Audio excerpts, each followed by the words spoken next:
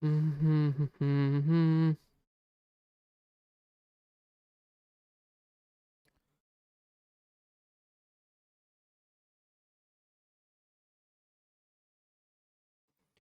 launch the game here. Where's the dog? Oh, he's coming. He's coming. How you doing, Mirth? How you doing, man?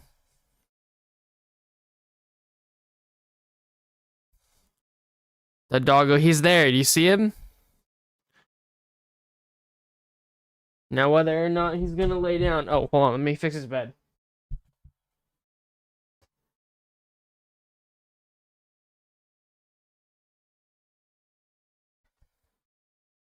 The dog is currently not happy because he's wet. And he doesn't like to be wet. Just help two of my friends get the mount. Let's go. You're so tired.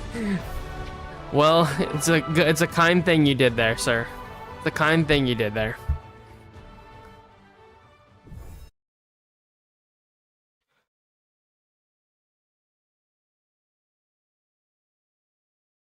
I am extremely late today, but we are going to do that dev live stream no matter what. Yeah, the doggy is just letting me know that he's just upset with life right now. He's like, I went outside and it was fucking rainy, man. It's like, yeah, I know, I was there too. You know what I'm saying? We know that it was wet out there. They want to do Vault when it resets before Season 2. I mean, shit, man. If I was a dedicated player, I would do it on my alts too, but I don't think I have it in me, man, to do that many alt characters through Steinman. It was like 3 days to do it. Yeah, after reset, right? Are you sure it's not just gonna lock us out though? Are you sure they're gonna actually reset it for the Season 2 stuff or no? Because that would kind of suck if you get it and then you get locked out. You know what I mean?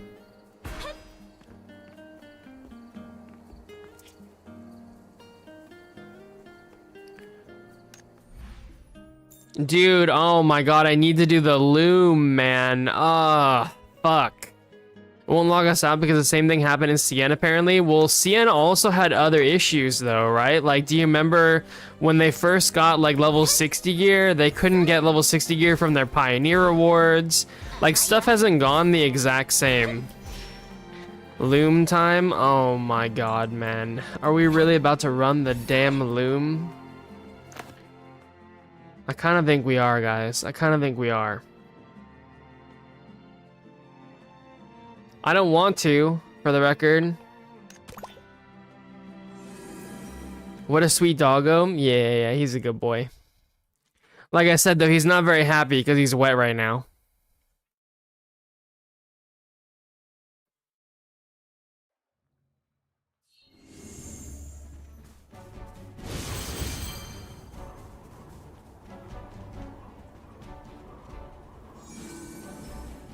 Anyone want to grind some loom? Man, that sounds so weird when you say it out loud.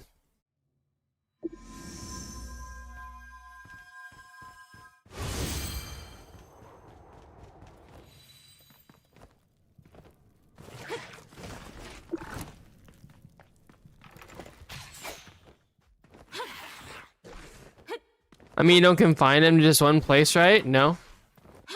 He can walk anywhere he wants to in the house. You guys can't see it, but there's an open door, like, out there to the right.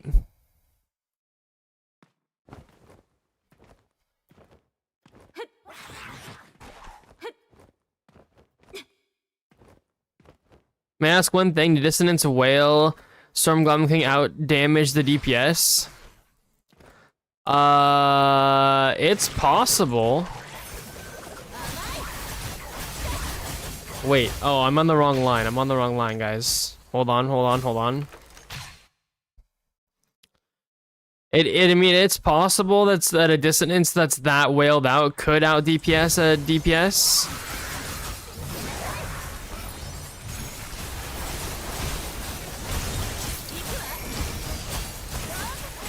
But I think they would actually need more of the, I think they would need more of the other Luck Imagines. Because the whole thing about Storm Goblin King, right, is that it scales with your other Luck Imagines. So if you have like R5 of the other luck-based imagines, then you're gonna get more and more value out of it, right? So it's not like it just needs one thing. Like, in order to actually truly maximize it, every single luck imagine you would need to maximize. Does that make sense? And there's a lot of them. Like, I think Iron Boar thing or whatever is a luck imagine.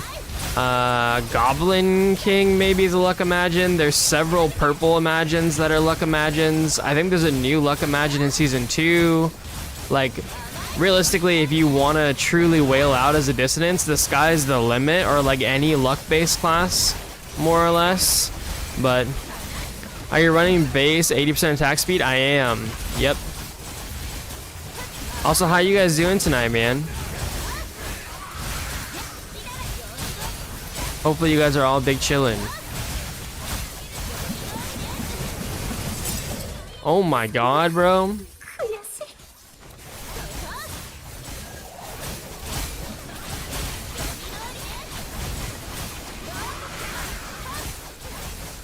Yeah, I think the way my build works out, I'm like just exactly over 80%.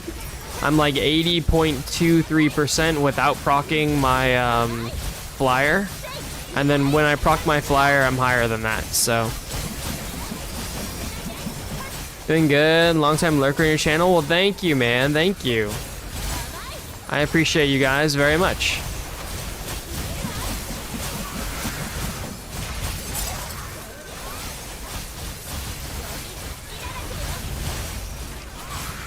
Sorry, I'm running late tonight, guys. I did a thing, guys. Look, I'm not like super proud of it, okay? But also at the same time, I feel like it's actually worked out really fucking good. Okay, like, so a lot of you guys are on YouTube right now. I don't know if you guys noticed, but my new thumbnail is like, I'm pretty happy with it. It's my Blue Protocol character hanging out with like several of the Wuthering Waves characters and the like figurehead or whatever of Arknight's Enfield, because those are all the games that we kind of stream and stuff right now. So I was messing around with things trying to make it work, and it looks pretty good, I feel like. So a little happy with it. I wish I lived in a world where I could just pay somebody like a bunch of money to like make really cool thumbnails and stuff for me, but when you make literally $0, it's hard to you know, to do that. So we use what we got, you know what I'm saying?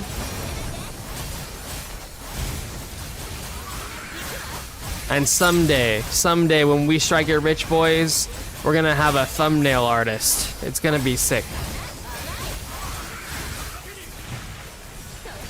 But anyway, in the meantime, we're probably gonna use like AI and shit.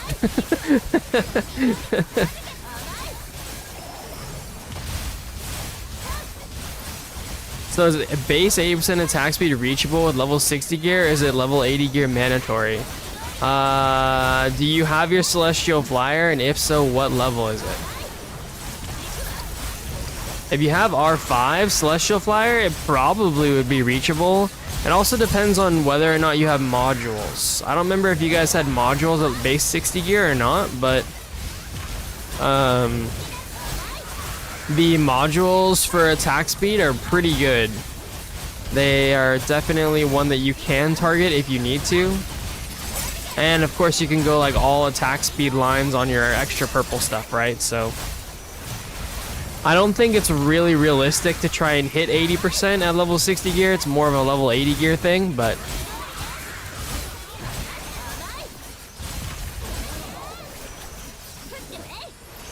Celestial Flyer 0, Crab 0. Okay, yeah, you're the same as me. So you're not gonna hit it. You're not gonna be able to hit your haste cap, unfortunately. But it's not that big of a deal, to be honest.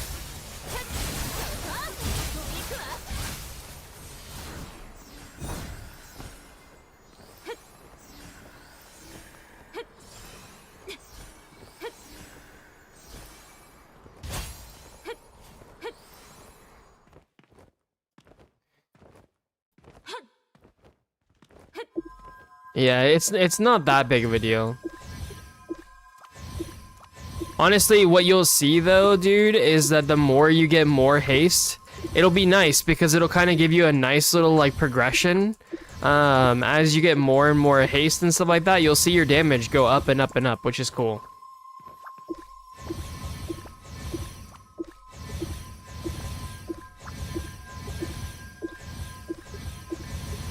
Okay, we'll reach at level 80 gear then. I'm from SCA server, so level 60 is the highest right now. That too, without relic weapon? Yeah.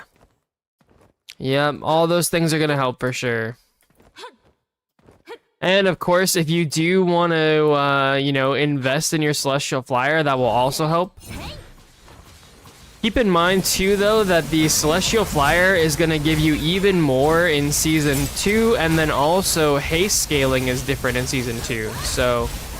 I don't know if you guys know that from watching the patch notes video, but the haste that you get from agility or as an agility class is going to increase. So it goes from like 0.2 haste per agility to like 0.45. So it's like more than double the haste gain from agility, which is cool.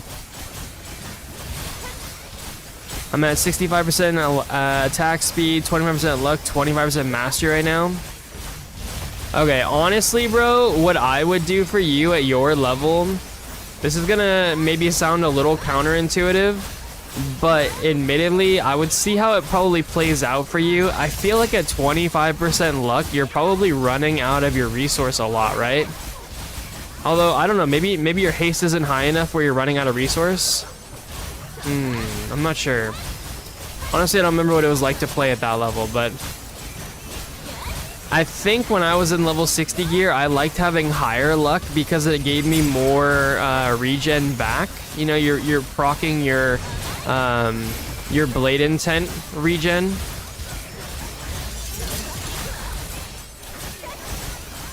I think that's the way that I like to play. But if you're not having resource problems, then don't worry about it.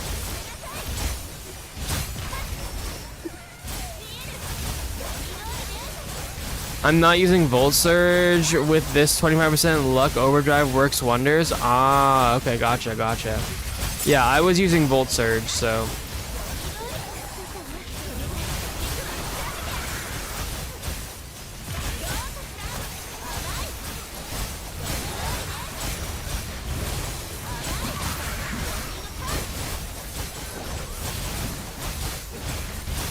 I was more or less trying to just get to my end. Oh my god, bro. Why do we have like the no fun police? Huh? Why you guys gotta be here, man?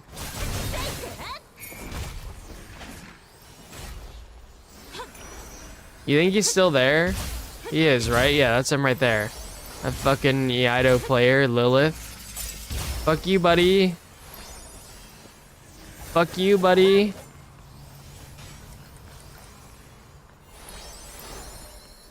Dude, man, they're so annoying. I hate it here.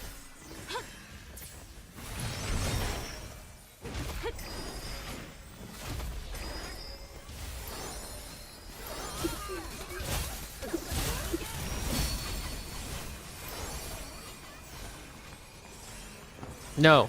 No.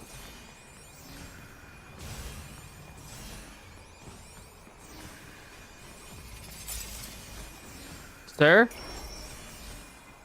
You leave me alone, sir?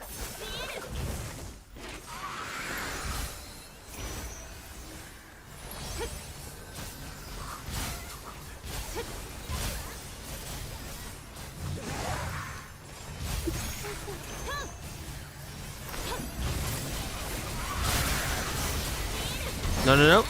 Not hitting me, sir. You're not hitting me, sir.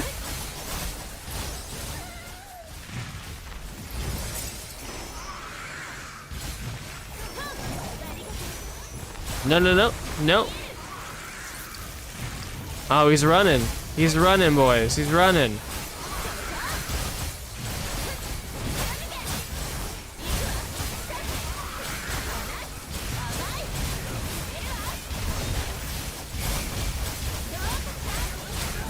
Alright, we lived long enough to outlive the fun police, guys. The fun police is gone. We're okay.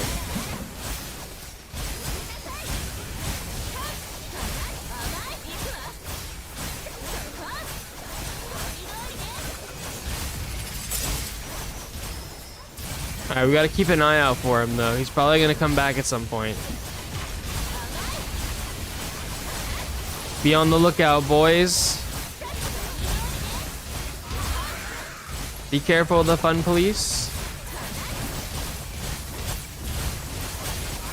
Do we actually... Oh, there he is. There he is. I see you over there, sir. Yeah, you just walk along.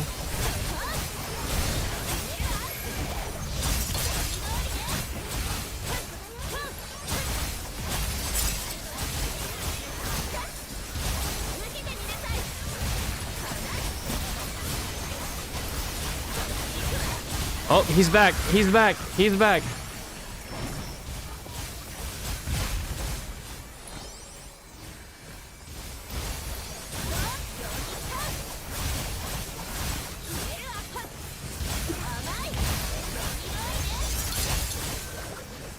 Did he die? I think he died, right?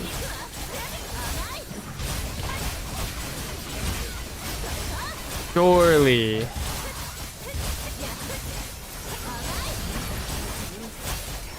Yo, I'm just saying, it's kind of an asshole move to like come over here and mess with people that are just farming. You know what I'm saying? Like, is there another no fun police? No, we're good, we're good.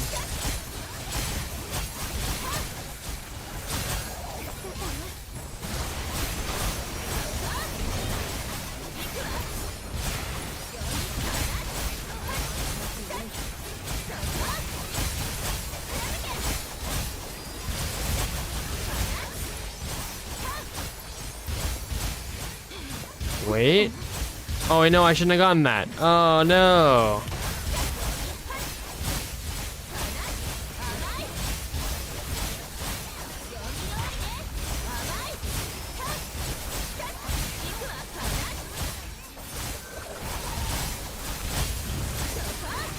Alright, well, guys, today, for real, we're gonna be going over the dev patch, the dev QA. I've been meaning to go over it for like 3 days now, and we need to finally get around to doing it. So I think actually, wait, man, I'm getting like PTSD, bro.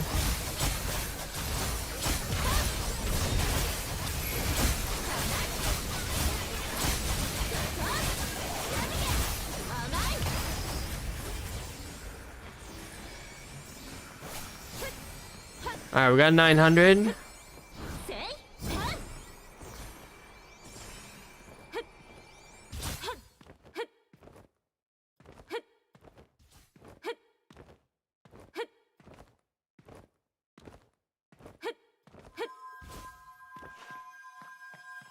So how does this work? Do we get both currencies? Oh, we do. Oh my gosh, the dream. Okay, so we actually get both currencies now, which is really nice. Wait, hold on. All the people that's farmed early are getting scammed.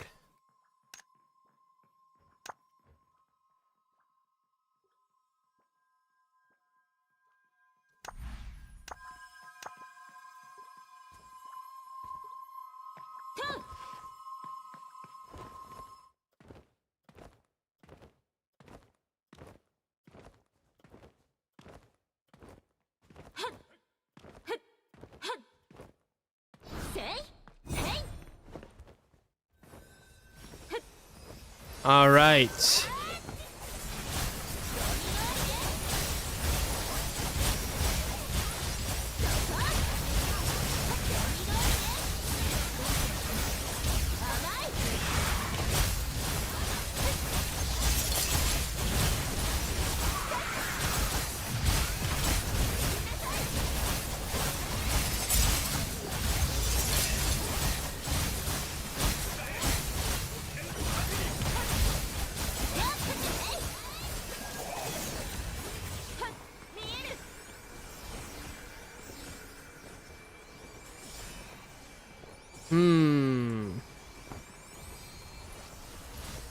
This feels like it's kind of slow though for some reason, and I wonder why.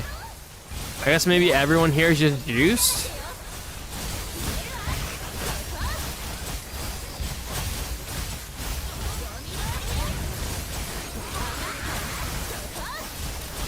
Wait, what is that over there? What's the auction house thing?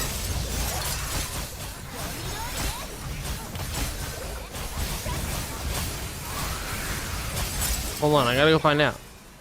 I actually have no idea.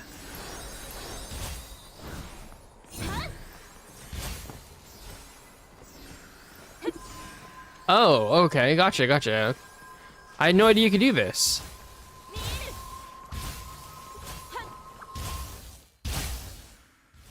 Uh-huh. Loom party. Alright, just reset, right? Surely.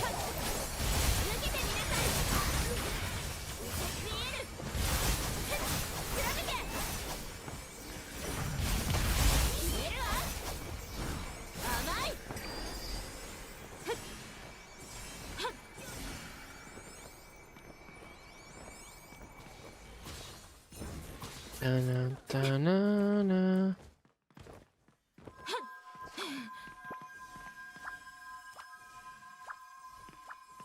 Okay, I think we're gonna wait. We're just gonna do like another turn-in or two of this, and then we'll do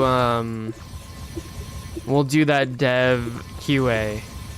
Because like I said, I really need to get to it. I've been trying to get to it for like several days now, and it just hasn't been making it to the top of the list, unfortunately. But soon. Today is the day. No matter what, we get it done today, for sure.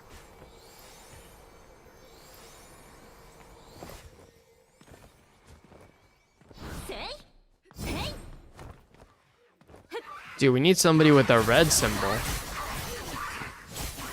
That would like really juice us up right now. Wait, pick up the red symbol. Pick up the red symbol.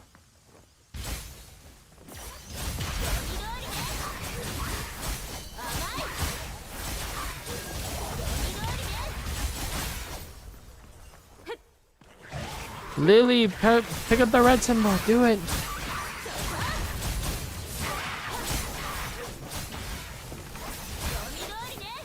Wait. I'm trolling. We need to spend life energy. We're gonna waste life skill energy, not like this. Wait, pick it up, pick it up. I'm not gonna do it. You know, I will say Maelstrom is pretty nice for like gathering mobs. It is pretty nice having that skill.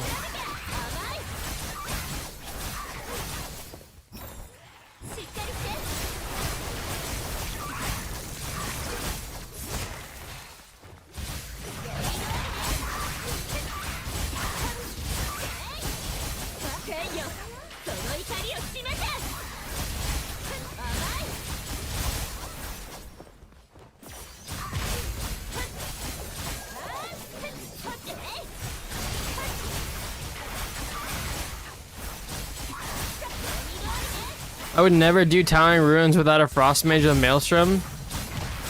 Wait, really? What's so special with Towering Ruin for Frost Mage? It just makes life feel so much better. Wait, does it?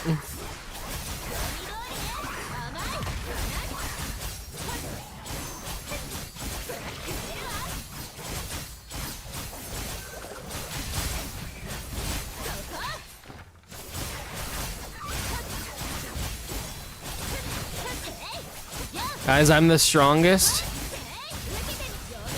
I mean, that's pretty bold claim, brother. We got some people that are like Leviathans here. Fucking Chilling got like their own attendant flies to a different country to purchase red orbs. Like that's some crazy ass, you know, whale right there. You gotta be careful saying you're the strongest, man. That's like I said, a bold claim.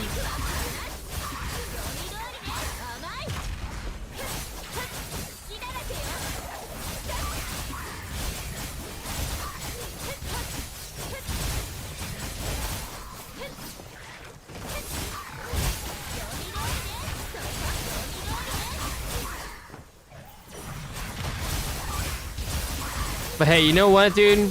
You know what though? If no one's gonna like, you know, you can't rely on anyone to stroke your ego for you sometimes. So, you know, maybe you, depending on the person, you know, you just do it yourself. Fuck, I guess. You know, you do you, brother. You do you.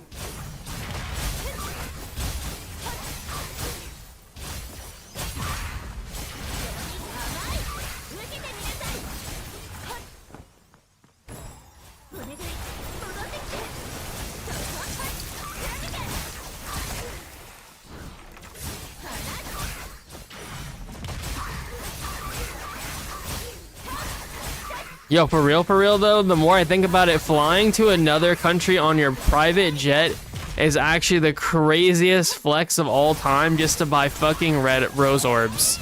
Holy shit, man. Can you guys just imagine? Like, that's really like a whole nother world to live in. You know what I'm saying? Like, actually, like, insane.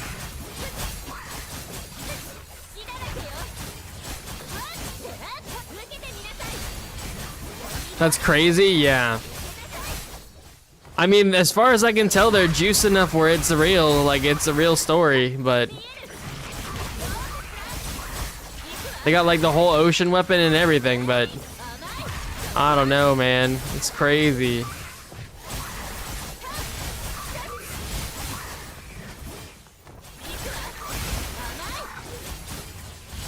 I can't even imagine, you know what I mean? Like, it's literally like rich on a whole nother level. Like there's like whale and then there's that. You know what I mean? Like,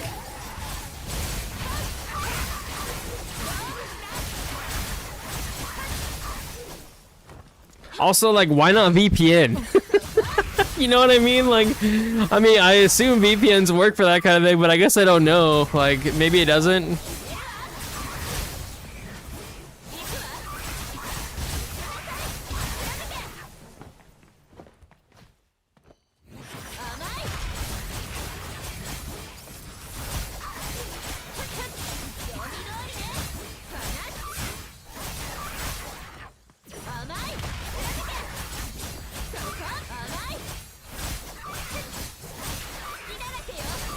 Who was it?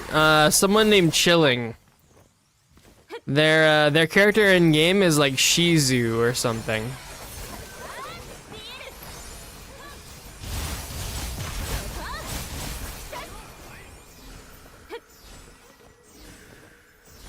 Already talking about buying their like second ocean weapon and shit. Like, god damn, man. You know what I'm saying?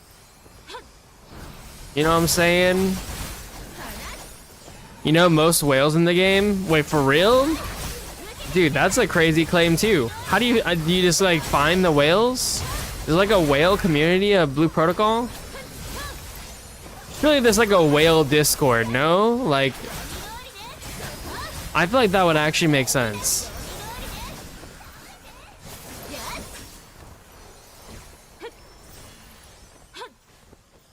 Wait, how does nobody have the red buff, guys?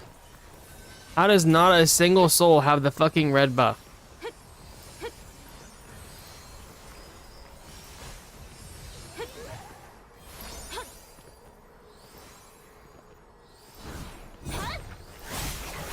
I find them and befriend them. You're an old-fashioned whale hunter? That's crazy, bro.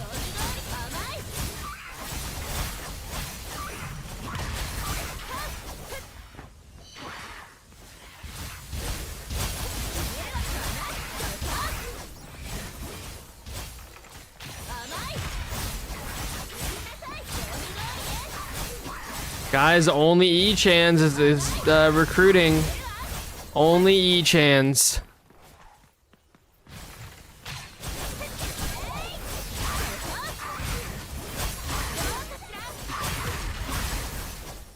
Yo, Mirth, I just realized you probably were saying to take a, Okay, we're going back to the group. You're probably saying to take a mage for the grouping on the boss, right? I just realized what you were saying earlier. You know that a lot of classes can do that though, right?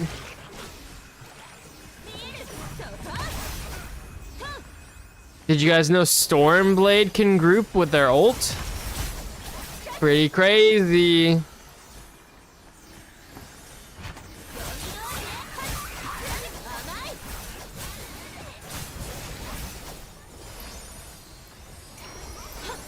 Wait, I swear we had moved. Did we not move on?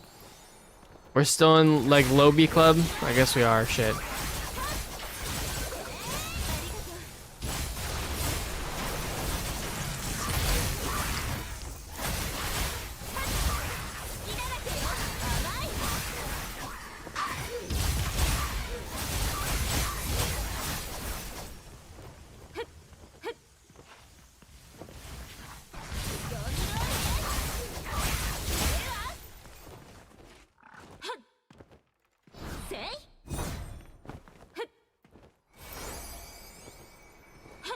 Run with my own life.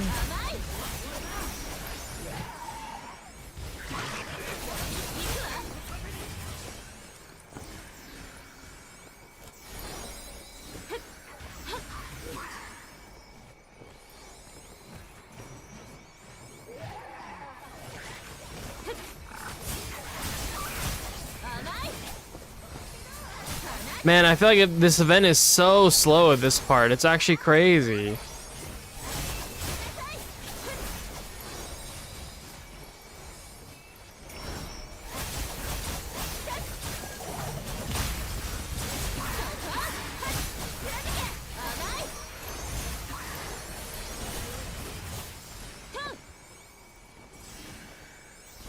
Dude, somebody's got to pick up a purple, man, or a pink buff.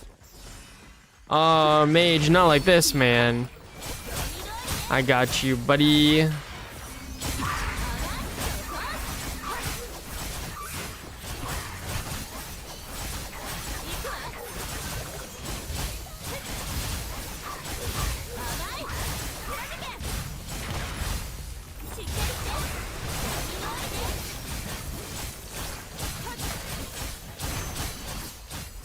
Alright, so he has settled down, so I'll give you guys the stew. Oh, you already have stew cam, we're good. Stewie cam.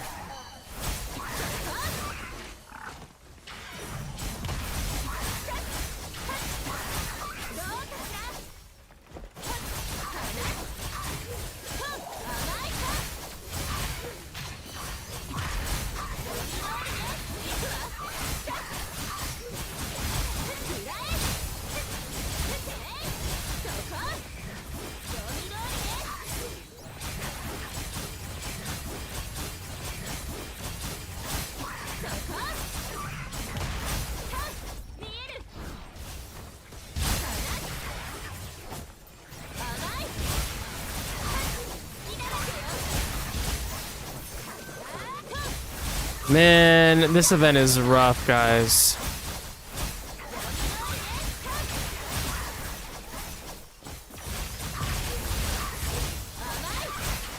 Honestly, it might be a farm the rest off stream angle, no lie. Maybe we just run into the QA soon.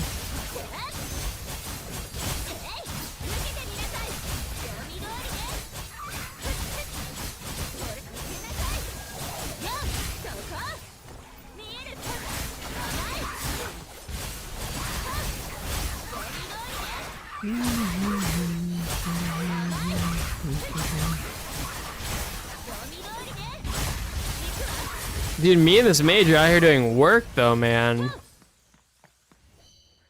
Wait, what if you pick up this pink though?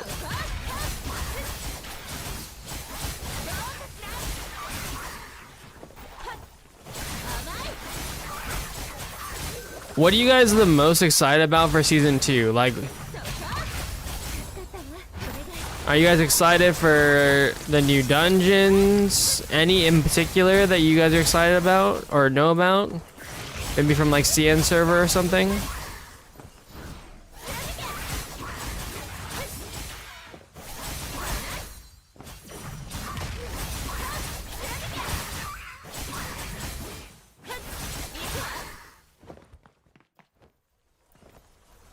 I feel like at this point, I'm just the most excited about just having new stuff. You know, new story is gonna be cool, new zones gonna be cool, new dungeons, new bosses.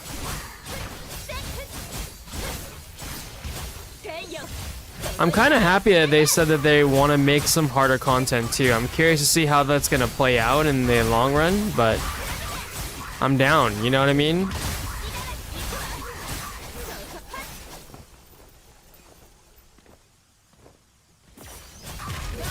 Happy reset, everybody.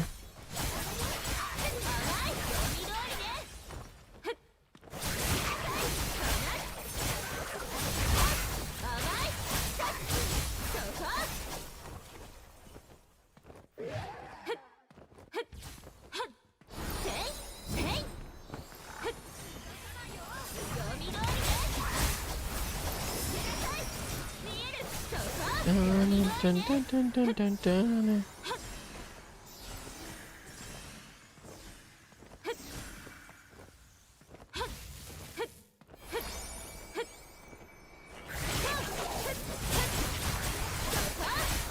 I wish I could drop my current buff and pick up a different one. Not like this, guys. Not like this.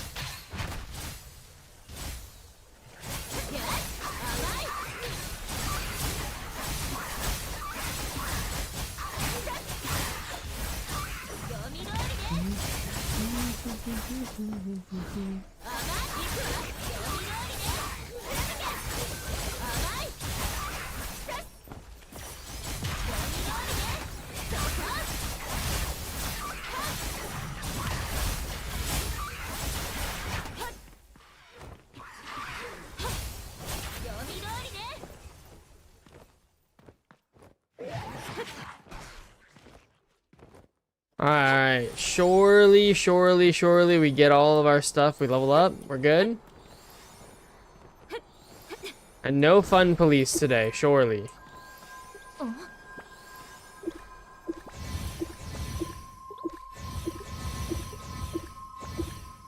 Well, the Shadowhunter said stop dropping in Season 2. That is a good question. It's not going to exist anymore in Season 2, so I guess technically it will. That do be kind of how that works.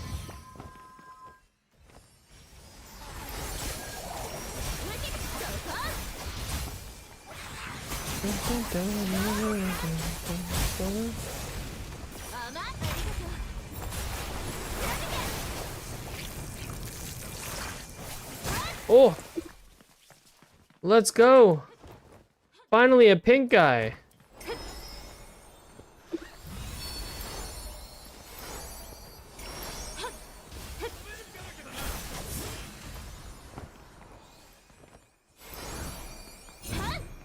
Someone told me during this phase they literally just run around and like turn in. They run around turning in stuff like this.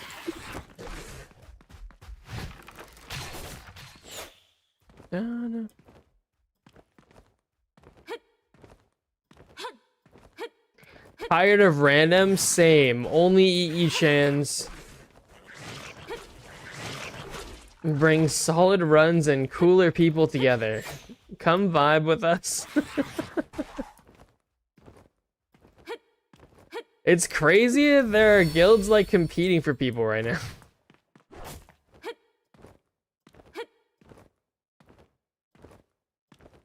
Use your mount? Can you use your mount? You can't, right? Can, or just because I'm in combat, maybe?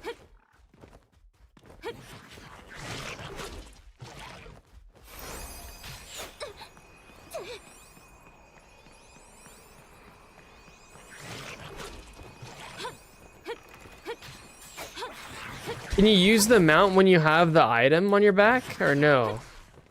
Is that what you're trying to tell me?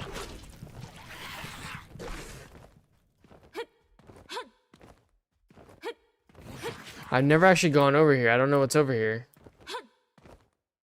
It's another one.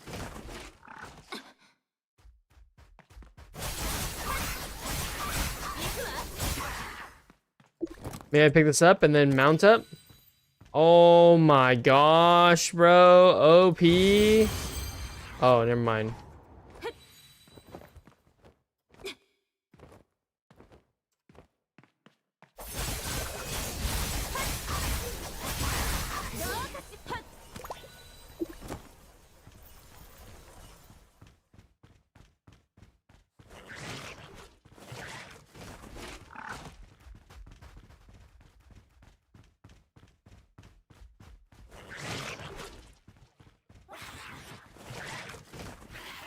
We run, boys, we run.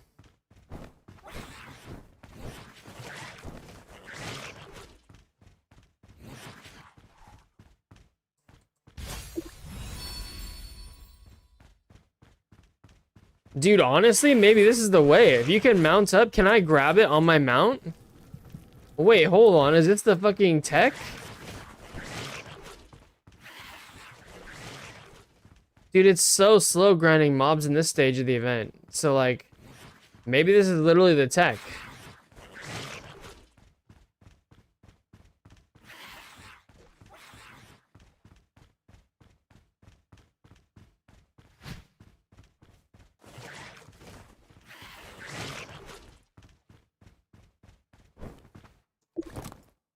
Oh my gosh, bro. You can pick it up on the mount too? Wait, is there another place to turn it in over on this side or no?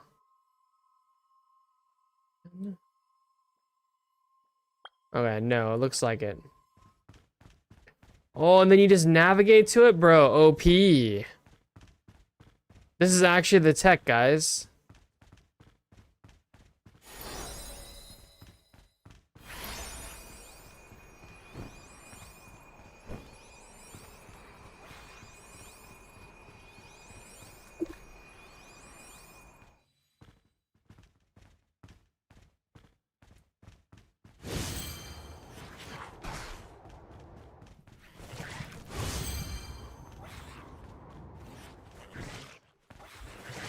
We're OP.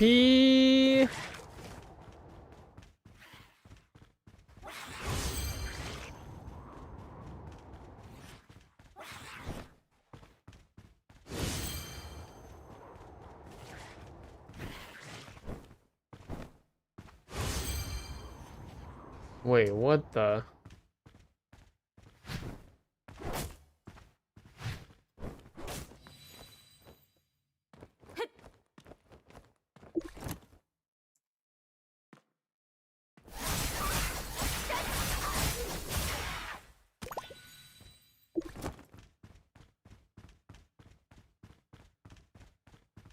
Alright, we go this way. And then we're chilling.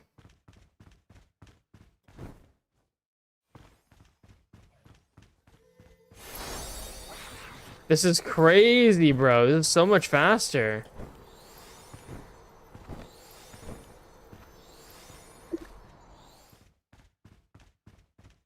Dude, actually the tech, man.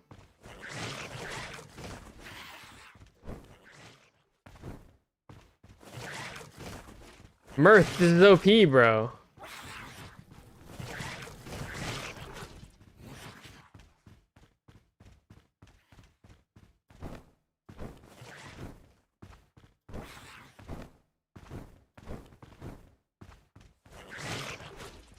Wait, what is back here?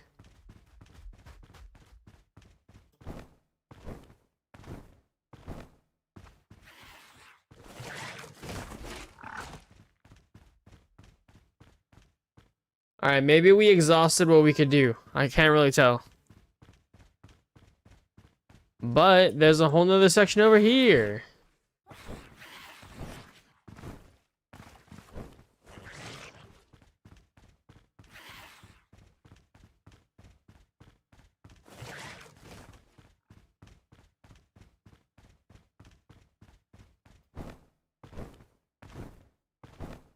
Oh.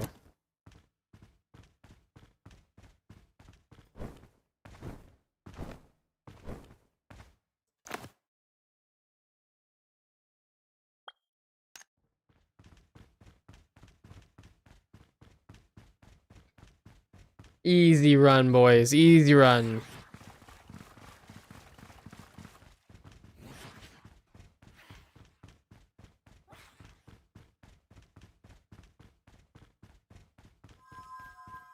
Pretty nice that you can just auto run it too, legitimately.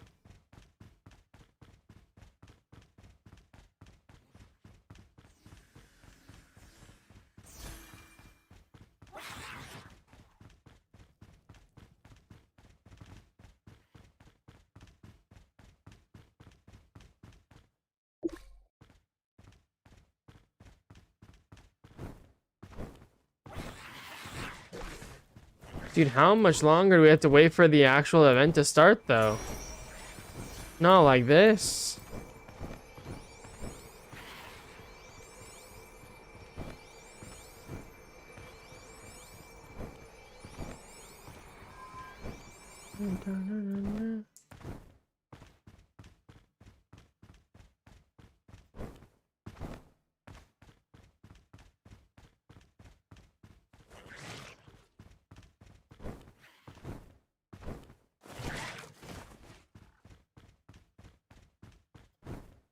Okay, nice. Hold on, hold on, hold on. There we go. Easy for us. Wait, the event's starting. Let's go. Wait, wrong way. Hold on.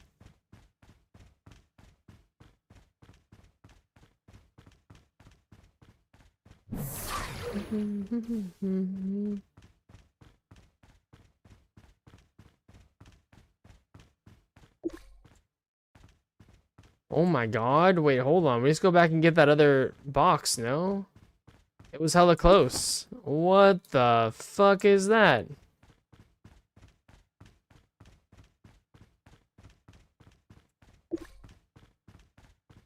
That's 900, boys.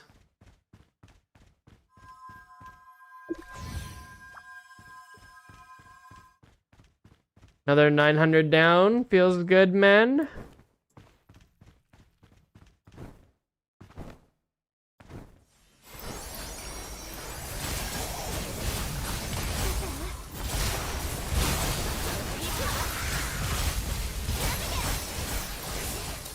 Alright, well, let's go ahead and start trying to find it. Blue protocol.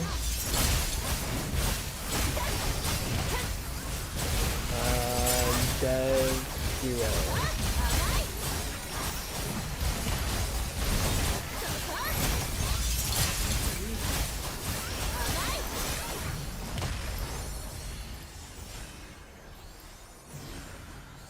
So we're just gonna leave ourselves to farm this in the background. To be honest, I kind of don't really care that much about it. Even if we get farmed a little bit, I don't know. It is what it is. You know what I mean? But we're gonna take a look at the Season 2 patch notes here. And I just want to make sure that I get this mood over for you guys enough. I'm gonna turn off the game volume 2. And we're good to go. Okay.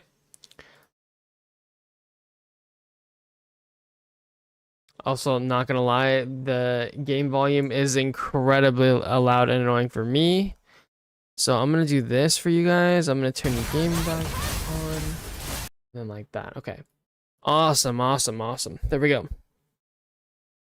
Okay, so with Season 2 of Blue Protocol Star Resonance set to launch on January 15th, anticipation within the community is once again reaching a fever pitch. Following a successful debut season, players are eager to see how Bokura plans to expand the game's world, refining its systems, and respond to feedback from its growing global audience. In the lead up to the new season, Bokura continued its community-first approach by opening the floor to questions from Star Resonance Database, our SRDB, the game's largest English-speaking Discord hub. A curated selection of questions covering everything from gameplay changes to future direction was compiled directly from the community and presented to the development team. The responses provided by Bokura offer insight into what players can expect as Blue Protocol Star Resonance enters its next phase, shedding light on Season 2's design philosophy and the team's long-term vision for the game. So I think they've actually done a kind of a good job at talking about what they want to do in the long term, and it does seem like they want to go more towards that actual that kind of seasonal approach, maybe kind of closer to like a Diablo or Path of Exile kind of thing, where you jump back into the game, you check out what's new for the season and what's going on, and then, you know, things kind of wind down towards the end of the season, and you kind of just wait for the next season. or at least that's kind of the vibe that I'm getting from their previous discussions, and then also just like what they have done, kind of in the in season one. But I'm excited to see what they have to offer in season two. I think there's a lot of stuff that really needs to be changed, and we can talk about that more afterwards. Hopefully, they're going to touch on at least some of those things, but we'll have to wait and see here. All right, anime collaboration updates. So this is big, guys. In the previous QA, you mentioned being in talks with several major anime IPs and teased that one collaboration is coming sooner than you might think. We haven't seen any news or updates on this since then. Can you share any updates or potential anime collaborations for the Western version? We're excited to share that an anime IP collaboration We're excited to share that the anime IP collaborations are progressing well. While we can't announce specifics just yet, we can confirm that the first wave of news will be released during Season 2 launch period. We're working hard to bring those collaborations to life and appreciate your patience. I'm just saying, guys, straight up, the last time they asked this question, the devs specifically mentioned that they were rewatching Frieren, and coincidentally, the day after the launch of Season 2, is actually the launch of the season 2 first episode of Frieren. Coincidence? We shall see. We shall see. I don't know. I'm kind of hoping. I think it would be cool to have Frieren. I don't know what it would do. I don't know what it would be like. Maybe like. Honestly, I have no idea. I have no idea. Maybe some skins or something like that. Maybe you could look like Stark or Frieren or the other character. Anyway, version parity with CN. We already know all season 2 content in advance due to the global release delay. Big for me, big for me. And quality of life features are also arriving later than in China. The lack of novelty diminishes the experience for many players. What is the global publisher's view on the current update schedule and delay compared to the CN version? Are there any plans to reduce the gap between versions so global players can experience fresh content? This is really big. A lot of games do this, and it's always annoying, right? It always causes issues. You can't have like a true like world's first race or anything like that because you have the delay from the original version and stuff like that. It takes a lot of the excitement out of it, right? You don't get to go into a new season excited about everything for season 2. We kind of know most things about season 2, right? So it's not as exciting, and I'm hopeful that they'll understand that and want to move us forward. Or maybe even have potentially like global exclusive stuff, although given how small our side of the game currently is, probably not going to be possible, but we'll have to wait and see. We completely understand that people in the global servers want the same content and updates. Our priority is ensuring a stable and polished experience for our global servers. While main story updates may have a short delay in the global servers, we are actively working to synchronize major quality of life patches. Wow. Festivals and collaborations. Thank you for your support as we build this foundation. Okay, that's phenomenal, actually. Yeah, I mean, even if it like story is kind of one thing or whatever, it's not really gonna cover, it sounds like, what they were talking about. I think more of what this is talking about is like, seasonal updates, dungeons, raids, all that stuff is already figured out before we even have to before we can even look at it. You know what I mean? Before we can even look at it, let alone queue up into it or play it or anything, stuff's already solved, and that's kind of a bummer. But it doesn't sound like this is going to change any of that, but at least we can get like quality of life updates, like balance patches and stuff like that. Although this might end up hurting us in weird ways, right? Like if we got the current balance patch, for example, Icicle Mages, as I've been saying, while not doing great right now, would do worse because all the other classes in the game pretty much got buffed except for them.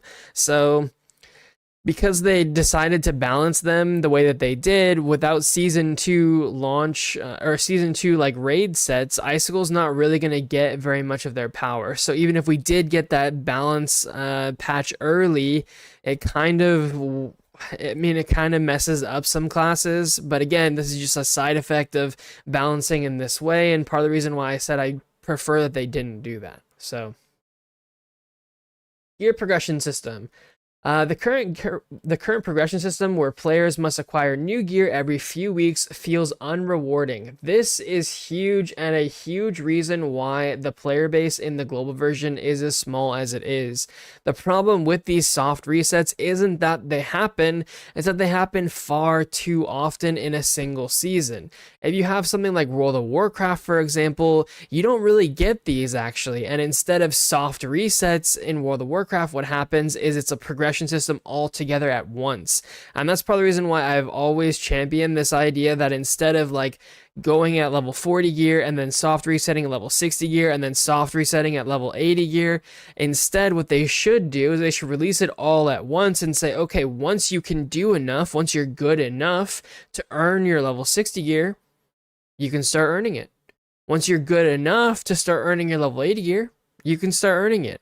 And that doesn't actually hurt anyone. It gives everyone a sense of like progression that they can actually have at their own pace. Sure, there's going to be issues with like some people wanting to progress faster than others. And of course, you know, pay to win would end up skipping faster than others, but it's not entirely an issue, to be honest, because we can infinitely farm dungeons, right? Like you can infinitely farm your gear. And so if you can infinitely farm your gear, they might have to, you know, reward a little bit more reforged stones than they do currently. But if you could farm all your gear and push towards those higher level, you know, dungeons, getting higher level rewards, etc., I think it would be really good for the game. And I'm not saying they would be fixing every single problem that the game has or anything like that, but gear progression feels, like he says in the article, very unrewarding right now. As players feel their efforts in obtaining perfect gear is invalidated. Exactly. So many of the people that I played with were asking me, like, you know, why, even at level 60 gear, why farm the best purple lines and stuff like that? And, you know, me, I was doing it because, well, one, I like to stream and stuff like that with you guys, but then two, like, there's not really a reason when you're soft resetting. That's just kind of the way that it is, right? You kind of just have to go to the level 80 gear or whatever it ends up being next. And unfortunately, the gear that you did farm is kind of invalidated. Are there plans to revamp the progression system in future seasons, season 3 or season 4, to make character and equipment development feel more satisfying and long term? Yes, absolutely. Love to hear it. We're planning on further optimizations to the gear progression for season 3. We will consider aspects such as acquisition methods, progression systems, update cycles, and the difficulty of obtaining best in slot gear, all aimed at improving the overall equipment progression experience. And what we want is your efforts to feel meaningful, and we're committed to improving this. Okay, this is a really good answer. I hope that they'll really take that feedback. And I knew that, like, even, you know, reading that question, that they're not going to be able to do that in season 2. So it's going to feel like for a lot of people that they're falling on deaf ears, but it's just too fast for them to make realistically any changes like this. And a lot of people,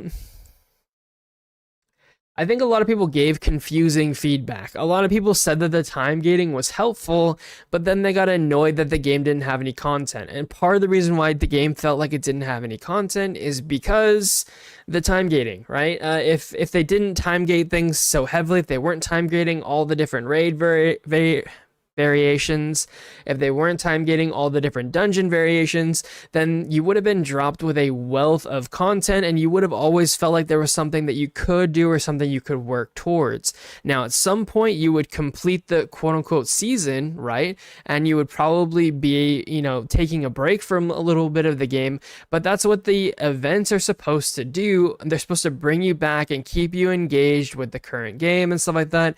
Unfortunately, that's just kind of missed the mark as well. So hopefully that's something that they're looking at fixing, is making sure that those events actually feel rewarding and they feel like something you should log in for, something you want to log in for. Maybe not something you should log in for, something you want.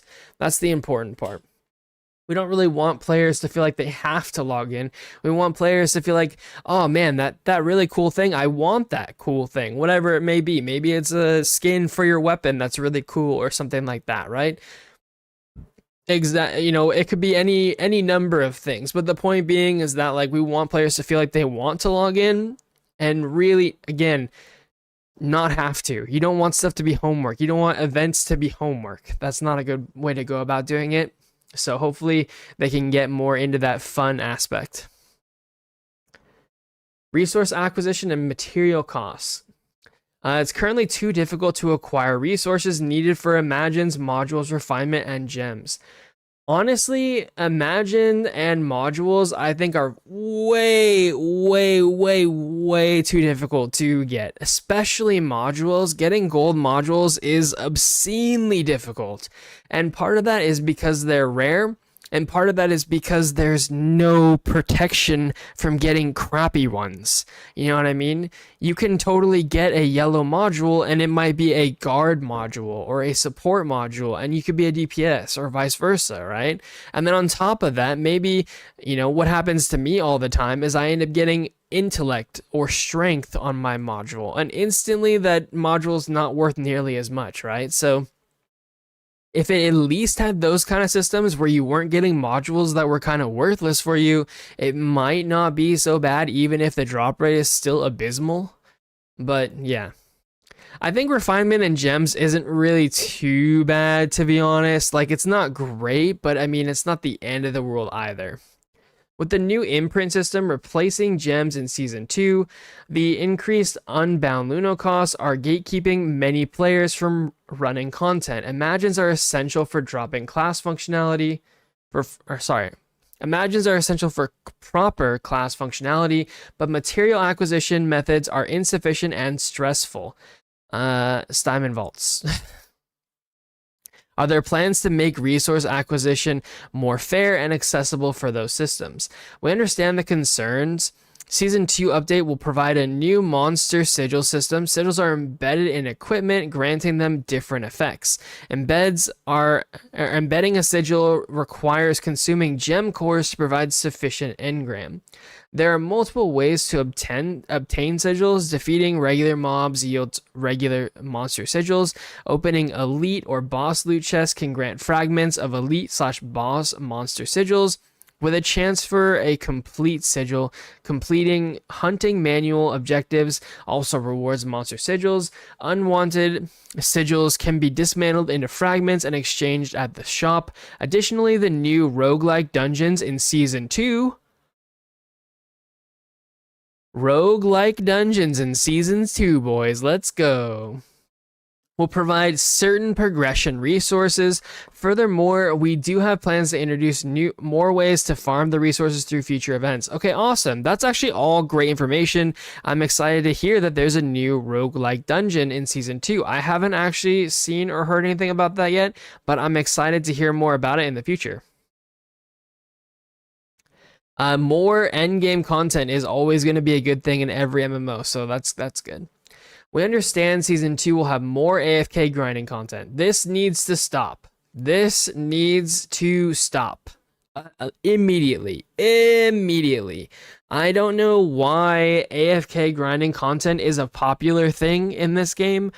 Or not, maybe not popular, but why it's a thing the developers think is important in this game, but it should not increase from where it's at right now, and it should decrease. It's not good to have everyone in your world just AFK farming. It makes the world feel very dead and makes it feel very robot-ish. You're looking around, you don't know if somebody's a bot or if they're just AFK farming, and that's really annoying. However, many players want an infinitely grindable content with meaningful rewards, such as incentives for assisting other players in dungeons and raids, or ways to grind Unbound Luno efficiently. This is awesome. I would love that. The friendship point system is a good start. Will you expand upon this to allow players to invest time into the game with proportional rewards? I would not say the friendship system is a good start, to be honest, but yeah, I think that it's good that we do reward people for playing the game, right? In the Season 2 update, there are several optimizations related to the AFK feature in life skills. Adventurers will be able to commission homestead NPCs to gather materials. This does not affect personal gathering, and the NPCs can't do focused life skills. Additionally, adventurers can purchase and place crafting stations for various life skills in their homestead, and interacting with these stations opens the corresponding crafting interface. Okay, awesome. That's actually really cool. Allowing simultaneous crafting of multiple material types. Likewise, focused life skills are not included.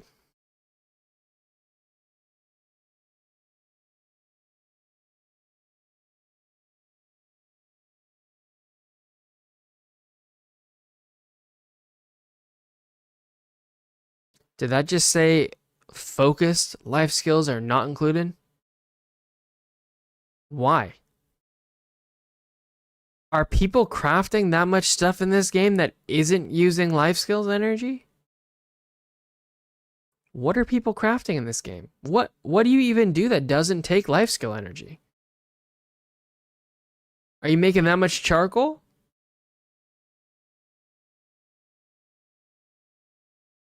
Are you making that much boiled water?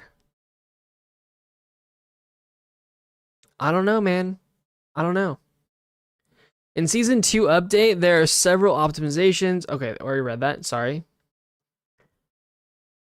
Besides life skills, we have added other optimizations that are mainly to reduce TDM and let players enjoy what they really like in this game. I also want to add that a system to incentivize experienced players assisting newcomers is also planned for an update in the mid to late stage of Season 2.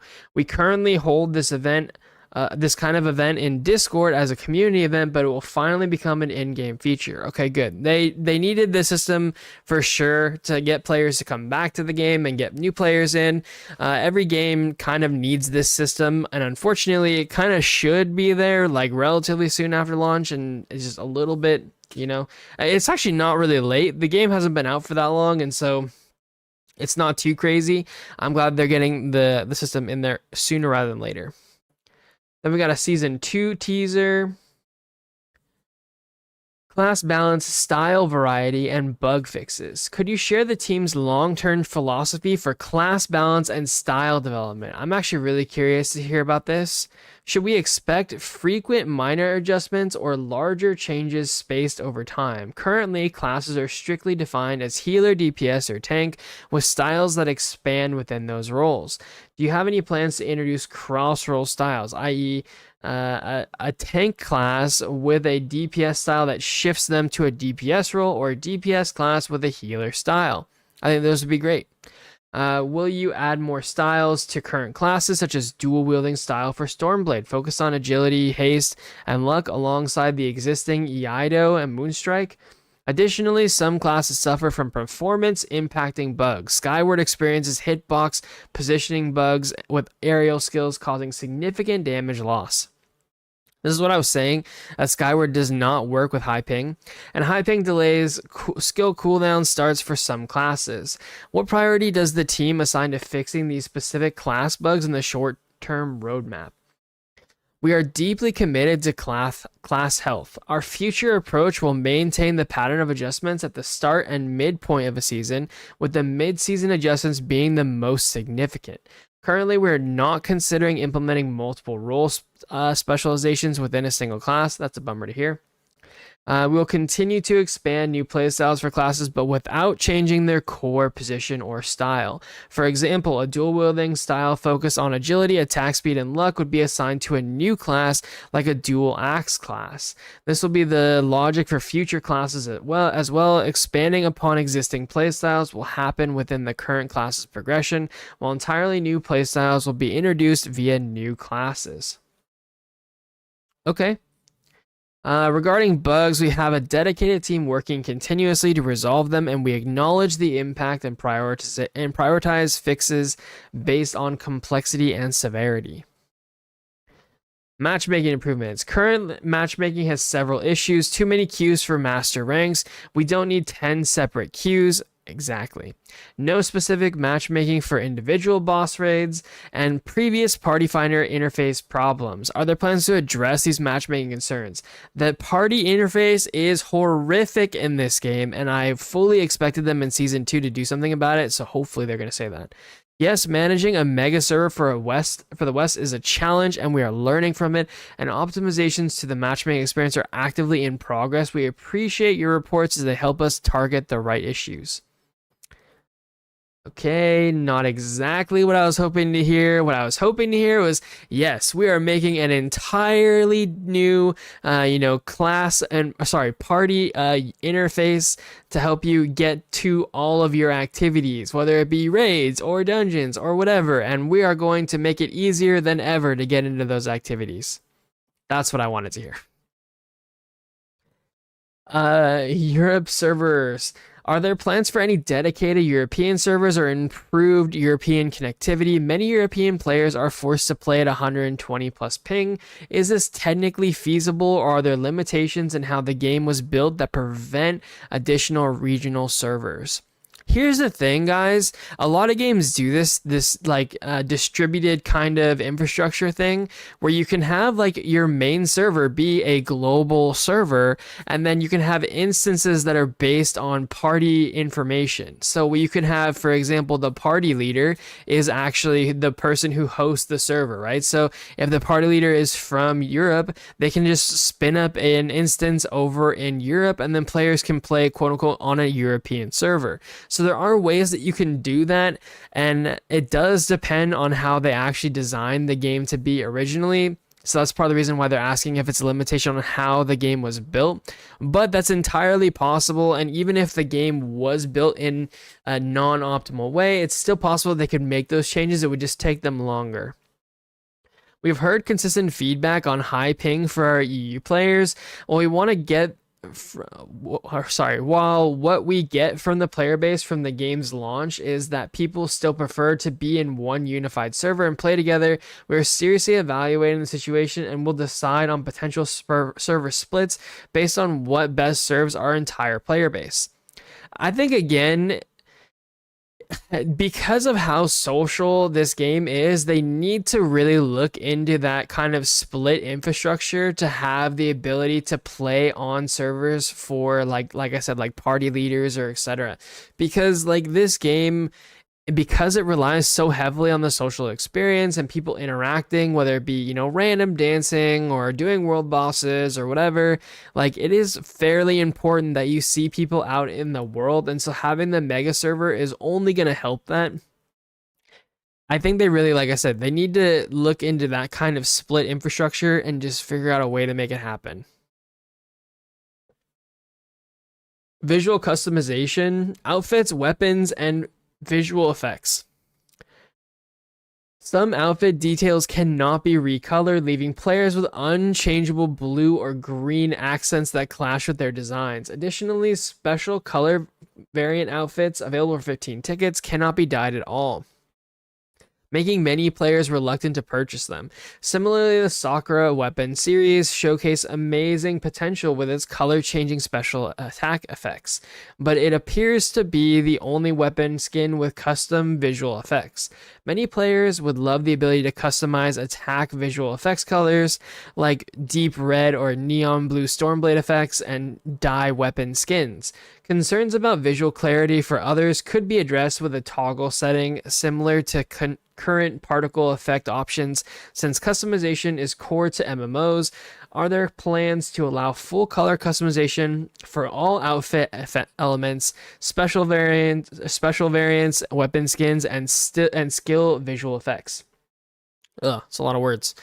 This level of personalization would greatly enhance character identity and could be a strong monetization opportunity.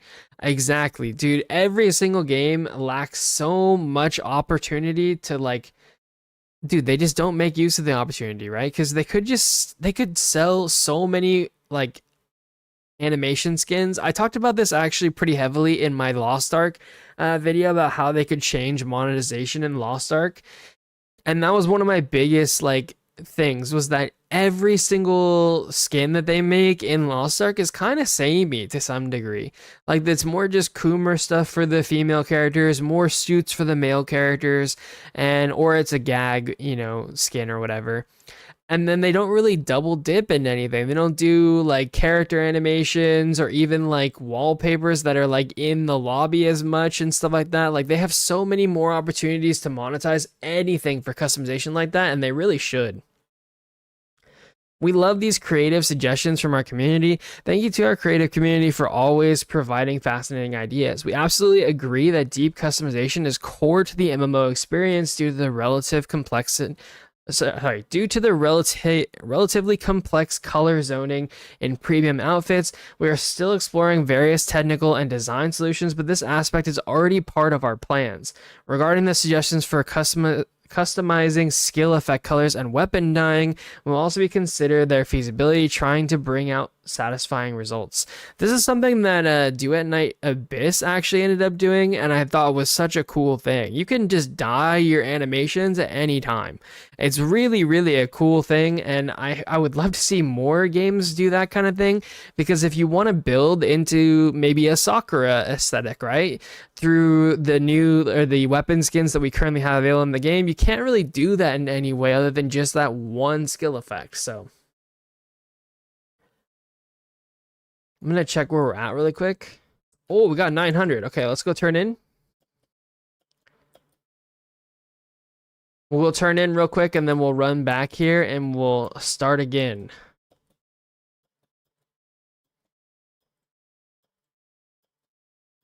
Actually, I think it's a new event. So I think we're just going to turn in here and then we're just going to stand here and just wait.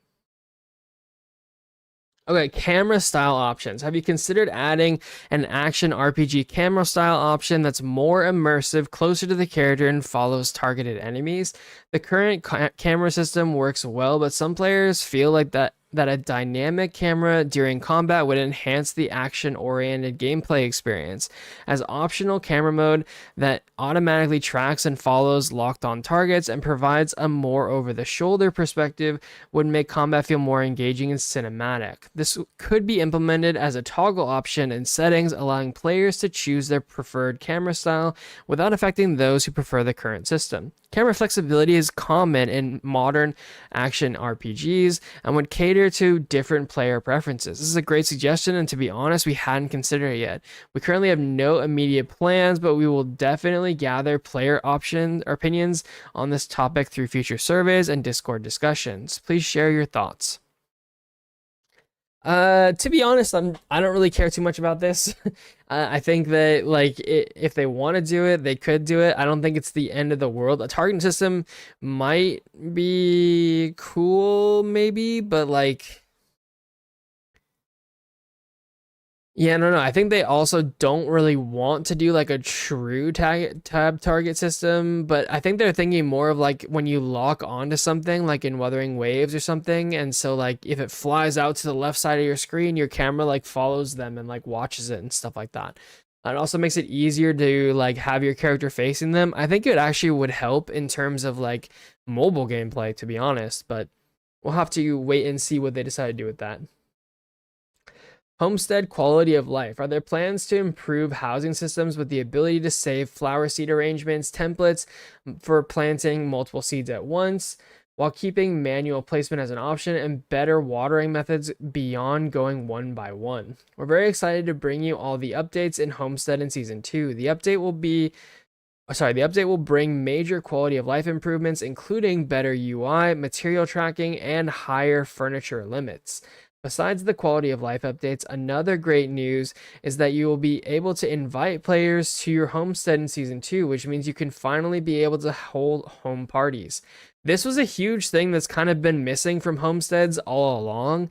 Yeah, it's pretty crazy to me. They have the whole housing system, but you can't show it off to anyone. Because I think that's like what these communities like doing, right? The people that are really deep into housing and stuff like that in WoW now and in Final Fantasy XIV, they do it for the kind of purpose of like hosting, right? So they can host their friends, or they can kind of show off whatever they are doing for their friends. Sure, some people like to just do it for themselves, but I think a lot of times there is that kind of community aspect of it, right? There are people in Final Fantasy 14 who hold legitimate like New Year's parties. I used to watch Preach go to New Year's parties on the Final Fantasy 14 servers every year during New Year's, just because it was like kind of a crazy thing to do. You know what I mean? Like, and it's awesome that people throw legitimate parties and stuff at their housing in video games and have like legitimate DJs and stuff like that that they like pay to like host these events. It's actually crazy. So we're committed to continuously improving the homestead experience by providing more items and functional content. Besides the main update that comes for Season 2, there'll be 1 or 2 more updates in the homestead that are planned for the mid to late stage of Season 2. Please stay tuned to community announcements. PvP modes. This game does not need PvP. This game does not need PvP. While Blue Protocol Star Resonance offers excellent PvE content, there's currently no PvP. Are there plans to add competitive modes such as guild leaderboards? Okay, this is actually different. Okay, leaderboards should be a thing in this game 100%. I do not consider that PvP. Leaderboards are like a different thing. Top 100 for fastest clears, team dungeon races, 5-player squads competing for fastest completion times, or direct PvP arena/battlegrounds, 1v1, 3v3, or larger formats. How would this integrate with current gearing and class systems without negatively impacting PvE players? As mentioned in the previous interview, our original vision focused on cooperative and friendly communities, so PvP isn't planned for launch. However, we have been continuously receiving inquiries and suggestions from players regarding PvP content. We'll seriously consider player suggestions and provide content that will keep the game enjoyable. We welcome more feedback on this as your voice directly shapes our roadmap. Okay, here's the thing, guys. There's always this thing about PvP in MMOs, and the harsh truth is, guys, it's not worth the investment. All right, like I know that there are people out there that truly think that PvP in MMOs is awesome, and I have loved PvP. Okay, don't get me wrong, I have loved PvP. I was an avid PvPer in the Burning Crusade and Vanilla WoW days. Trust me, like I was trying to go for like a high warlord title at one point. I didn't quite get that high, but you get my point, right? Like I love PvP. It's actually what got me into MMOs at the beginning. But the thing is, man, is like they just like it just doesn't last. You know what I mean? It just doesn't work in the long term. And I'm not even sure what the true reason is behind that, but the PvP communities for MMOs have literally just been shrinking over time. And I think a lot of it is because there are just better PvP games out there that fill that like that itch better than MMOs. MMOs just kind of naturally don't really lean into PvP. And so what ends up happening is the player base size for your PvP community ends up being a really, really small number in most cases. Now, I know sometimes there are PvP focused games like Black Desert Online and stuff like that that are more PvP focused, but kind of arguably had to be because there was no PvE for a very, very long time, and there kind of still really isn't in comparison to other MMOs. So like you kind of, if it's the only thing your game does, that's different, right? But if you're a PvE game with like a side of PvP, it's going to end up being this really, really small niche player base, and it just ends up being its own issue where that community just ends up eating itself over time.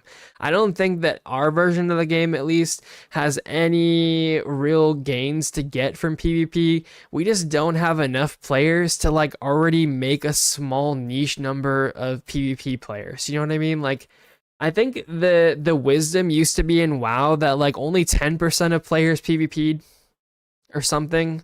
And like, granted, I'm just kind of pulling that off the top of my head. You have to go and look it up, and I'm sure there's statistics or something about it. But again, it's not a game type that lends itself well to PvP, and I don't think this game in particular would also lend itself well. It's not really like a shooter or anything like that, and it's not really a game that like if it had PvP from the start or was the sole focus, you know, having PvP would make more sense, but it hasn't been here from the start. Adding it in later seems like a bad idea.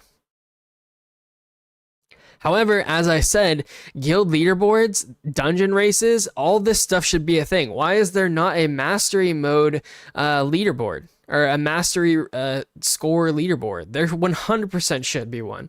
The community has made their own ability score leaderboard, which is cool, but ultimately ends up just being a whaling contest on like who's the biggest whale, right? Like, it's not really like a, it's not really like an actual like leaderboard, really. You know what I mean? It is, but like, I don't know, who's throwing the most money at the game is like a weird like leaderboard flex. You know what I mean? Um, Not to say that we don't appreciate them, because we do. We do appreciate everyone who spends a single dollar on this game. We appreciate you, okay? We do, we do. But my point being is that like there needs to be more stuff to do in this game, and this is a great way to turn stuff that we already have into stuff that people want to do, right? Another great way is to add more rewards. If instead of just having the mount at 16, what if you had the mount with or a different color or something for the mount? And this is going to be something that I'm going to put in my recommendations video that I've been kind of working on for a while now on how they can fix the game. What if at doing 17s across the board, you got the same mount or just a skin for the same mount, but it was black and blue instead of white and red, or something like that, right? So if you did stuff like that, there's a lot of cool ways that you can reward people for like cosmetics and stuff like that that make people more excited and more inclined to do harder content and stuff that they wouldn't otherwise normally do. So anything like this is going to be a really good thing. And just in general, leaderboards for everything.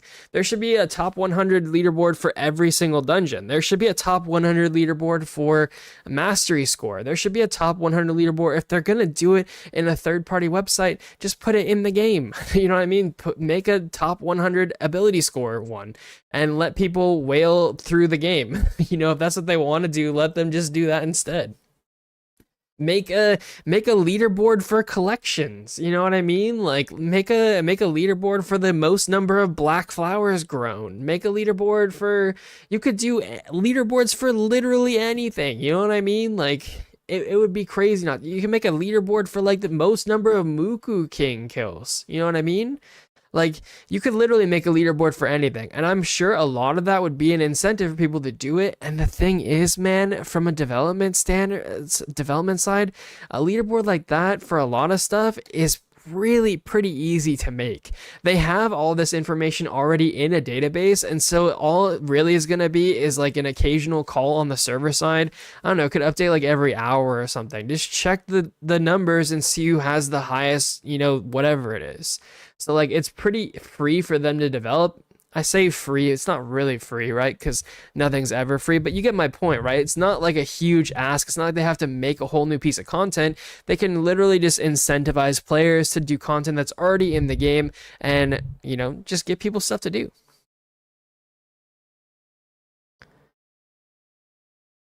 As I mentioned in the previous interview, our original focus. Okay, there you said. I already run over this. Okay, console release. With all regions now live, is there plans to release the game on consoles so console players can join existing servers, broadening the game's reach? A console launch requires significant amount of development. While it's a substantial undertaking, we are actively considering player demand for this and will evaluate it as part of our long-term planning. Honestly, bro, there's too many problems in the game to do this right now, in my opinion. Maybe this is something that they can do when the game is in a better place, but I think the game has a lot of issues right now with lack of, perceived content, and again, that's partially due to time gating. And just stuff for players to feel like they're doing, right? The progression feels kind of weird. A lot of things feel kind of weird and a little clunky, and that's because it's the launch of a brand new MMO, and that's pretty normal for the most part, but they need to work on that and not trying to bring in a ton of more new players.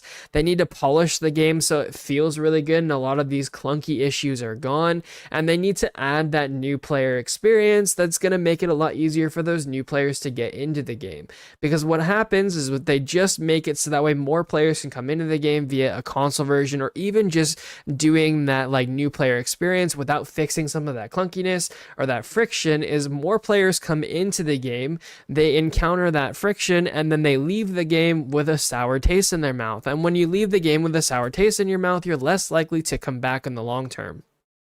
So we really need to help them, and they really need to focus on trying to fix these kind of different friction pieces of the game. So that way, when they do get to a point where they can go ahead and invite players to come back or invite new players to join the game, then they're more inclined to stay and actually enjoy their time in the game, right? Because if you just play the game seasonally and you're enjoying your time, chances are pretty good you're going to come back next season.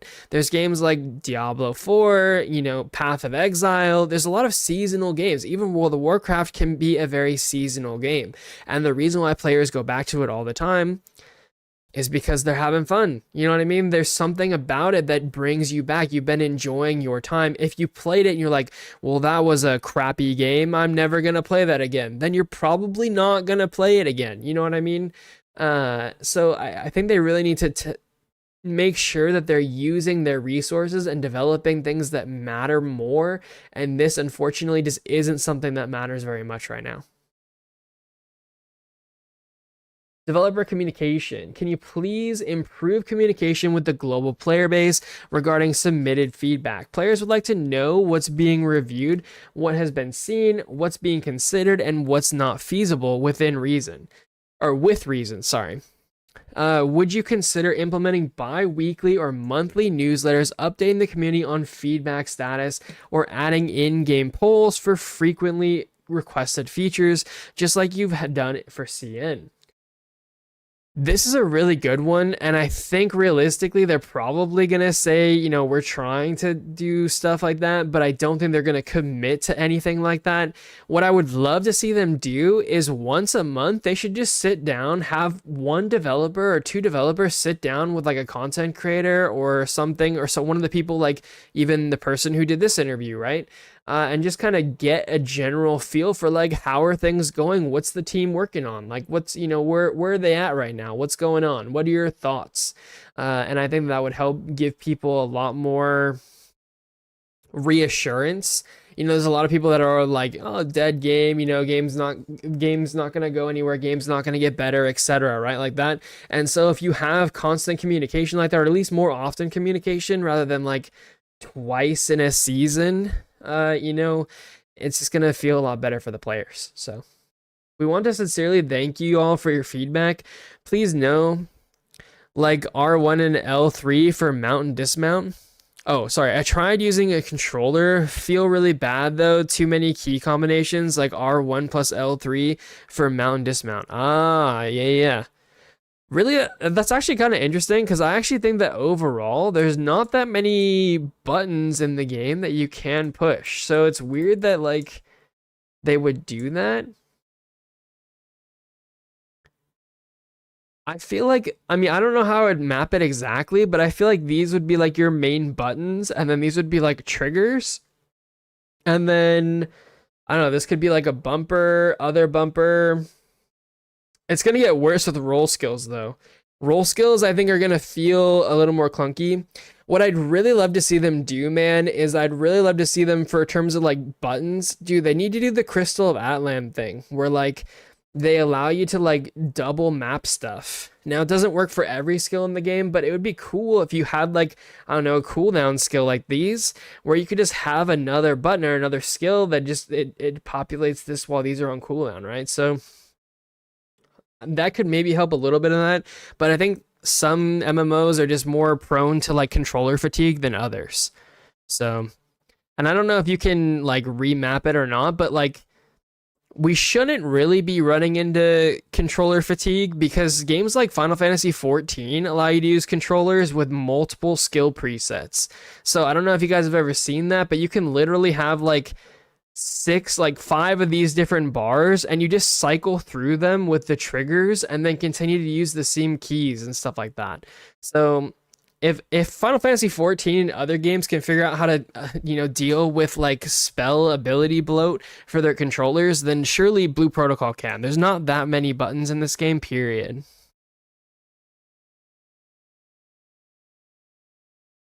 Okay. We want to sincerely thank you for your feedback. Please know that we receive, review, and highly value every suggestion. The process involves categorizing feedback aligned with the whole team development on feasibility and timing, and working to implement changes where possible. We are absolutely player centric. While our response time can vary due to our process, while our response time can vary due to this process, to ensure your voices are always heard, we will be holding regular QA sessions directly in our official Discord server. Please join us there to share your thoughts and stay updated on how your feedback is shaping the future of the game. We truly value this partnership with our community. That's actually really good. I'm pretty happy with that. I think that that's a pretty good way to do it.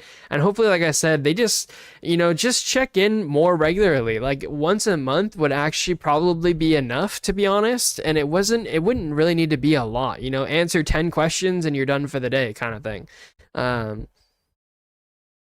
So yeah, I'd love to see them do more of an actual like update like that and have more conversations with the community. Now, like, a lot of this stuff isn't going to change or really fix things right away. And like I said, some of them, if it's spending too much time on like a PvP mode or console release, that's dev time that they're gonna have to take away from things that we actually need fixed in the game. And like I said, that just wouldn't be a good idea. So hopefully players can maybe hold off on asking for those asks right now while they kind of fix the actual core gameplay loop. Like I said, it's just a little bit kind of clunky here and there, right? And there's a reason why a lot of players have kind of left the global side of things. Now, we still have a dedicated community that still plays, quite regularly and stuff like that. But if the game was feeling great to everybody, we wouldn't have lost so many players, and we'd be able to encourage players to come back more regularly. And so that would, we're also going to be kind of, losing some players due to the fact that it's the end of the season, and that is normal for a seasonal game. So hopefully we'll see a lot more players have an influx at the start of season 2. I think that's pretty realistic, actually. I think a lot of players that I know have even said like, hey, I'm just going to come back in season 2. I'm kind of done. And once you finish your set gear and you got your mount, that is kind of more or less it, right? There's not really a lot to do in the game. And so if you get that stuff accomplished and you're like a one character game or a one character player, then you probably are kind of done for the season, right? So, hopefully they can figure out how to bring people back with events, make them fun, make them interesting. We were talking yesterday about like the way that events go in other games, whether it be, like Wuthering Waves or even like, as crazy as it sounds, Nikke, bro. I don't know if you guys ever played Nikke, but I swear Nikke has like some of the most addicting mini games I've ever played in any game. And I don't know why. Like, it's actually insane. Like, one of the best tower defense and probably like one of the hardest tower defenses I've ever played was in Nikke, of all things, right? Like, there's just different stuff like that like they're cool things and fun things for you to do in game. And if you had stuff like that, or like the Wuthering Waves like card game, or the Wuthering Waves tower defense, there's just easy hits for stuff like that can make it really easy.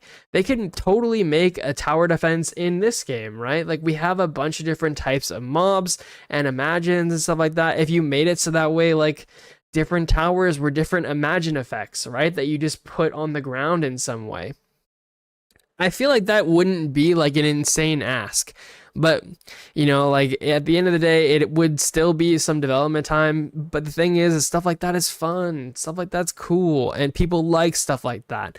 And anything where you can make events a little bit more rewarding, and I think is going to be a good thing too, because right now events kind of just feel a little lackluster altogether. They're not very fun. A lot of times they're AFK farming, kind of like what we were doing here, right? Like, realistically, we were you know, AFK farming while we were doing at least part of this event or part of this read of the QA. And the reason for that is the event's not particularly fun to farm. So yeah, hopefully they can try and fix some of that stuff. I am glad to see a lot of this stuff is at least stuff that they're talking about, and this will hopefully be more something that they talk about more regularly with these QA sessions. Again, I'd love to see them be, you know, once a month. Hopefully that will help a lot. So.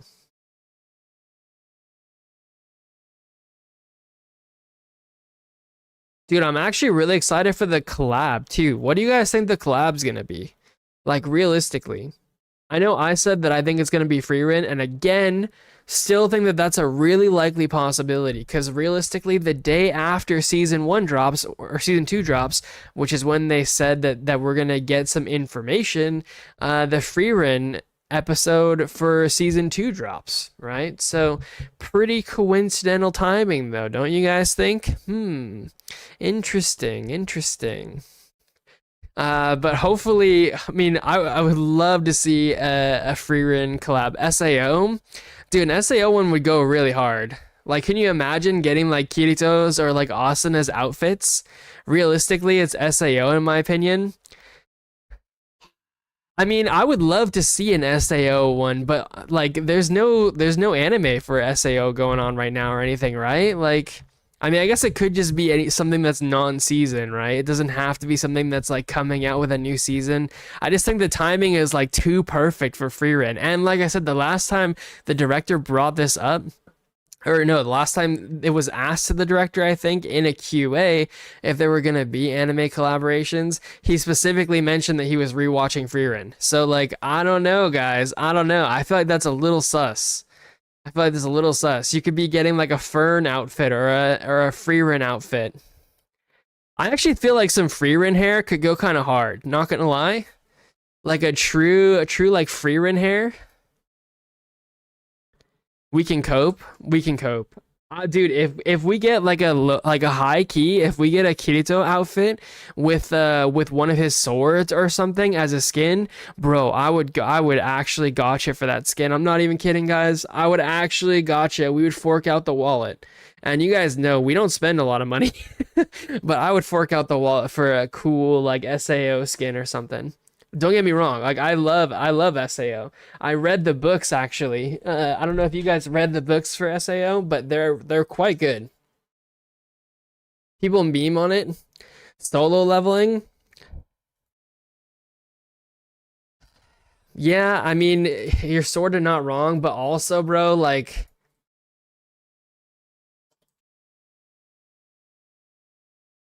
bro, it's not like Sung Jin Woo is like actually all that interesting looking. You know what I mean? Like what would you do for a skin for Sung Jin Woo? You gonna do a white t-shirt with a sweatshirt and jeans? You know what I mean? Like, don't get me wrong, I think some of these scenes still look amazing, right? The weapon, for example, does look cool, and maybe the long trench coat could be a thing or something, but like yeah, I mean, I think if they were gonna do like a Sung Jin Woo collab, dude, they should do an Imagine for Sung Jin Woo. You think people would shell out for a Sung Jin Woo Imagine that's like OP? Hell yeah, buddy. Hell yeah, they would go crazy for a Sung Jin Woo Imagine. Can you imagine you summon him and he says like arise or some shit, right? Like like he literally is like arise and he calls like Biru or something in. Like, bro, people would go so fucking hard for that. You know what I'm saying? Imagine I even think of that. Dude, that's what I'm saying, man. Like Sung Jin Woo Imagine would actually go so insanely hard. Would go so insanely hard. Choi and Cha Hyein drop though, a drip though. Okay. You're not wrong. Choi and Cha would actually be pretty cool. But again, I think both of those could also be Imagines. You know what I mean? Maybe we get a collab with Solo Leveling when we get a modern theme city in Blue Protocol. That would be interesting. The current Blue Protocol fantasy theme fit more with SAO and Frieren? Yeah, totally. The current theme, like all of it just fits super well with Frieren, to be honest.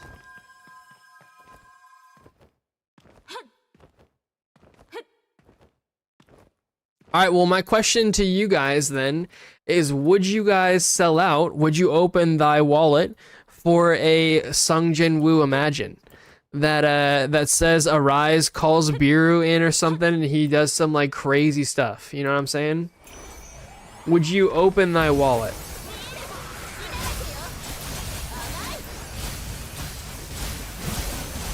I also want Wandering Witch if I can cope. That's fair. I don't think that's very likely to happen though, to be honest. I think Demon Slayer or something would be more likely than Wandering Witch. If I'm being honest, I think just Wandering Witch doesn't, if it's OP, yeah. What if it's just strong? You know what I mean? What if it's just strong? And if it was OP, would you go for R5?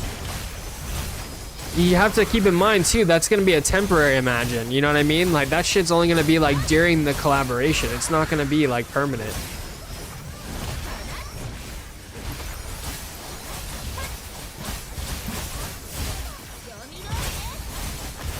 I would also love to see like a Digimon collaboration. Like Crystal of Atlan did a Digimon collaboration. I thought it was pretty cool. No lie.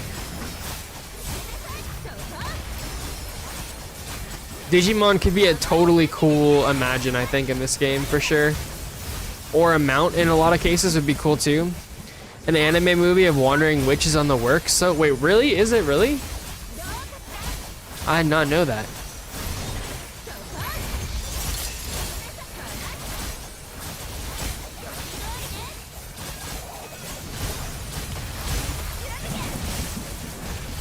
Dude, what if, okay, hear me out though, hear me out. What if they did a Sung Jin Woo collaboration and it wasn't just an Imagine? What if when you have the Imagine, it gave you an aura?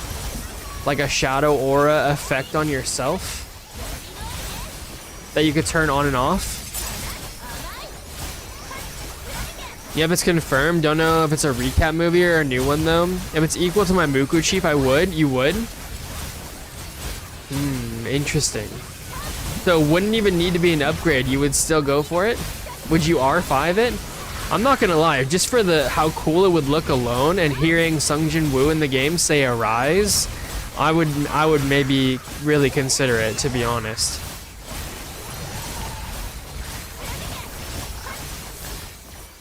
I actually think Imagines would be the best way, by the way, for collab stuff to happen in this game if it doesn't like, because a lot of collabs or characters in collabs don't really look that cool, you know what I mean? Like you're not gonna buy some like One Punch Man drip or something, you know what I mean? Now don't get me wrong, there are definitely characters that you would buy drip for. No, I'm not, no, you stay away from me, sir. You stay away from me. I don't want nothing to do with you.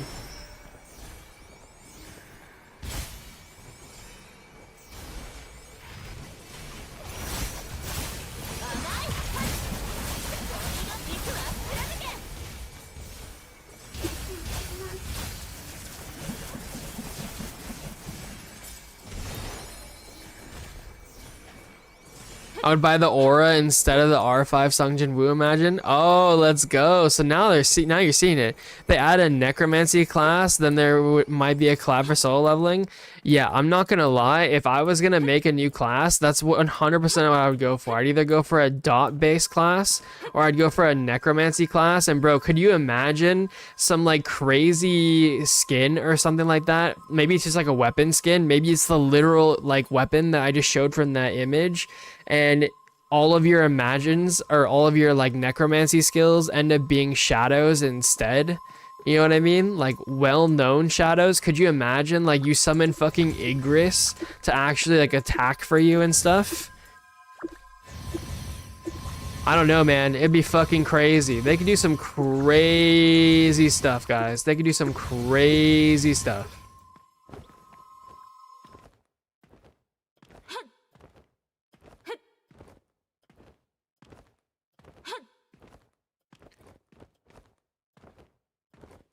I think my music died out somehow in the game.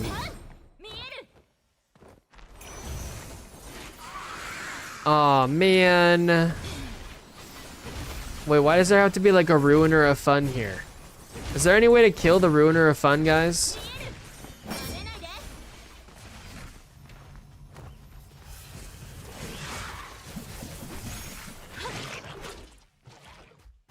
$2 minutes? Oh man, it's wasted all my fucking points, man. No, no, leave me alone, sir.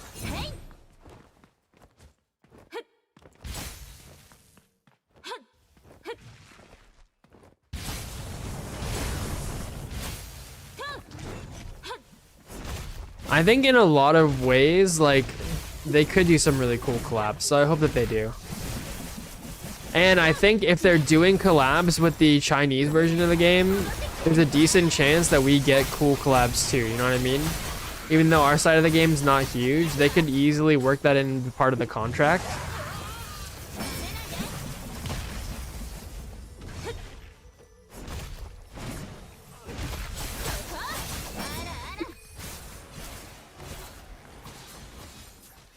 Okay, that's fucked up, bro. That's fucked up, bro.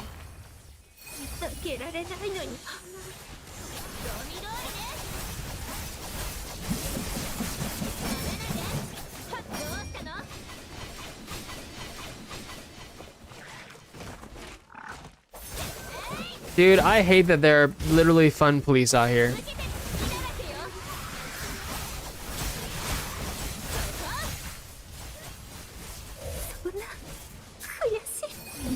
Why are they so powerful is what I want to know. Like, if we gang up on them, they should die.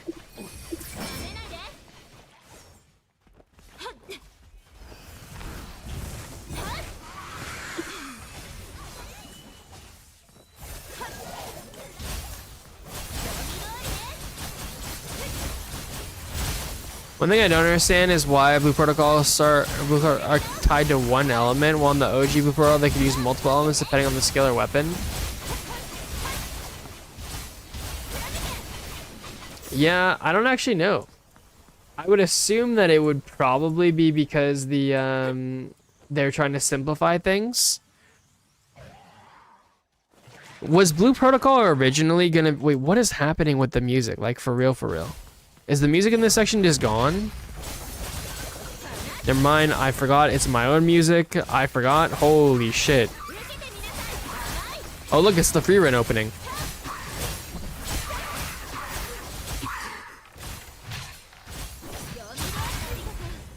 Yeah, I don't know why they're only tied to one element. I think we don't really know how the elemental damage scales either, unfortunately.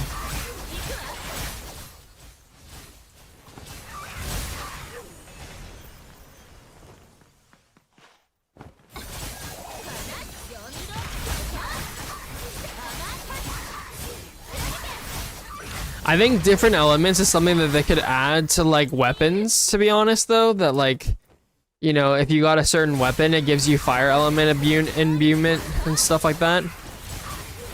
Yo, by the way, Sidon, thank you so much for the subscription, bro, from the YouTube subscription. Appreciate you if you're here, man.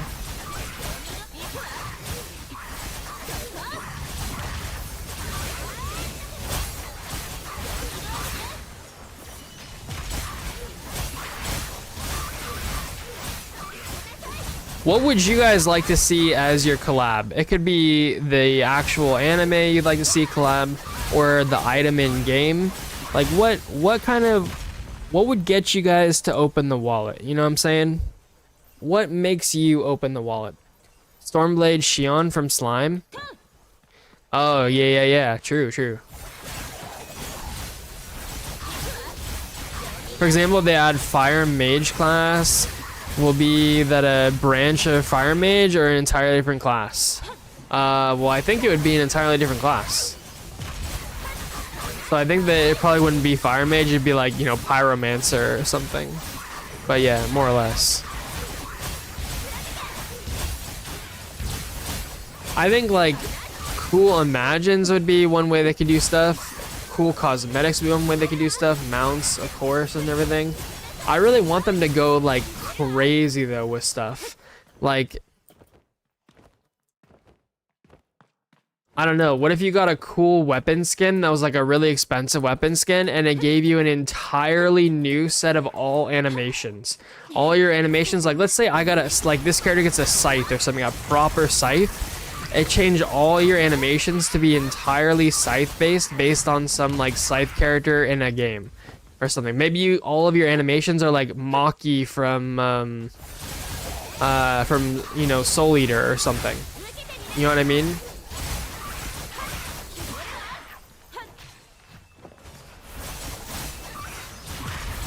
A Nier collab? Dude, a Nier collab could go hard. If they did a Nier collab though, I'd really want a Nier class. You know what I mean?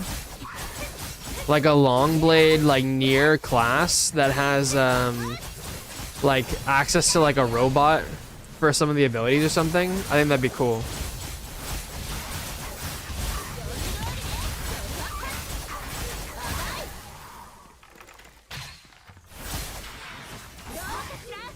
But even just Nier cosmetics, I think could go pretty hard. Or a Nier Imagine too, right?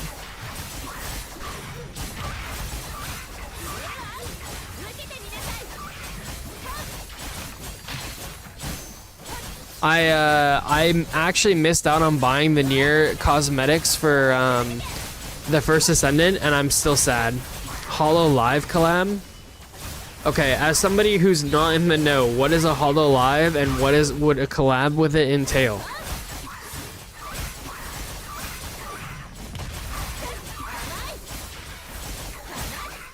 You know what I'm saying? Like, what would that mean? What would that look like?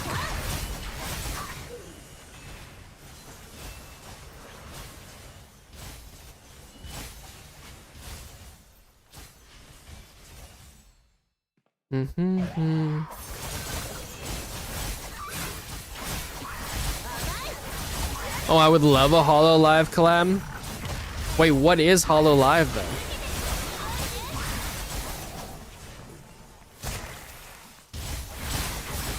You gotta share with the class. You know what I'm saying?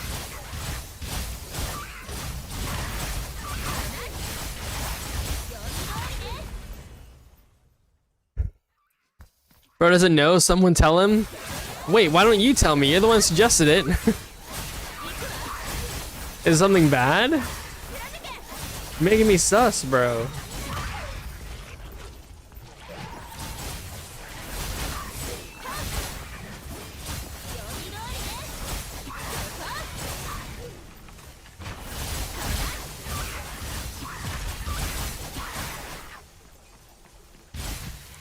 They're an agency of VTubers. Wait, what the fuck? Wait, why would a collab with an agency of VTubers go hard for this game? You want like VTubers to stream it or something? Did you watch last year's TGA? Yeah?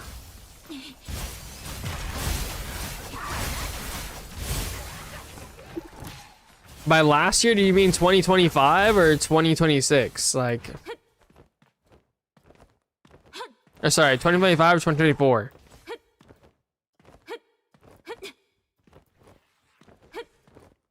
VTubers mostly from Japan.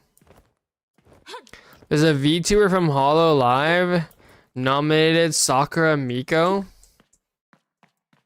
2025? Sakura Miko. Should I know who that is? Like Sakura Miko. Is this some I'm not gonna get like porn or some shit, right? Okay. The virtual YouTuber and a member of Hololive while debuting alone outside of the generation and working directly under core before being transferred to Hololive. She's currently part of the Hololive Generation Zero alongside solo debuts, Pokino Sora, someone else and someone else. Discography.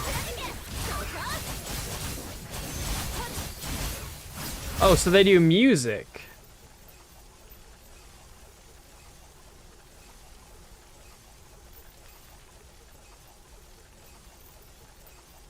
Oh, okay.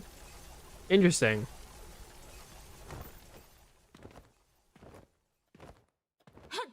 So what? So you want is like musical VTuber. So like Amelie, right? The fuck is Hollow Live? I mean, I don't actually know. Like, I'm here trying to figure it out with you guys.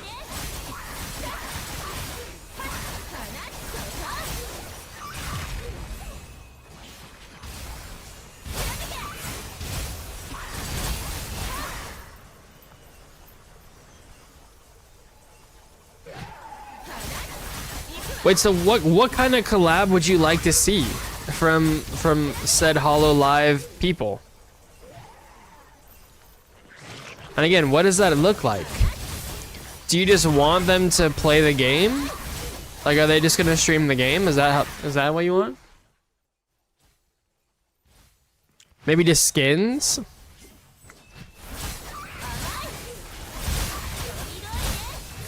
Okay, don't take this the wrong way. Doesn't this skin already exist in the game or no?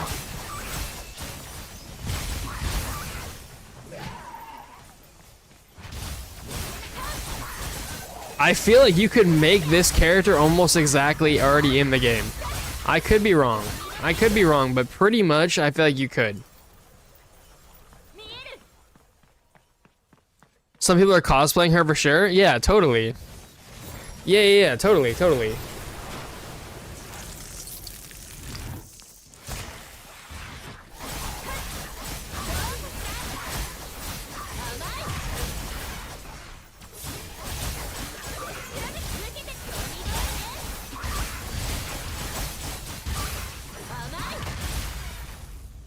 Dude, maybe, I mean, they're musicians, right? Do they make good music?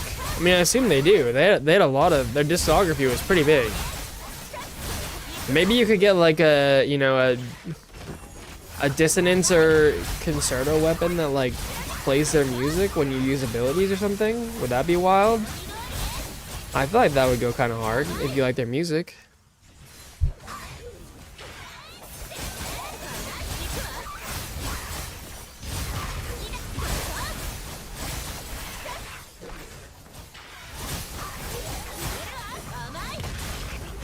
Probably in like insane amounts of like copyright issues with that, but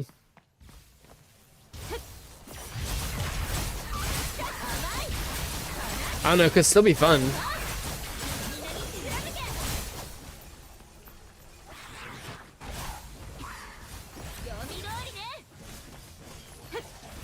Yeah, but for real, guys, I don't think Blue Protocol's got money for a solo leveling collab, guys. I mean, maybe a game's doing really well in China, but like, shit, man, I don't know. I feel like solo leveling's probably like prime right now. You know what I mean? That's gotta be like top dollar collab.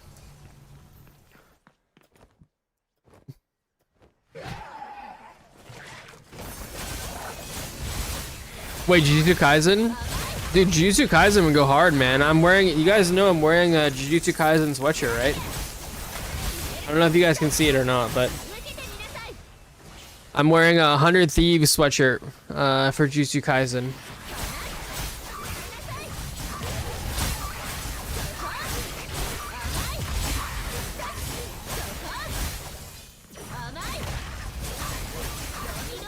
Dude, the new season of Jujutsu Kaisen is going pretty hard already, man. Going pretty hard. Sukuna for Stormblade ult would be pretty cool. Honestly, though, bro, like, I don't know. I feel like Maki would be like more for like Stormblade or something.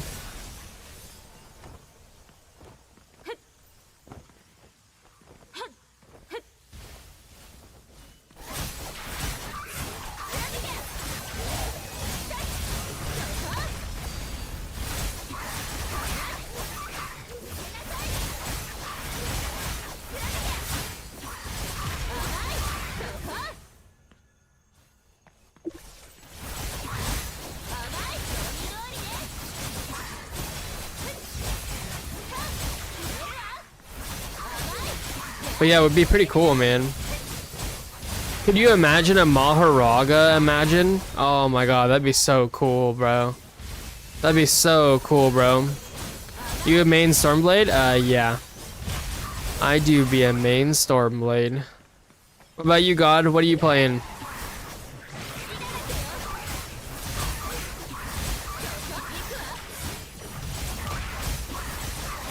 Oh, bro, what about a Toji? Bro, a Toji fucking, like, Imagine or some shit? Bro.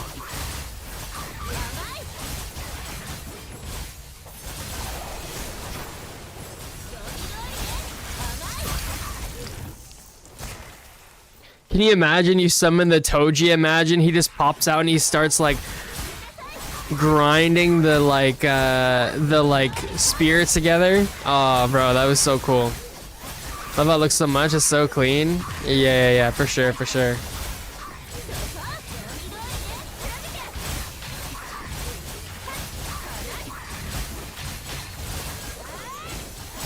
Man, there's so many cool like collabs they could do for Imagines, bro.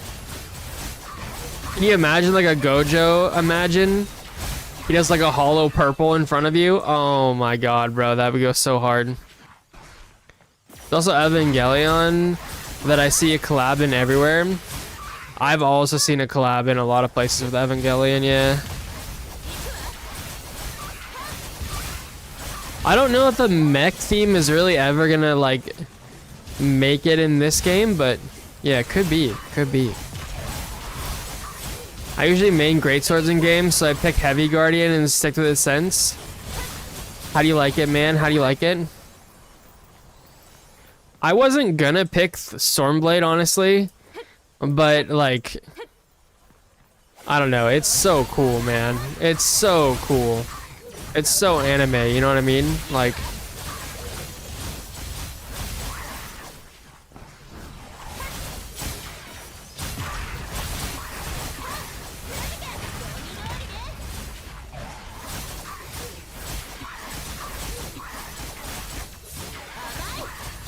close as I can get, yeah.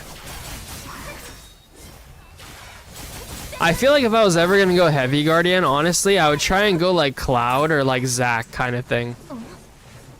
86? I mean, don't get me wrong, I fucking love 86, but I don't know that it could collab very well. To be honest. I feel like nothing in 86 really looks cool, and like, nothing would be a cool Imagine either, unfortunately. I love it, the heavy hits and stuff. Screen shakes are just blasts. Yeah, nice, nice.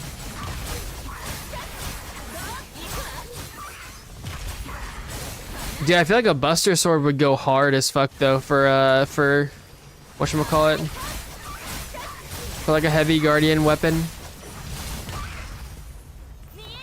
Bro, if they ever make a Buster Sword collab, I would legitimately class swap. Or multi-class in that, for sure, for sure.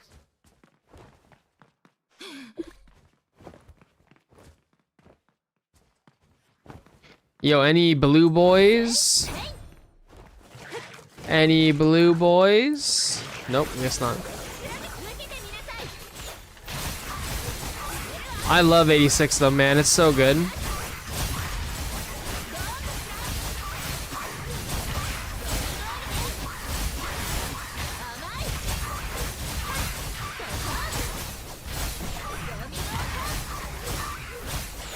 I hope we get some Great Sword or Brawler class, so hell yeah, that would be awesome.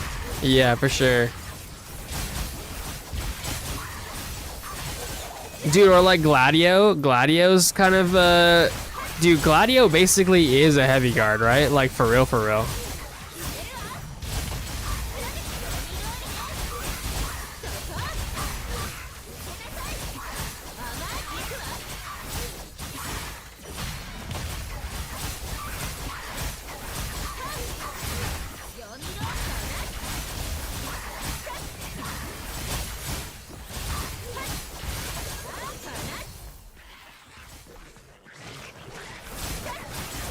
I really think weapon skins in this game in particular, bro, are like a really good spot for them to make collab stuff. For real, that's what Heavy Guardian reminds me of sometimes. Yeah, for sure. Like, weapons in this game feel like they're kind of a missed opportunity for being monetized, to be honest. Like, sure, we have the one weapon skin, and in Season 2 we're getting another one, but like, I don't know, it still feels like they're not that cool or that crazy, you know what I'm talking about? Like, have you guys ever seen the Final Fantasy 14, like, crazy weapon skins? Bro, some of those weapon skins are literally the craziest, coolest weapon skins in all of MMO, like, gaming.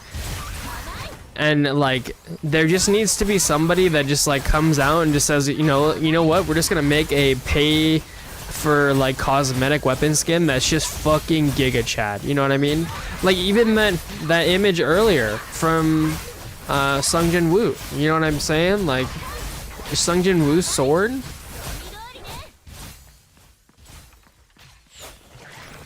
Bro, you telling me this sword wouldn't go hard as fuck?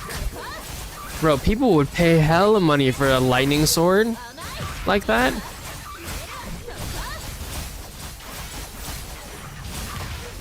Dude, I would buy Sung Jin Woo's like fucking lightning sword. Or Kirito's like one of his swords or something, you know what I mean? Even if they didn't have like special effects or anything. And they should have special effects for the record. If they're like an event collaboration temporary weapon skin gotcha or something. There's so many swords that could be skins. Yeah, totally. I would definitely pay 20 for one weapon skin. That's crazy because I feel like glowing weapons would go so hard. For sure, man. I feel like realistically, if it was gonna be like a good weapon skin though, they're not gonna let you pay 20 for it. They're gonna put it in the gotcha. You know what I mean? That's how they're gonna monetize it. I want a Heathcliff skin, perfect for Shield Knights. Oh, bro, that's cool, actually. That would be cool. Like Fate Artorias Excalibur? Yeah, exactly. Or probably Star Wars lightsabers. Bro, honestly, the fact that Destiny got lightsabers was pretty crazy, and honestly, it's kind of fun, not gonna lie, guys. I don't know if we got any Destiny 2 enjoyers in here, but I've been playing it a little bit on the side. Yeah, the gacha would be worth then. Yeah, for sure. Really good Final Fantasy 14 weapon skins are all from Ultimate Reigns. They're earned, not bought, which is how it should be. I mean, I agree with you, but like in general, we don't have weapon skins that we can earn or buy that look cool in this game. So like, you know what I mean? I created Heathcliff. Want to get my creation code? Wait, did you really? That's awesome, man.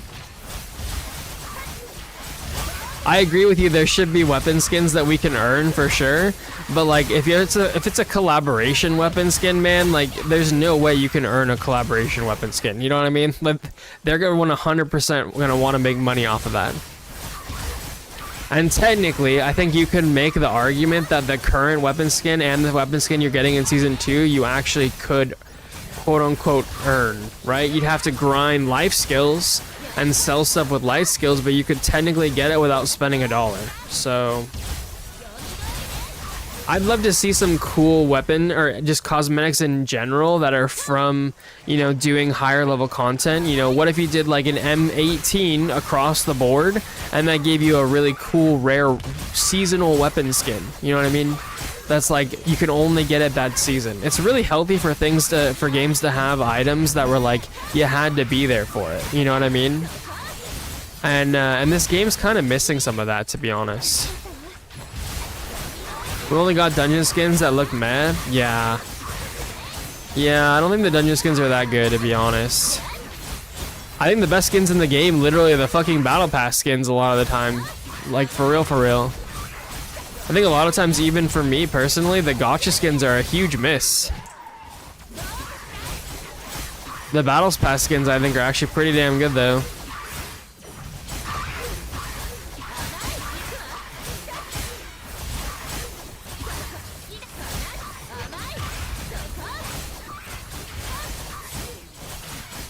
But yeah, I definitely think that there should be cosmetics you should earn too, for sure. But it definitely wouldn't be like an anime collaboration skin or something, you know, like they're not gonna do a collaboration skin for like a Buster Sword or something and then just be like, you know what, you can earn it by doing an event in game. No way, surely, you know? As cool as that would be, and it would be cool,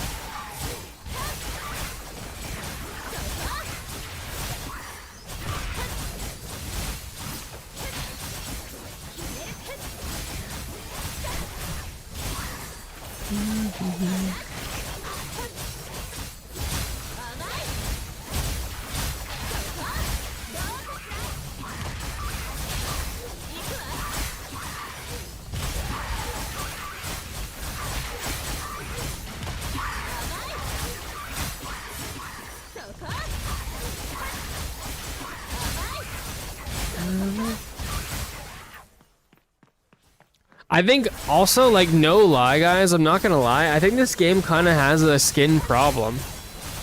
Do you guys remember the first skin that we got? I can't lie to you guys, I think the first gacha skin that we got is one of the ugliest skins I've ever seen in any game. No lie. For real. Like, I don't know how you guys felt about it, but it literally, I think, it was awful. It was awful, bro. I think they could do a lot better with the gacha skins. Now, granted, I think they're doing a lot better with the gacha skins than they were. Bro, like, the mecha skin actually went pretty fucking hard. Now, it sucked that the mecha skin was like, get the gacha skin and then 10 Meowlux tickets. But, like, the one with the fish mount? Yeah, the one with the fish mount. I thought that was an awful skin, bro. An absolutely fucking awful skin. Abysmal.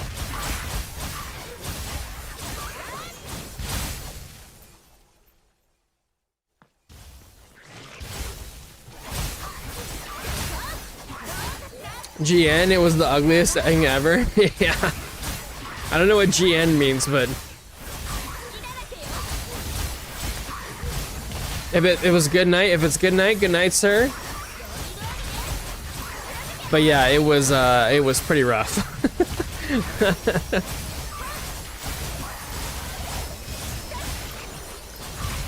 Which is another reason why I think that they kind of shot themselves in the foot, because that was the launch skin, you know what I mean? Like, that was the launch gacha skin. I mean, I know some people bought it, but like, I don't know, could you imagine if a launch skin was actually hype during the time when we had the most players in the entire, like, history of the game? I mean, that would probably be the time to, like, have the nicest looking skin you've ever done, you know what I mean? Like,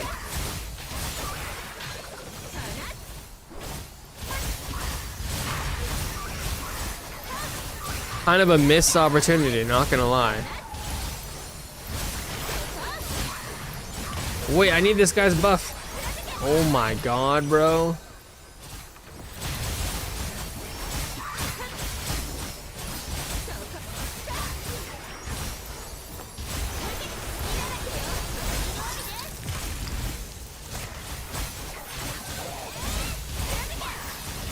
I have to say, I truly dislike some of the gacha skins or full outfits instead of letting us mix them with other different shoes and gloves. Yeah, I totally agree. I totally agree. In fact, I think that they shouldn't make any outfits in this game, period. When you buy an outfit, it should just give you the pieces of the skin. You know what I mean? That's how they should do it. It sucks that you can't mix and match that much. And there's no reason to do that either, to be honest. Like, it doesn't help them.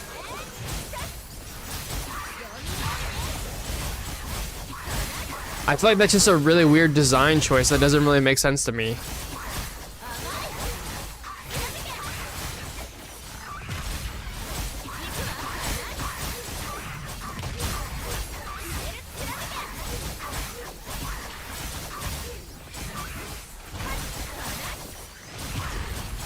And I'm glad they're looking into being able to color some of those secondary skins and stuff like that, but like, bro, if I'm being honest, you shouldn't be able to get a skin in this game that you can't dye. You know what I mean? Like, again, weird design choice. Like, I know they did it because those skins have, like, special effects and stuff, but, like, I don't know, man. Kind of nuts, no? Like,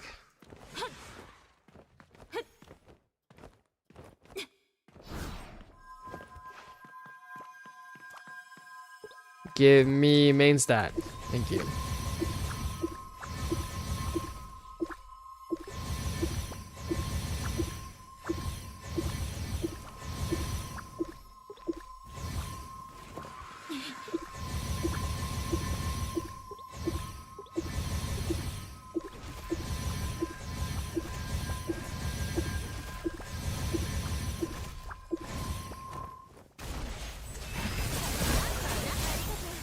Yeah, I think they could do a lot better with skins in this game for sure.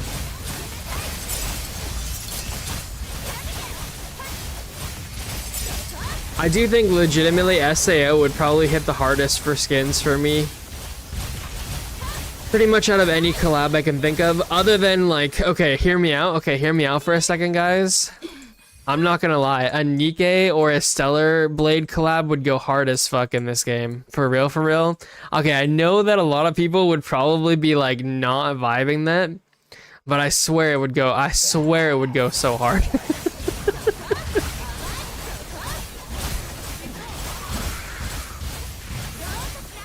You know what I'm saying, bro? There's a lot of Kumers in this game, man. There's a lot of Kumers in this game.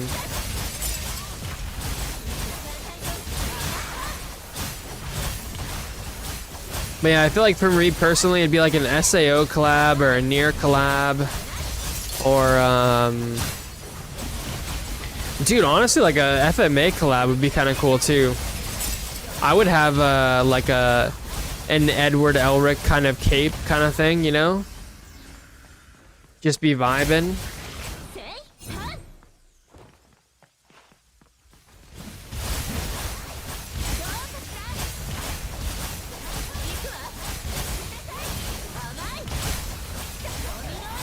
I feel like there's a lot of opportunities for both cool skins and imagines.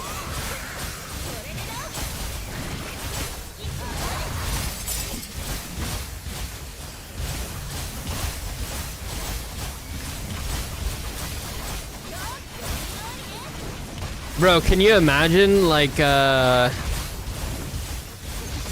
maybe you get like an an Alphonse Elric, imagine, and he like puts up the mud wall. Like he like summons down, he like claps his hand like on the ground and then like summons a fucking mud wall. You know what I mean? Like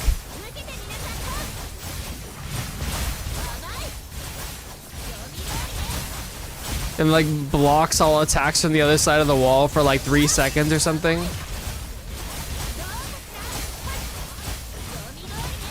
Can you imagine you put that down in front of the like the laser walls or whatever coming and you can just hide on the opposite side of it? Bro, that'd be so cool.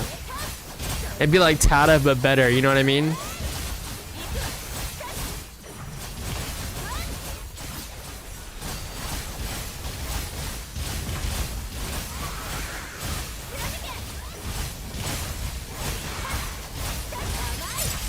I feel like that'd be sick.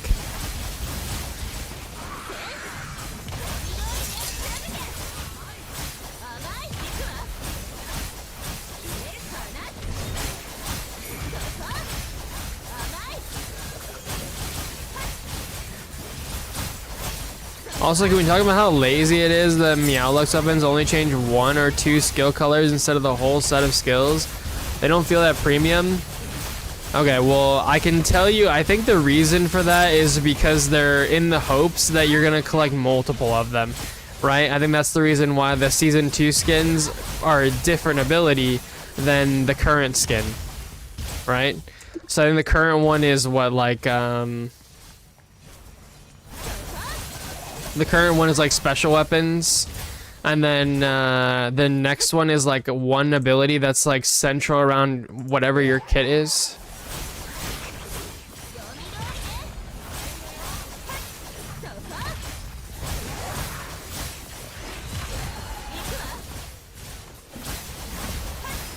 I do think it's cool that in a sense you could mix and match them, right? But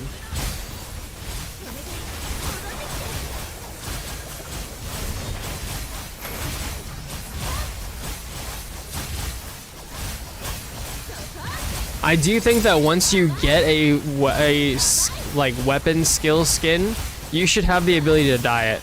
So just like you can in Duet Night Abyss, where you can dye the colors of your like skill effects, you should be able to do that too. Once you have a weapon skin that has a skill effect, you should be able to dye it. So like if you got the current one, for example, instead of pink, you should be able to dye it whatever color you want. I think that'd be really cool.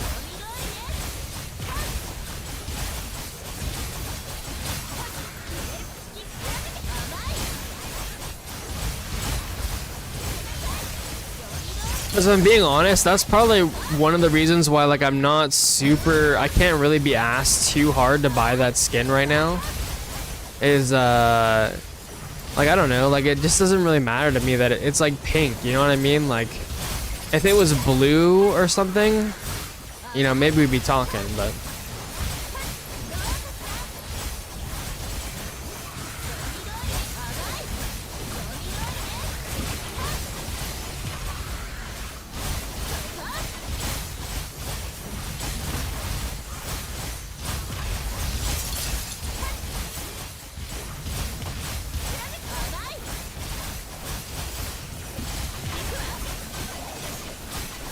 on my side.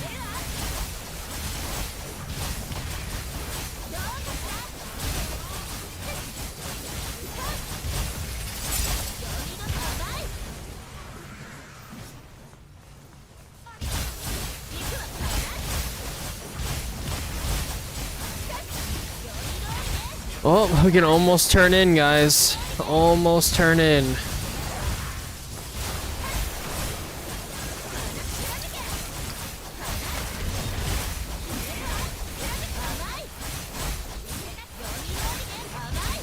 No, how did you die, sir? Not like this. All right, we got 900.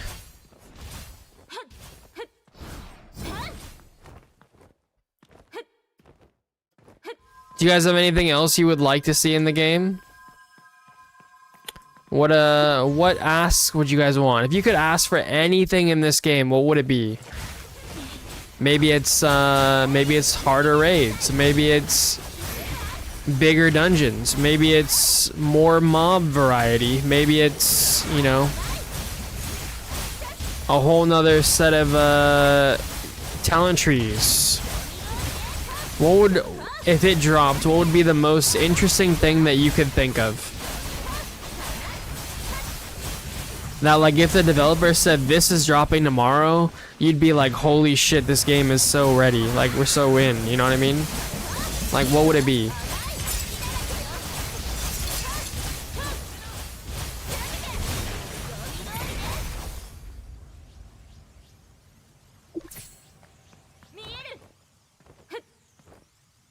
One is left to, so do it.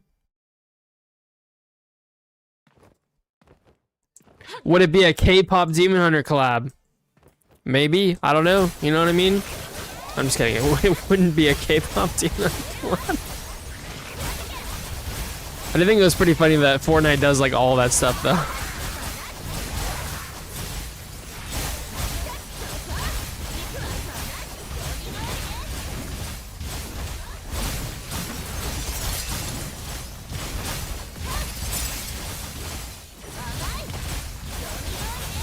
You okay there, sir? You're looking a little stiff. I think he's just going to get some water.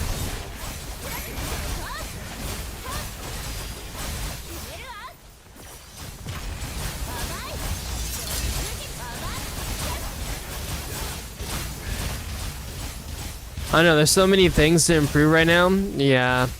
I kind of feel like that too. I think the biggest thing for me though is it's the time getting a content. I genuinely think it's the biggest problem in the game. Because they time gate all the content, it makes it feel like you soft reset your gear 3 times in a tier instead of like gear progression. And I think that just kills people's enjoyment for a lot of the fun early game. It makes it feel like there's no point grinding. Like when we get 120 gear, how many of you guys are gonna go and you're gonna grind out hard mode dungeons for the best like purple lines on your 120 gear? I'm gonna be honest, I don't know that I'm going to. I might just focus on, you know, spreading my time across multiple characters and getting them ready for the raids. Rather than trying to min-max and you know, trying to get better purple lines.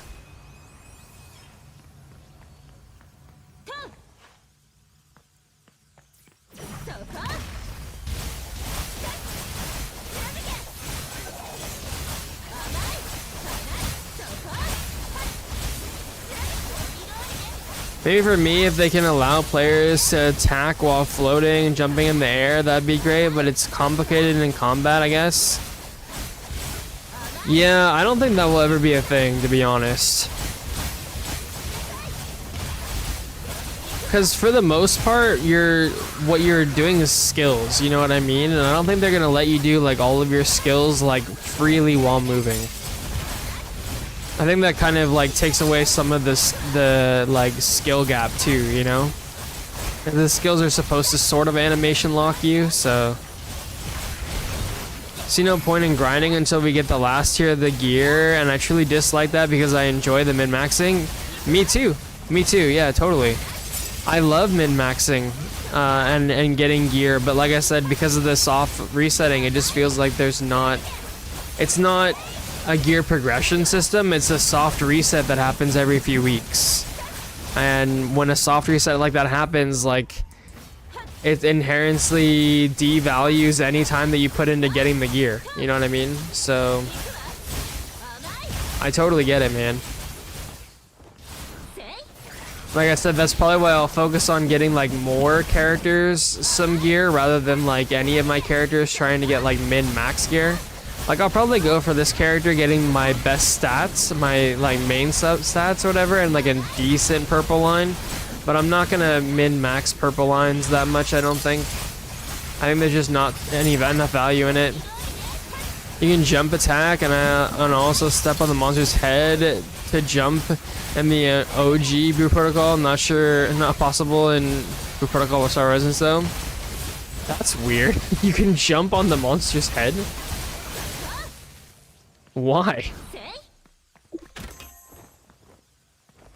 You can like super bounce on their head or something? Is it like a Mario like Easter egg or something almost?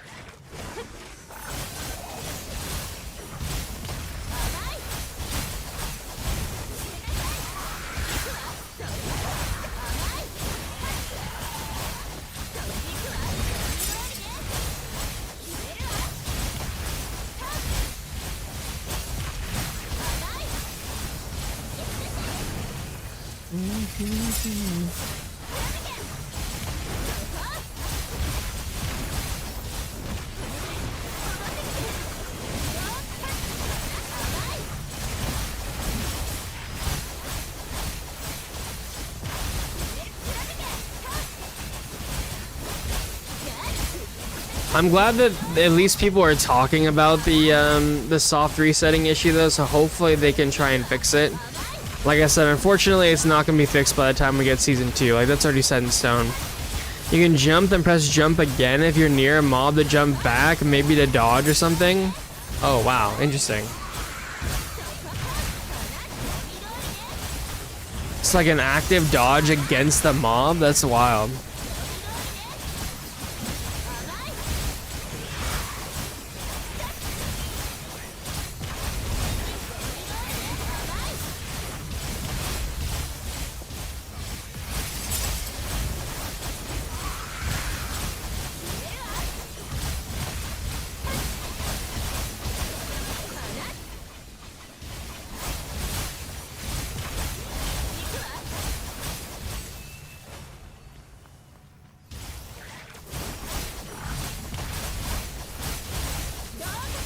Wait, what the fuck?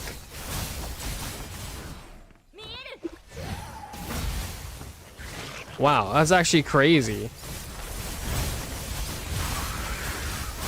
As long as I deal damage, I can't die?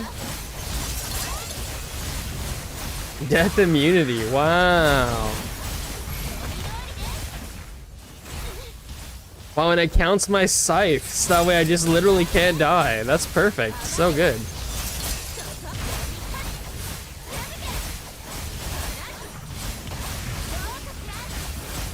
Yeah, the animation of the second jump is you step on the mob head, which will cause them to flinch a little bit. I mean, it sounds kind of cool.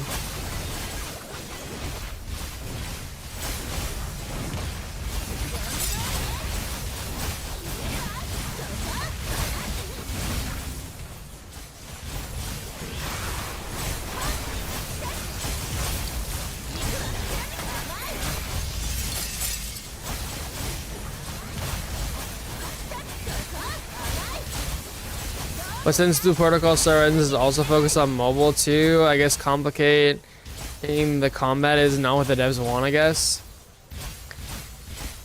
Yeah, it does kind of seem like that, right? Sorry for the 2, I guess. For the 2?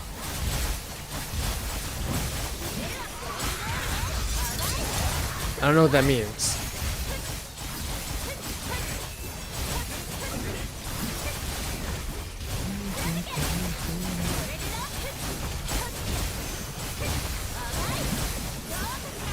Oh, sorry for the 2, I guess. I see. No, I think it makes sense.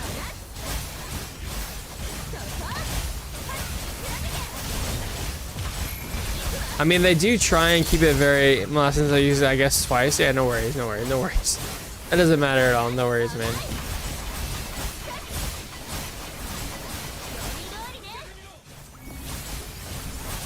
Alright, we hit 900 again. Let's go.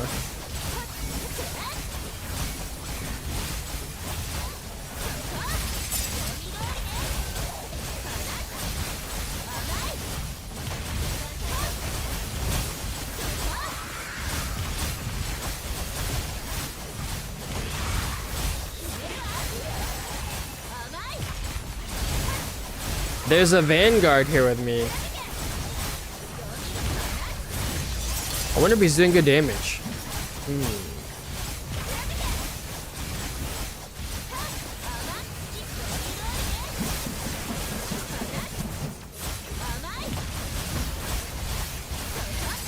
Do you got a Stormblade guide or something? I don't. I'm looking at making a class guide for a couple of classes that I play. Stormblade would be one of them, though.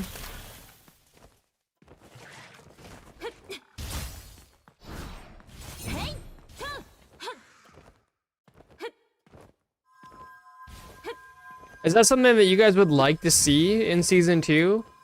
Like some proper like class guides for stuff? Would you guys find that kind of like content that you would like to see?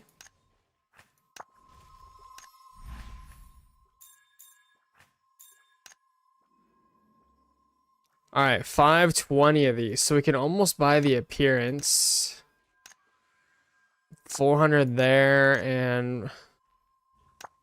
I mean, honestly, probably the most important one... Oh my god, I'm literally gonna have to run this, like, who even knows how many times, guys.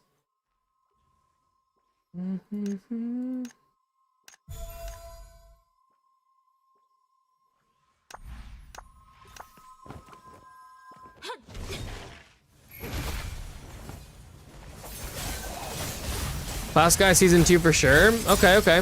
I'm down. Guess it will bring back a few players. Okay. That sounds like something I could definitely do. So everyone looking that up? Yeah, for sure. I think if I was to do it though, it would try and be like a practical, like, here's how this class works. So I don't think I would like get deep in the nitty-gritty with it, you know what I mean? Maybe eventually I would make a different video that would be like an advanced guide or something, talking about the nitty-gritty. But I think it would be like the understanding like what your class is good at, maybe some key talents, some like too long didn't read kind of stuff, you know what I mean?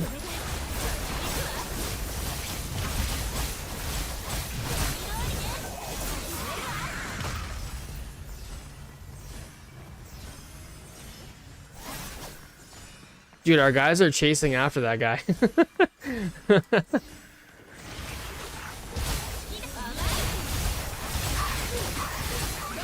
Yeah, for sure. Just how classes work, rotation tips, and key things. Yeah, totally.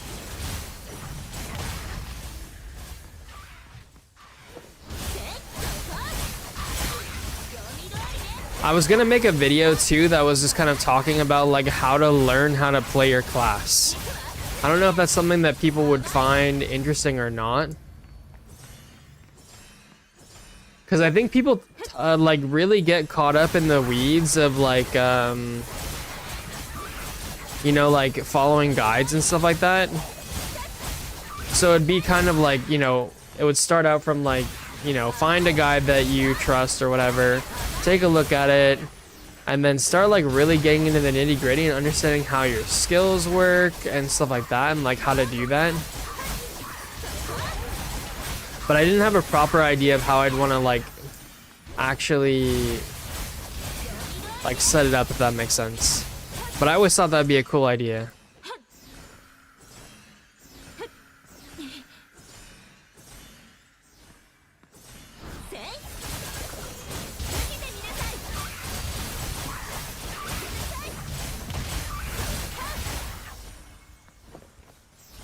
Alright, 1 second guys, my dog is trying to eat more food. I shall return in 1 moment.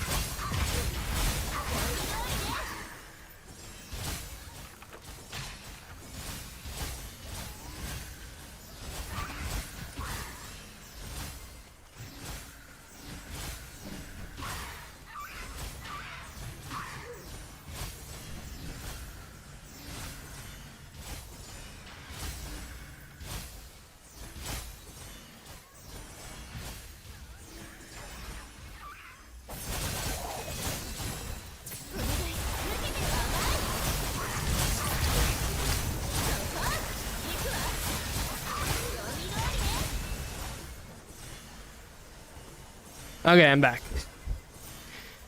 Only played Heavy Guardian since beta, so I just too deep in Heavy Guard. I need to check out some basic knowledge about Stormblade, for example. Ah, okay, okay. So you're looking at multi-class maybe in season 2 there, sir?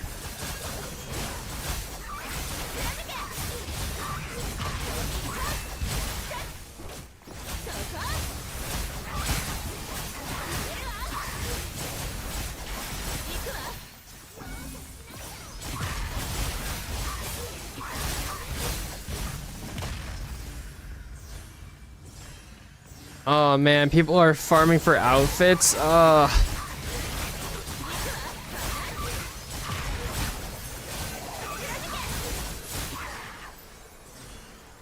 still need to farm for outfits, guys. I'm not gonna lie. It's not good. Yeah, maybe because farming solo is crazy long as a tank. I can imagine.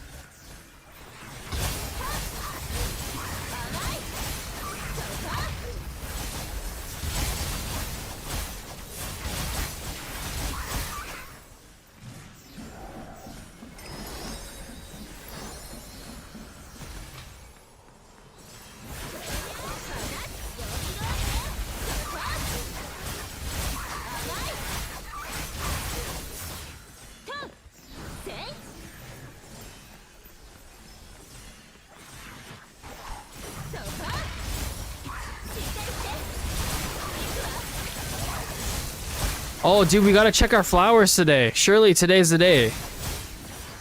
A Kurama, imagine? Oh, bro, true, actually. A Kurama, imagine, would go so crazy. Or, like, can you imagine that, like, a Naruto throws a Rasen Shuriken? You know what I mean? He just chucks the shuriken and, like, explodes in front of you.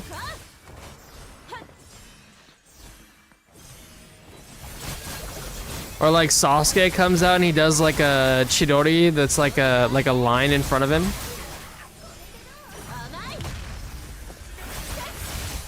Bro, it goes so crazy hard, man. They could even do like a My Hero Academia, you know, like Deku comes in front of you and just does like a huge fucking smash. That'd be crazy? Yeah, for sure, man. There's so many cool ideas that they could do for any kind of collab, you know what I mean?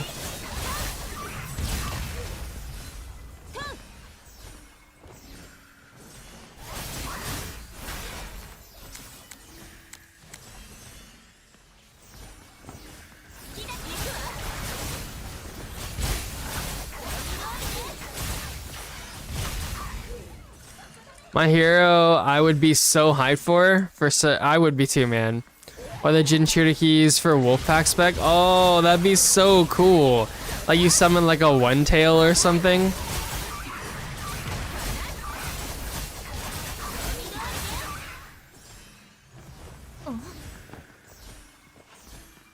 Yeah, man, there's so many cool, easy ideas, bro. All these collabs would go so hard, man.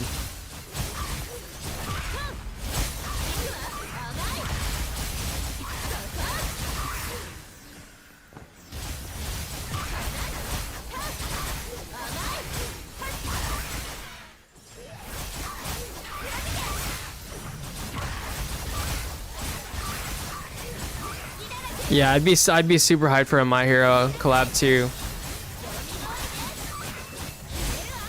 Can you imagine a Bakugo one where he like just like comes down and does like his like meteor impact or whatever the fuck? I forget what he actually calls it.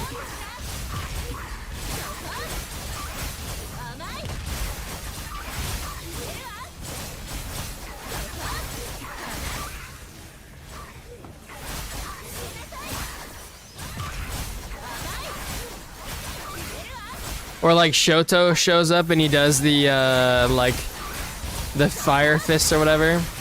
About Yu-Gi-Oh, like summoning a Blue Eyes. I mean, a little bit out there, but I'm here for it, man. It sounds cool. You know what I mean? Like, oh my god, caution. Yeah, exactly. There's so many opportunities, bro. Literally so many.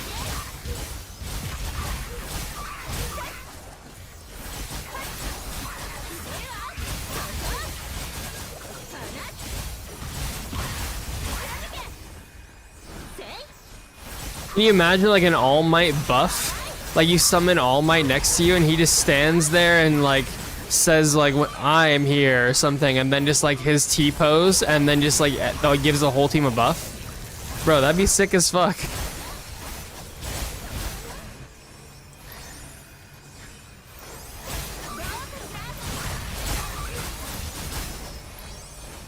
Imagine All Might Detroit smash in the face. That's what I'm saying. I feel like that would be a Deku special though. You know what I'm saying?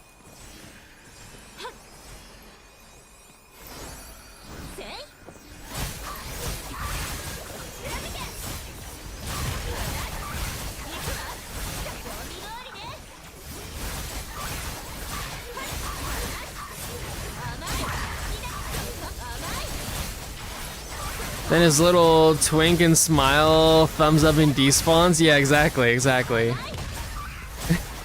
He like turns to you and does the whole like, you know, the thumbs up thing and then leaves.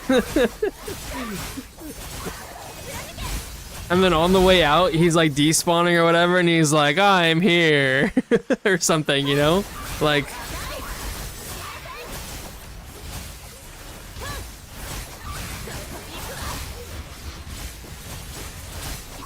Man, we be spitballing some cool shit right now. I'm just saying, we could make this company some money.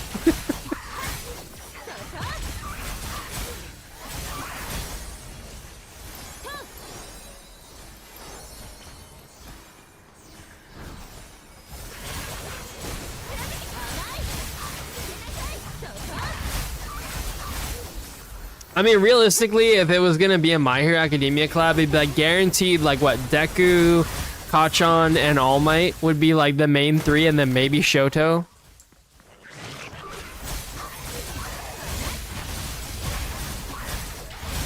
They should hire you? True.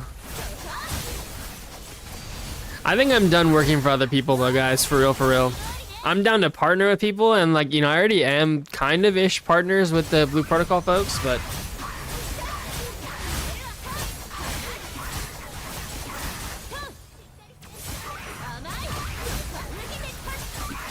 just partnerships from now on. Is there a reason why you're farming in this area and not in the boss area? Boss area is a lot faster. I guess they would Ochako too. What would Ochako be though? Honestly, I don't really know. People just told me this is better because you don't have the boss like messing around. Also, I don't know how to tell when the boss spawns. The boss isn't always up, right? Are you talking about this one over here? Are you talking about this one up here? If we go over there right now, is he up?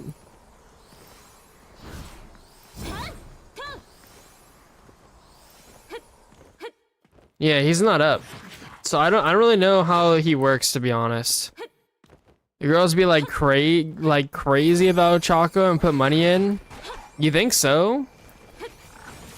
I mean, I think Ochako's kind of nice. Dude, I'm big excited for the extra episode. The extra episode with adult Ochako and adult Izuku. Oh man, it's gonna be the dream. MK area? Wait, there's something over there? Should I go over there? It will be up in the next phase. Okay, okay. Wait, do I need to go to the Muku King area, or can I just go to this guy over here?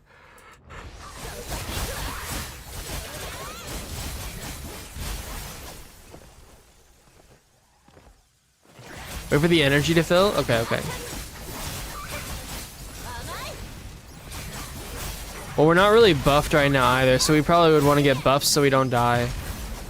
At least like dream levels or whatever.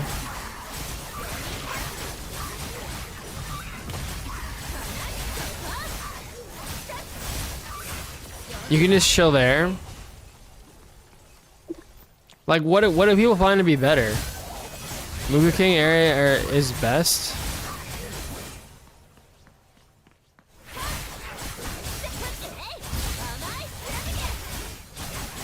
I was finding that every time I did the bosses, the tanks were just being assholes and were like spinning the mobs. What's up, main stats and armor? Yeah, for sure.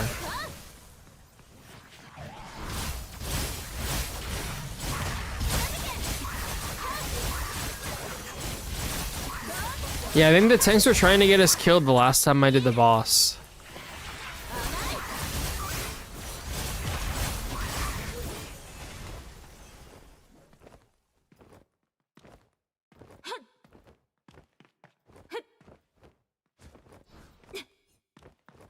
Can we go buy some stuff real quick though?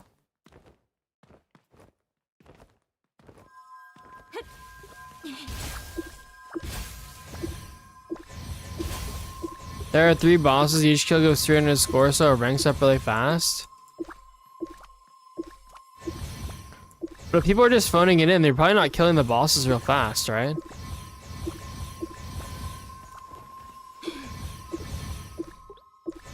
So, sorry if my phone keeps auto-correcting me to German words. There are griefers just change lines.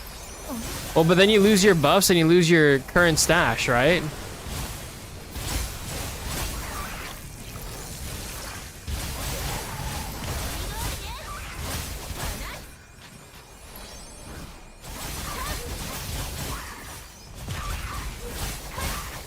I'm done with the event, thank God. Felt a little boring to stay there AFK. Yeah, for real, man. I'm not loving this event either, for record. I'd rather be farming dungeons for transmog at this point.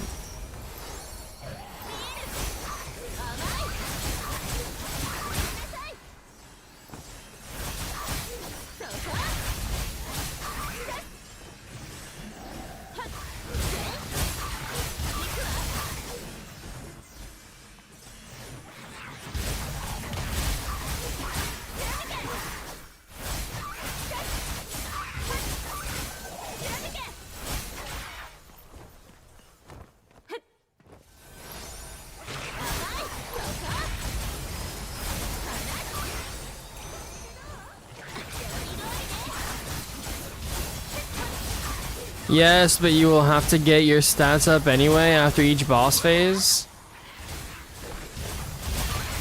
This event is ass? Yeah, it's not good. I feel like all the events kind of are not great, to be honest. Oh, wait, I think I can turn in. Oh, wait, hold on a second, boys. Hold on a second. Nice. Let's go finish buying our levels.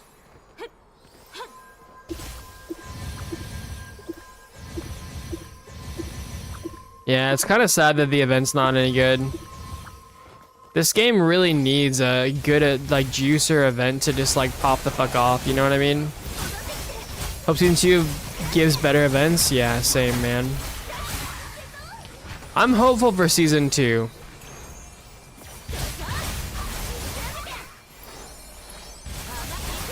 Obviously, we'll have to wait and see, but I mean, you know, maybe we get a sick collab info.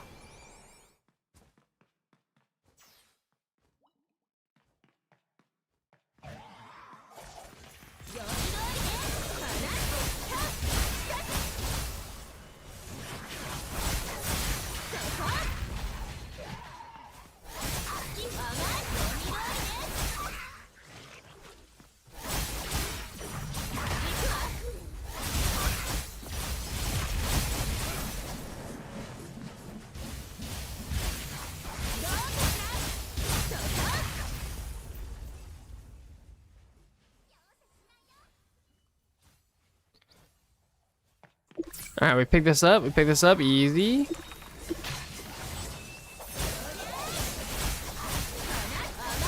Bye, bud. All right. Come here, come here.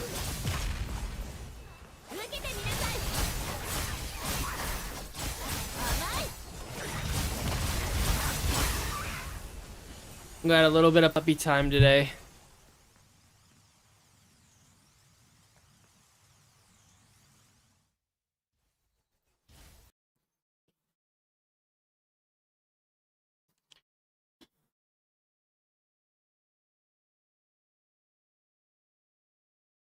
Yeah, hopefully Season 2 just gives like...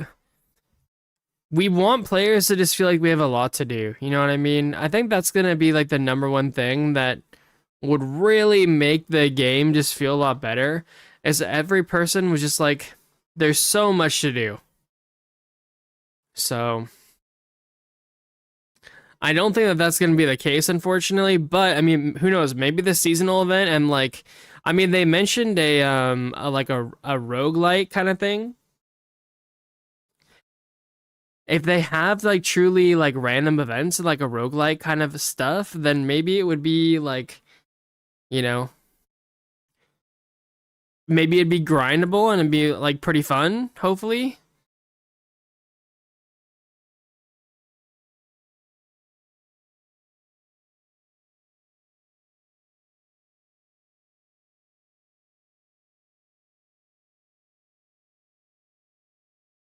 Okay, bud, you're breathing really hard, bud.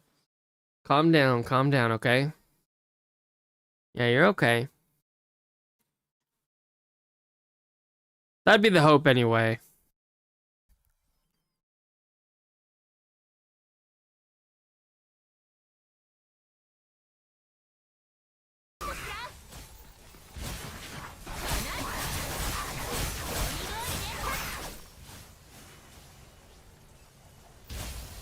Yeah, you good boy. You a good boy. We're still farming though, bud. Okay, hold on, hold on, hold on.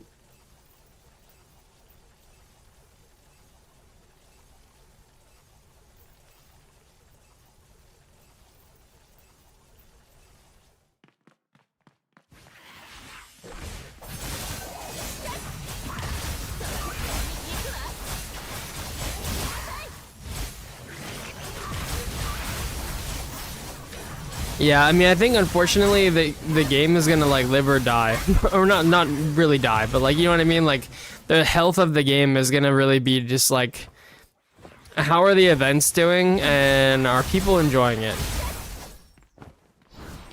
But for a little while anyway, people are gonna enjoy having new raids and new dungeons and stuff too, so that will help a lot as well. New content's just always good for a game. MMOs run through this cycle of like, what have you done for me lately?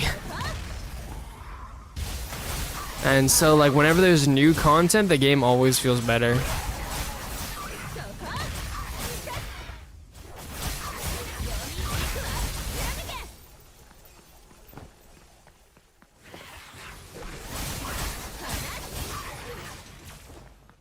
Do you guys think you'd want like a hardcore event, or do you guys want like something casual and fun?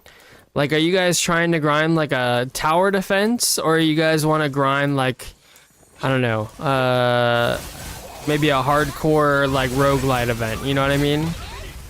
Like, what kind of quality of event would you like, I guess? I kind of feel like I could go either way. A hardcore grinding event would be fun too, but then a fuck around like, you know, like chill event would be nice as well. So, but I don't really want hardcore grinding. Like I don't want like this. This to me is not hardcore grinding. This is AFK. You know what I mean? And I feel like there is a pretty big difference.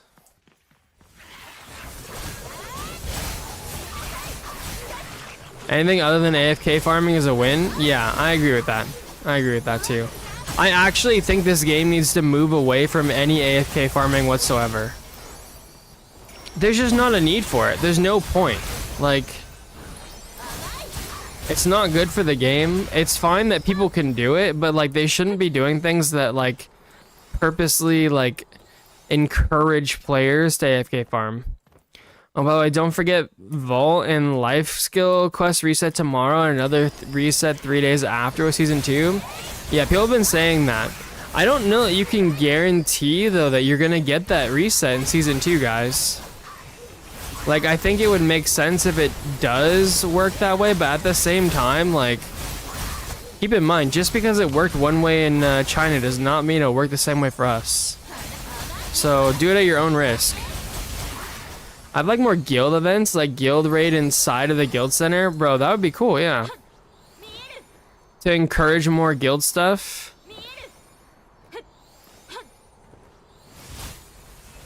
I actually thought that's what World Boss was. When the game first launched, I legitimately thought that World Boss was a guild event. I did not know it was like you could just queue it up whenever.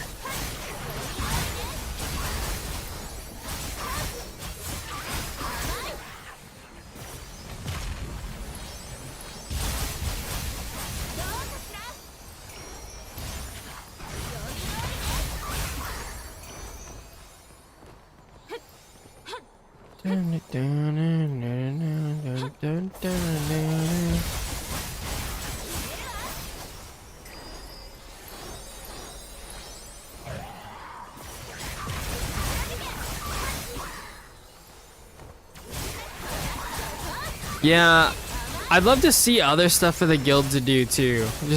And also like remove timed stuff. Like the fact that you can't do guild hunt an hour before the daily reset or after daily reset. I think that's dumb. Like just don't make time limited stuff like that. Make it so that way you can kill World Boss at any time during the day too.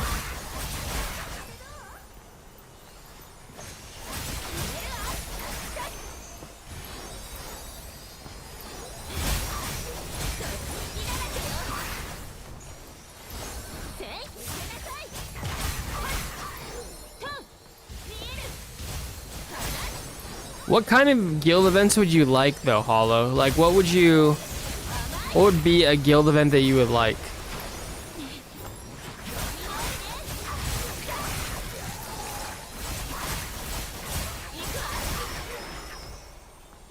You know, honestly, the kind of guild content that I would like, I don't know if that's what you guys would like, but in WoW, they had this, basically your guild would get rewarded, right? So your guild would get, like, extra gold for the guild vault, for people doing stuff. It would be like for doing a raid with a guild group, or doing a dungeon with a guild group.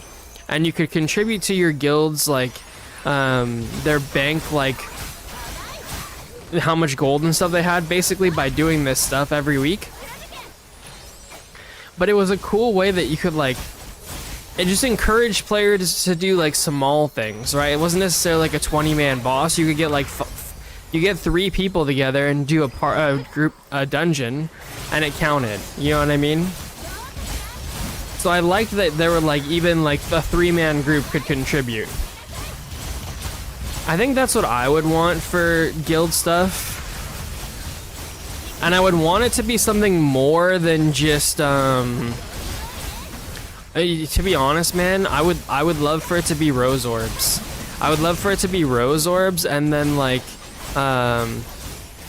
it just goes into like, you know, the guild can earn so many rose orbs, and if you hit different thresholds, then like you earn rose orbs for your whole guild or something.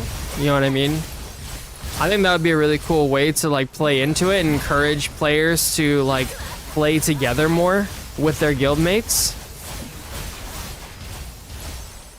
And honestly, I think encouraging players to play together with their guildmates is only like a good thing for everyone, because to be honest, if you're not in a guild, you really should find one. You really should find one.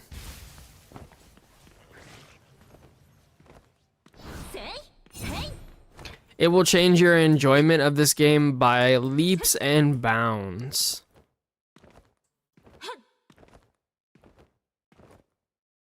If you actually have like a proper guild.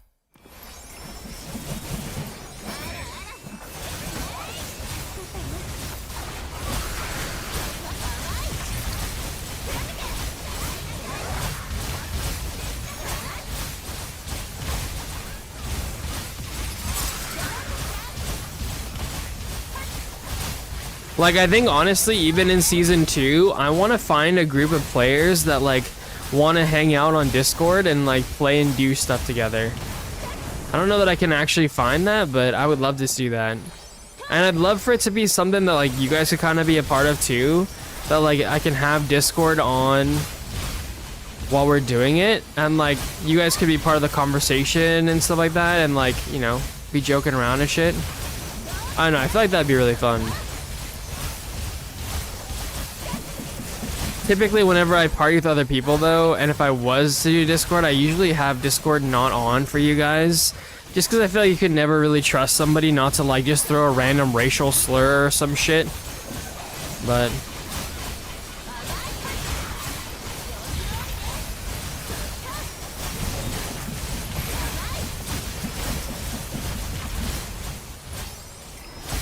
maybe a guild event that involves the current season, like example for the Void, let's say 20-man guild enters an instance. Some groups need to purify a portion of the map, some need to boss kill, etc. Oh, that'd be cool. Like a strategic kind of like working together guild event, a guild raid maybe.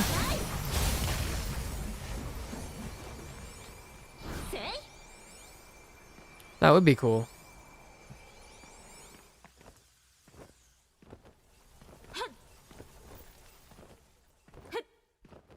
Yeah, a strategic instance. Yeah, I like that idea. I just feel like sometimes it's kind of hard though, getting like a massive group of people together for like a guild event. You know what I mean? It'd be nice if it wasn't, and maybe at the start of season 2, like it'll be a little bit easier. Although to be fair, I've been in a dead guild for like the majority of the season, so. Man, but I really did love the people that I was playing with in the other guild.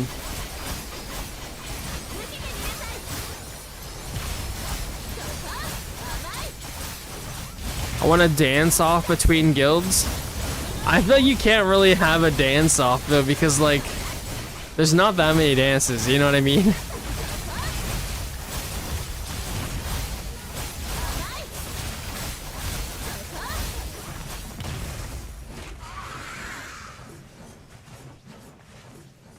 What if it's a dance off, but you can't use any of the dances that are actually dances?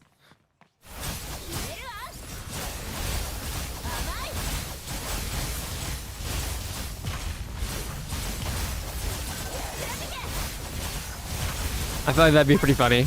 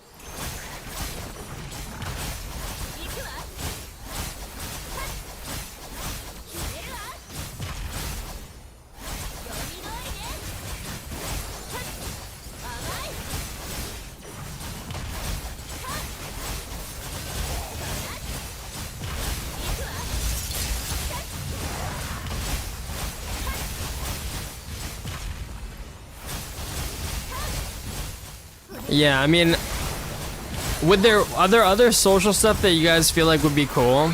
I feel like a guild race would go kind of hard, like a parkour guild race, or like a guild v guild parkour race. You know what I mean? I feel like that'd be kind of cool.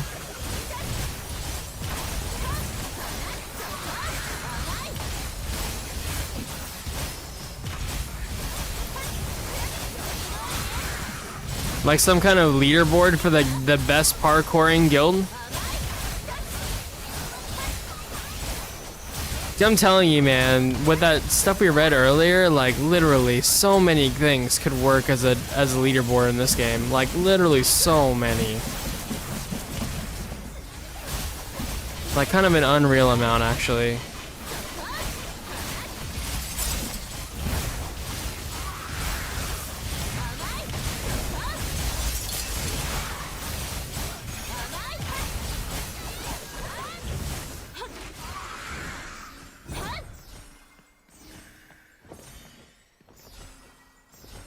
I'd also love to be able to do the parkour stuff in combat. Man, that'd be cool. One sec, guys. I'll be right back.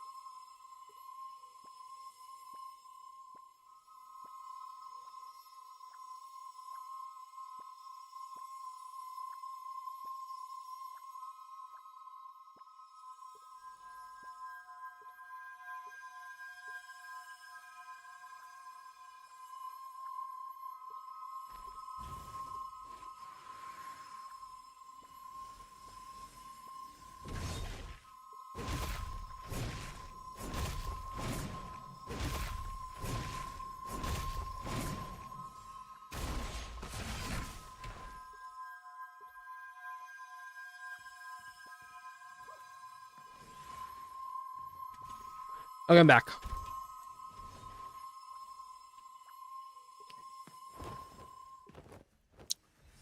There's a new free run season 2 preview on Toho Animation YouTube channel. Oh.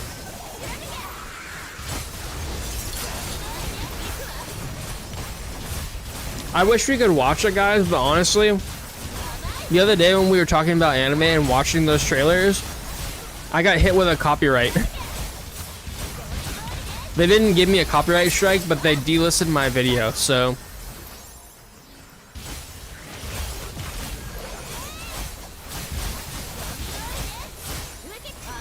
So like I said, it's no anime trailers, unfortunately. Or at least no audio.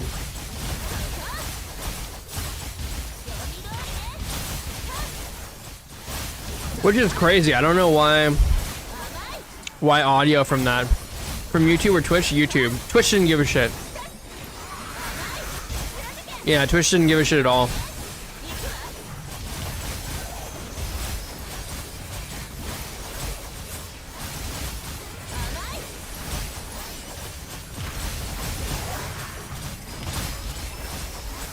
Maybe YouTube's just like really sensitive about that stuff. I don't really know.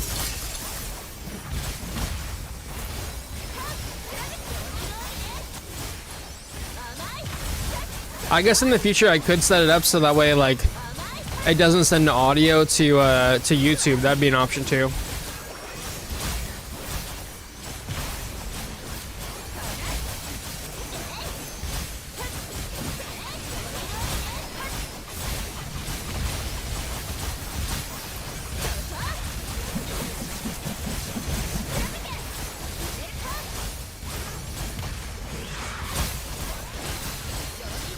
That's kind of what we have for like Spotify too. Like there's no music that goes to the YouTube channel, but the Twitch side gets to have music and stuff like that because they have a setting that like makes it so it doesn't show up on the VOD.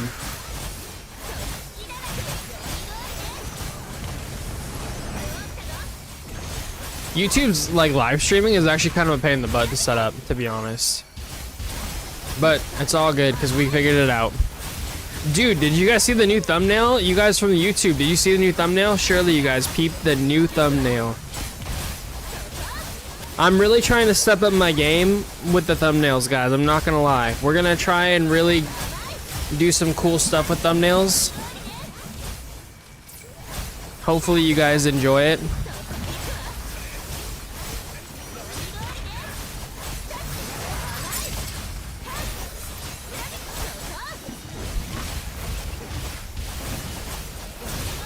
Be alone tonight.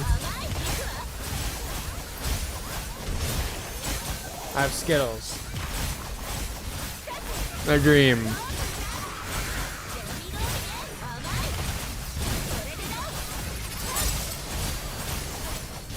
For those of you on the Twitch side,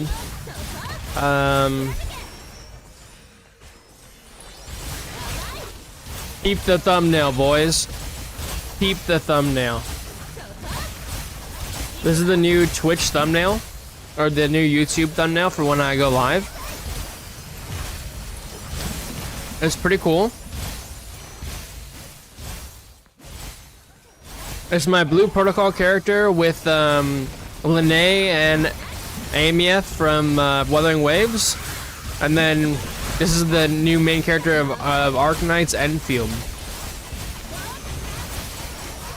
Because those are the kind of games that we're like, those are the kind of the 3 games that we're like actually covering right now.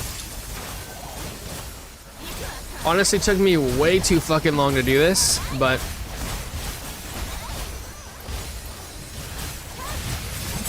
I mean, I worked on this thumbnail for probably like 5-6 hours or something. But I don't know, I feel like it looks pretty good. I'm pretty happy with it. Who's on the far left for academic purposes? Her name is Lene. She's from Wuthering Waves.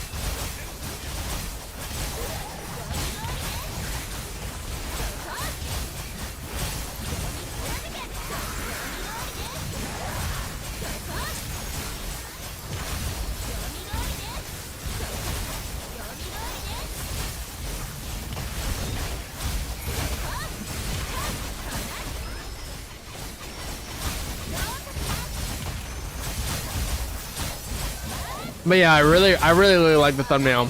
Like I said, we're gonna try and do some cool stuff with thumbnails. I feel like I'm kind of figuring things out a little bit. So you guys may see more stuff like this.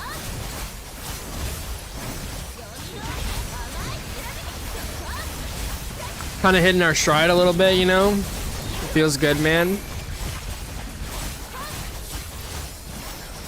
You love to see it. Oop, wrong one, wrong one.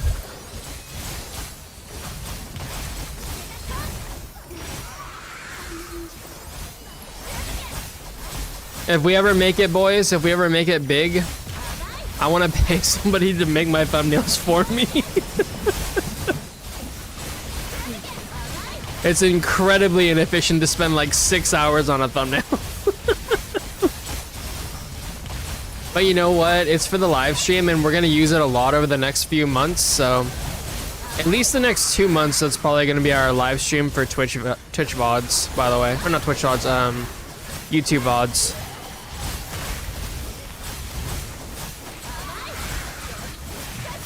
So I don't know. In that case, it's not too bad. 5 hours for like, you know, something we're going to use for the next, you know, several months is not too bad.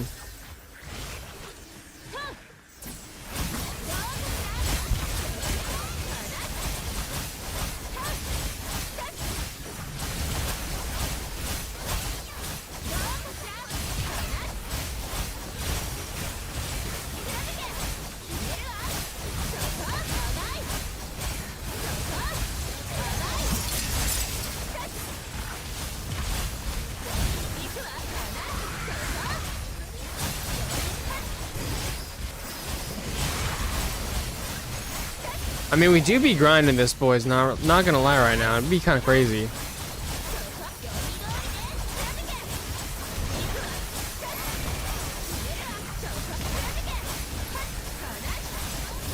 Yo, what up, Trashcoon? Wait, Trashcoon, did you peep the new thumbnail? I just showed it off. I was just talking about it for a minute. It's the new YouTube VOD thumbnail. I know you'll appreciate it, sir. Here.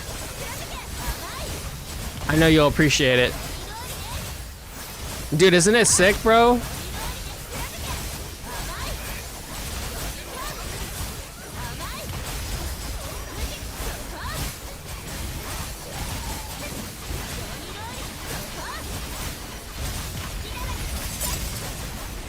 I love it, man. I actually love it. It's so good.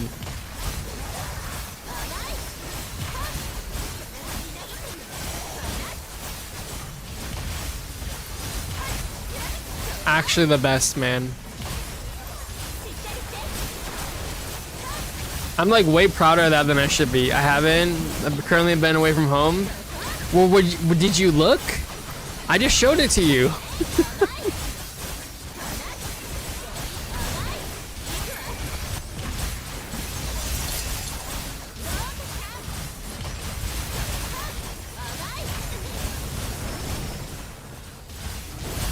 There's no way you didn't see it.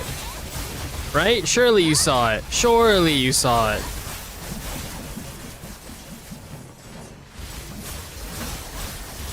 Too sleepy to look, bro. Nah, bro. Trust, it's worth. You'll love it. Trashcoon, come on. Out of all the people here, you're probably the only person who get it. You know what I'm saying?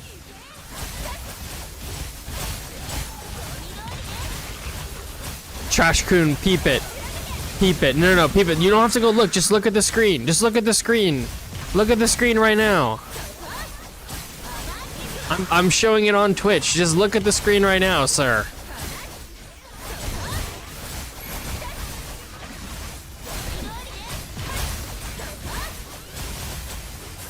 Bro, it's so good, man. It's so good. I'm so stupidly proud of this. I'm not gonna lie, guys. I'm like giga dumb proud of this. Like super for real, for real.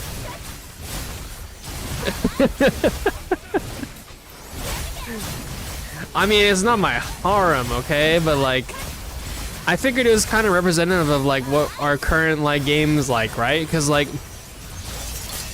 We have my Blue Protocol character, of course, and then we have Amieth, or whatever her name is, however you say it, from the next Wuthering Waves patch that we're going to cover. Lene from the current Wuthering Wave patch we've been covering, and we're going to play more over the next, like, several weeks. And then Arknight Enfield, this person here. It's pretty good, though. I'm pretty proud of it. I'm pretty dumb proud of it. It took me like 6 hours today, but you know what? We made it, and it's sick. I've been touching grass since Thursday, bro. That's a lot of touching grass. You be careful, sir. You don't want to, you know, you don't want to be that guy.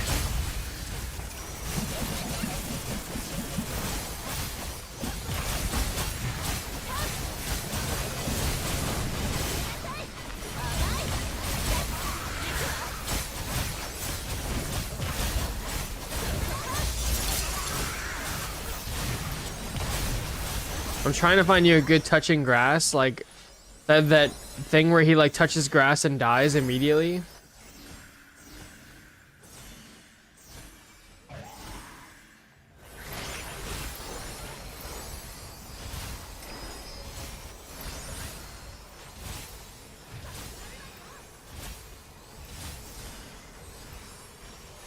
I can't find it. Oh well, it is what it is. It is.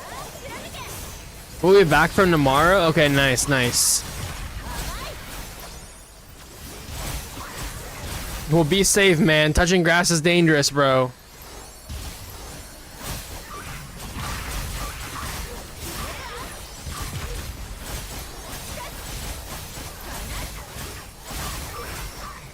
Now I'd say it's a good reset for this year before shifting.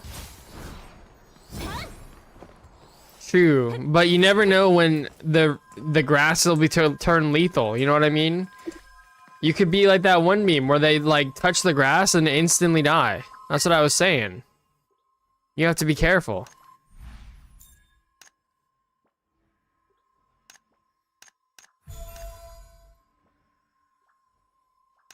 Okay. Now I kind of want this, but I also kind of want these.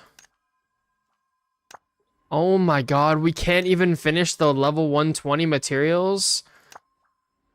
Oh my god, how much more do I need of this shit? Okay, 400. 800. Oh my god. Bro, do we at least get more now? Oh my god, bro.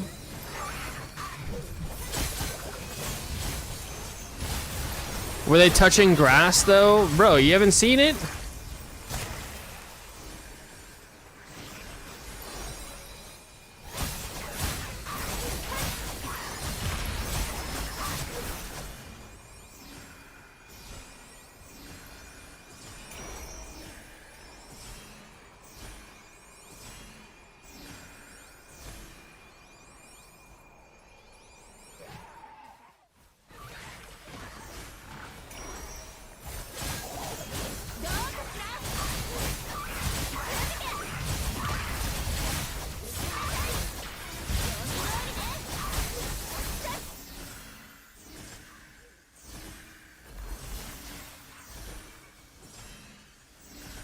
Okay, I literally can't find it. I literally can't find the meme where, like, dude, the guy, like, reaches down to touch the grass, and he touches the grass, and then just, like, rolls over and dies, and it's, like, the Grand Theft Auto, like, you're dead sound or whatever. You know what I mean?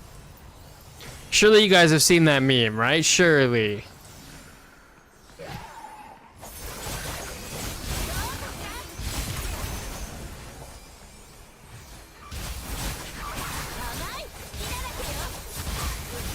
It's like wasted.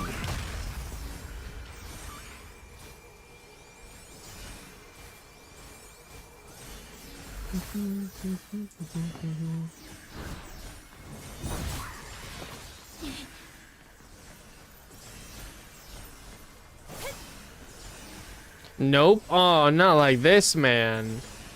It's such a good meme, though. Wait, but like, it's actually gonna drive me insane that I can't find this.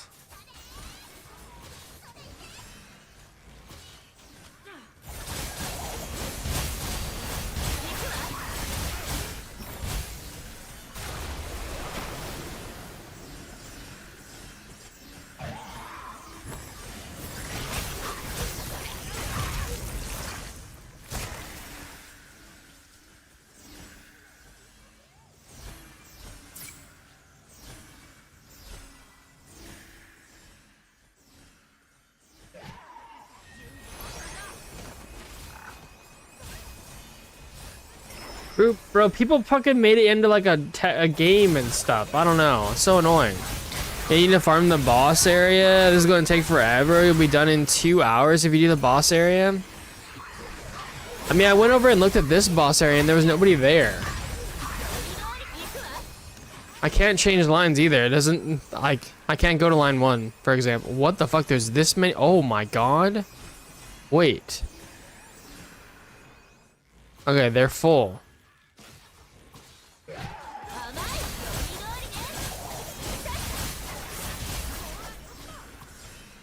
Maybe I need to just find a group that's farming.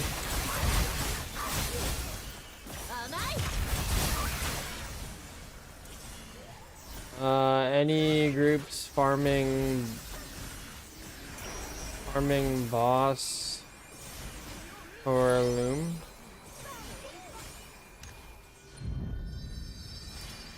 I honestly would be down to do this faster if it's actually faster to do the boss. But I can't fight the boss 1v1, so unless there's people there, I'm fucked.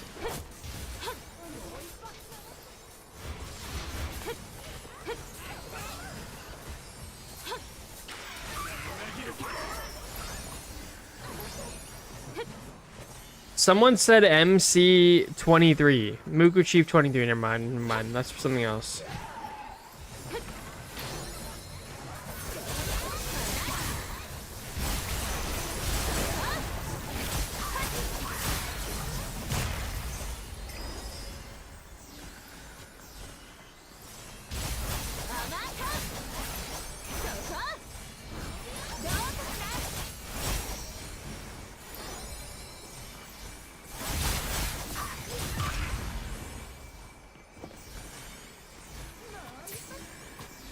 Anyone with the green buff?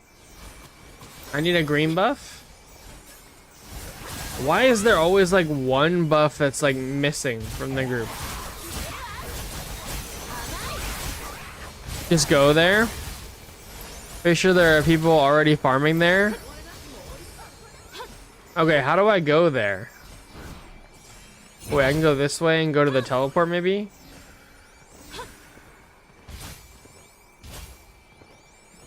Go there in the next phase. Okay. How do I know when the next phase starts? Is it just when this energy bar fills to 18,000?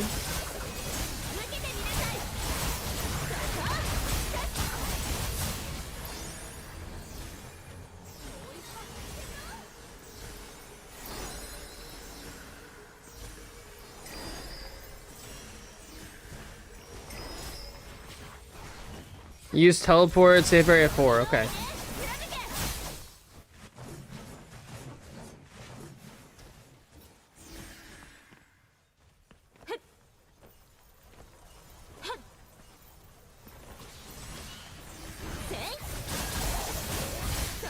Yeah, we can do that,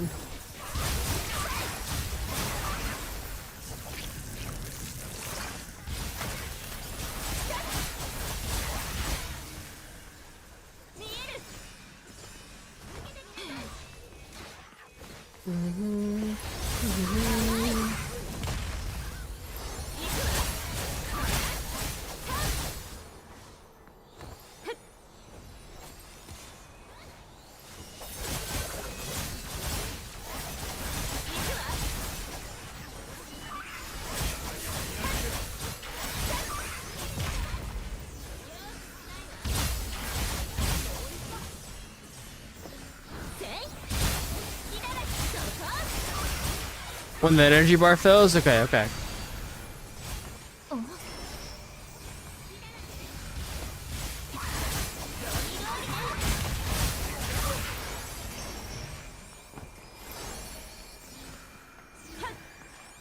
Dude, for real, nobody has the fucking green buff.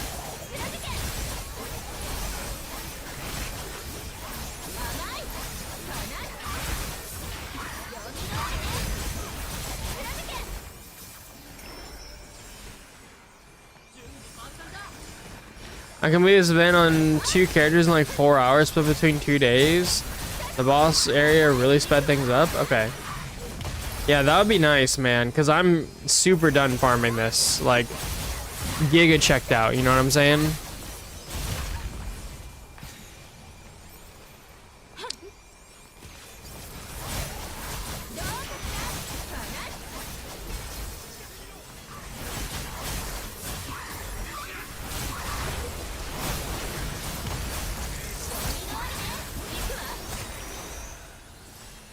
I got like senioritis in this shit right now.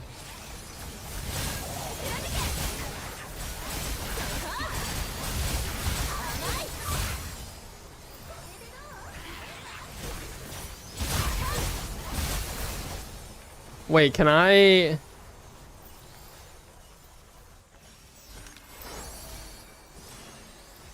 Wanna taxi me?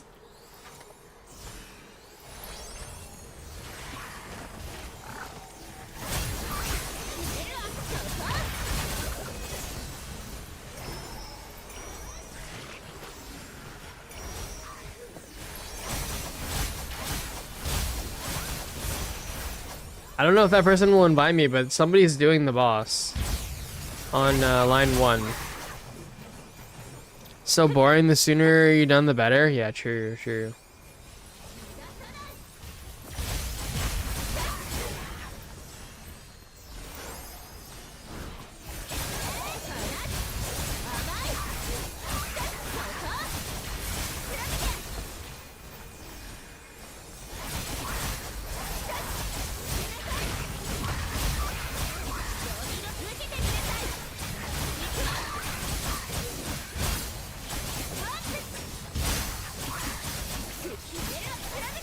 You put normal mode, goblin lair, shadow hunter, boot cosmetic spam. Oh my god, bro. I mean, honestly, I should do that. No lie.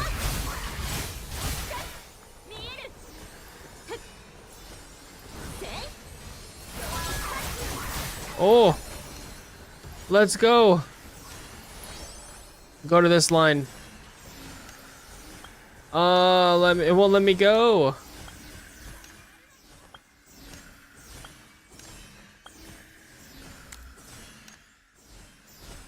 Damn, it won't let me go to your line. Thanks for trying.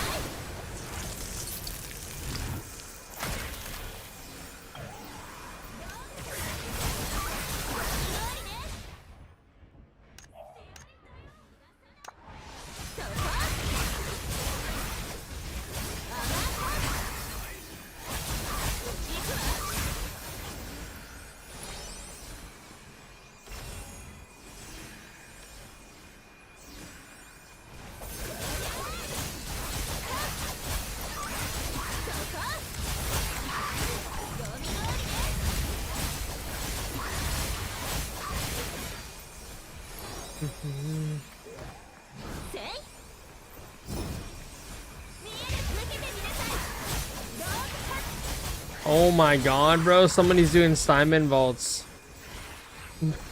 1 to 60. Oh no, not like this.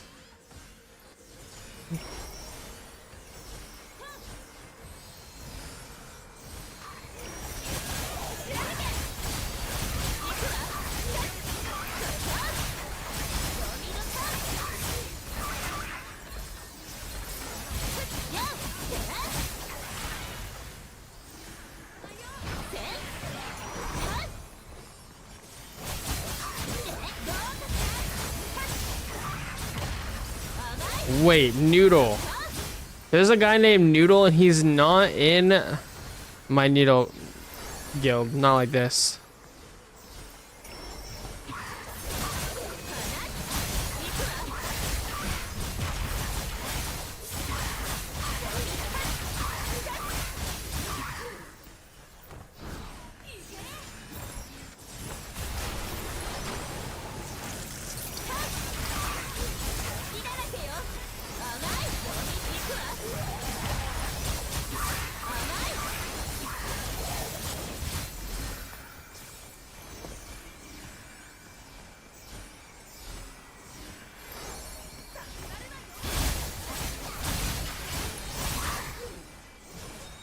Somebody's doing Frost Ogre, not like this.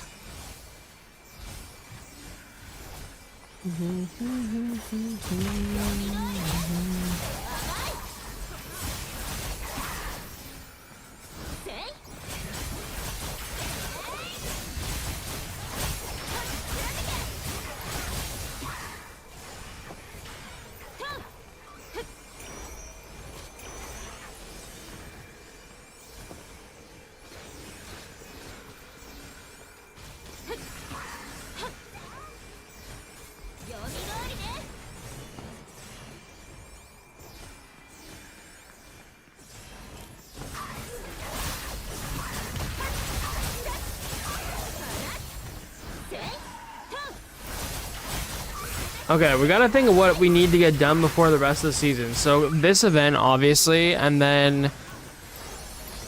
Bro, I think we gotta farm a little bit more transmog. I think that's kind of it, and then life skills for sure.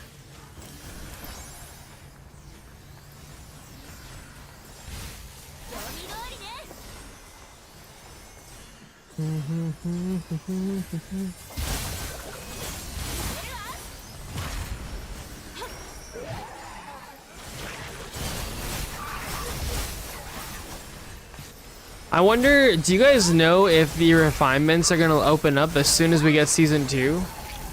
Like, is it gonna be worth it to try and sell a lot of weapon refinement mats in season 2? Like on launch day, you think?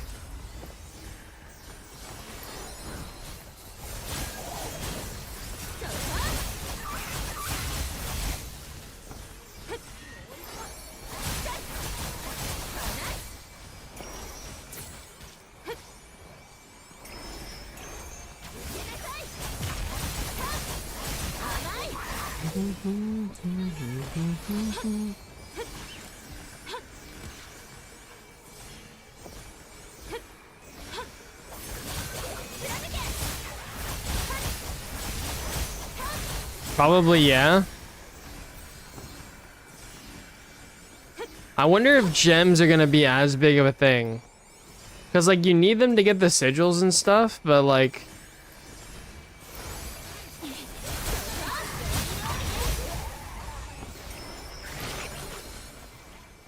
Yeah, I wonder how much people are gonna do, like, beforehand. Well, and, like, how much people are really gonna care about sigils in the beginning.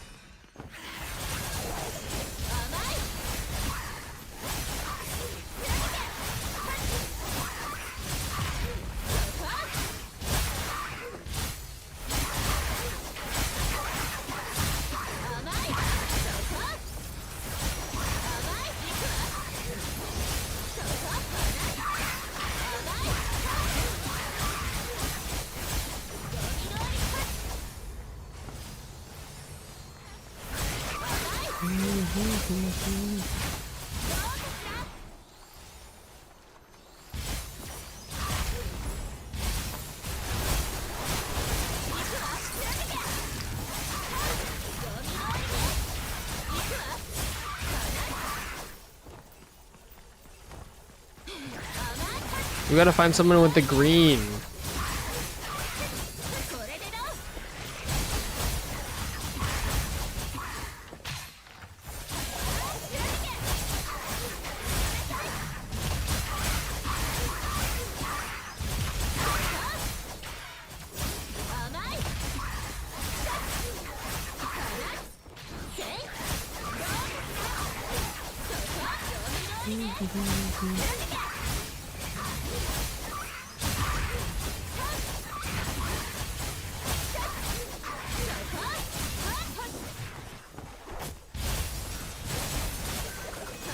I kind of wonder what class I should multi-class into then. On season 2 on this character.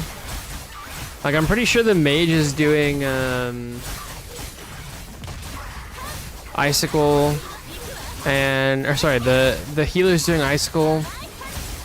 The tank is probably just gonna win Knight, to be honest.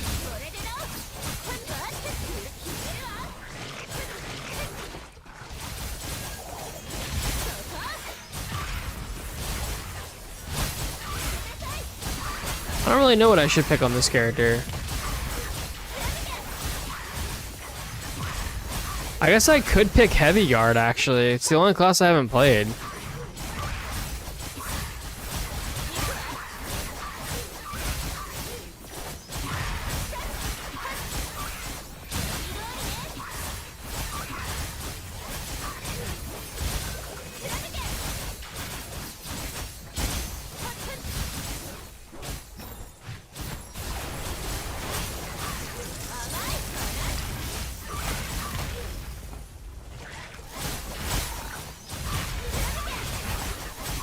I kind of like that idea, actually. Maybe try Falconry because Agility Gear share. I actually already have Falconry unlocked, actually, or Hunter unlocked. But that could be kind of fun. I was just trying to think of like a way that I could potentially be more useful. But Deterrent Shot's good, right? So maybe Falconry is the way, actually. I like Falconry a lot.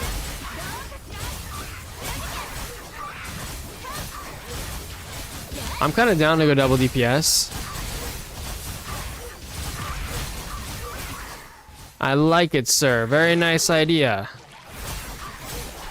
Brilliant.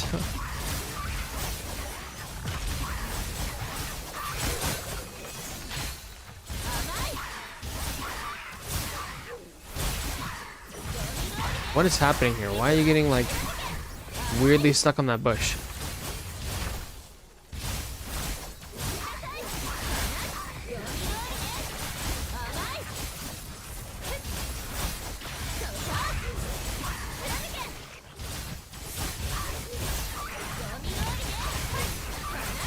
What kind of stats does Falconry build, though? I don't even know. I mean, I know it's Agility Gear, but, like, what kind of sub-stats does it build?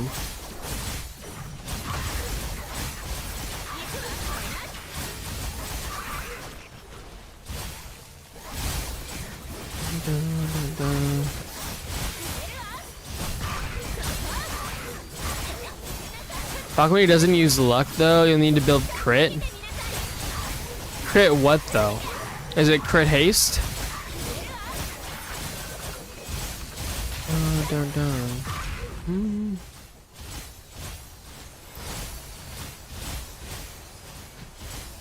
I feel like crit haste might be kind of ass to farm. No lie.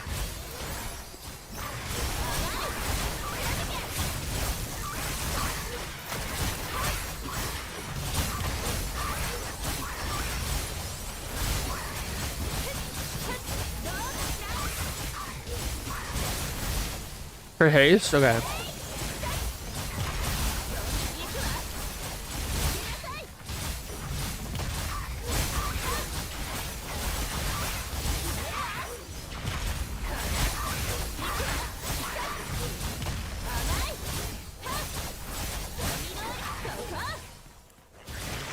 What kind of imagines does it want? Like, I'm gonna pull for Rorola when we get season 2, and I'm gonna craft Rorola. It's definitely a plan of mine.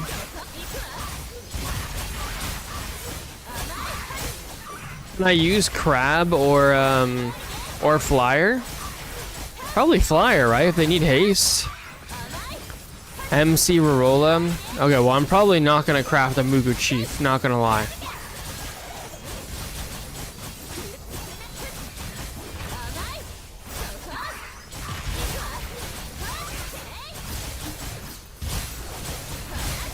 But I at least have Rorola. Maybe I could get away with like Rorola Flyer.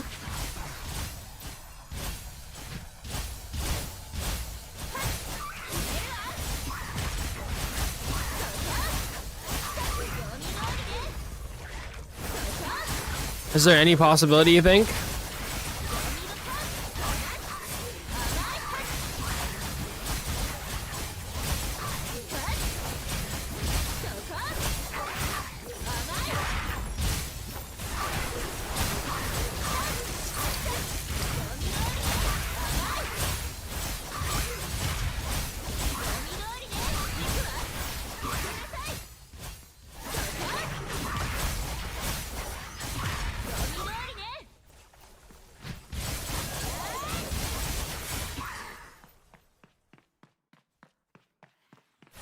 I mean, it's kind of important though. It's big damage.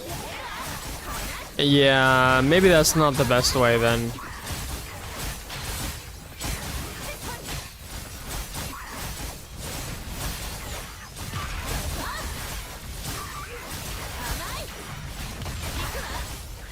I just don't have the yellow materials to craft an imagine like that for the alt class, you know what I mean?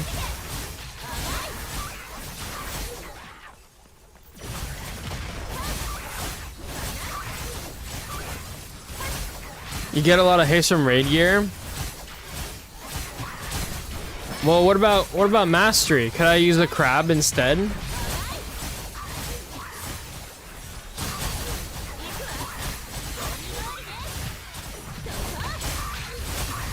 Is their mastery any good?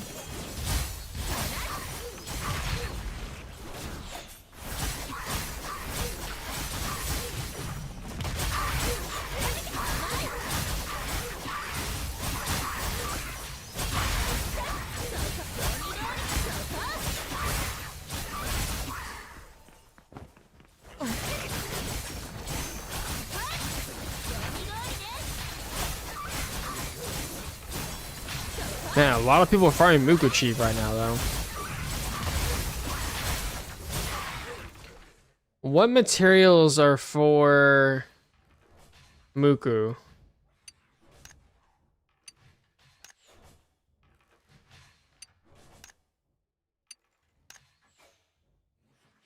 Ah, it's the same materials for Tempest. Oh,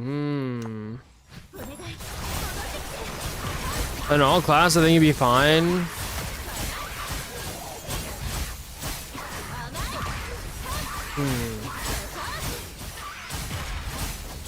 I mean, maybe I could. I only need 8 more.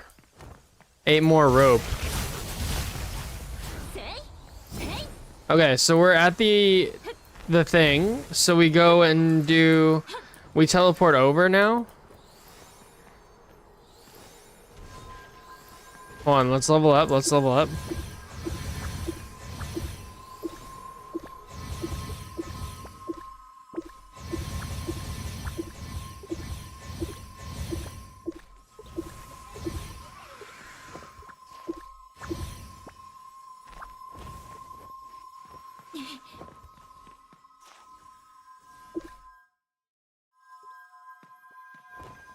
All right, we're at 4.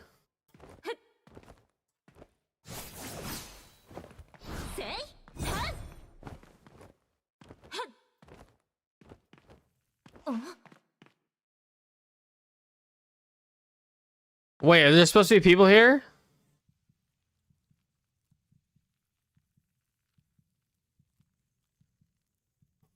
What the fuck?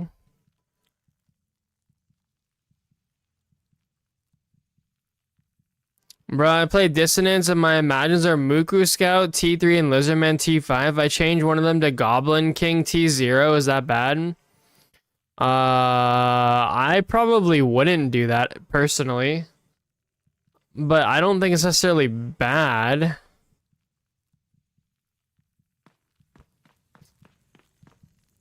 Okay, but there's nobody here, right? Sapient? Like, I shouldn't be here? Like, there's no way I can one-man this, right? Or do I do something? This seems like change lines. I mean, oh, I can go to line 1. Line 1.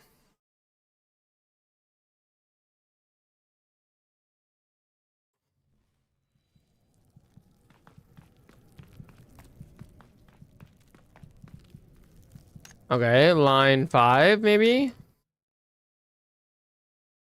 If nobody is farming bosses, not worth it? Okay. Line 6.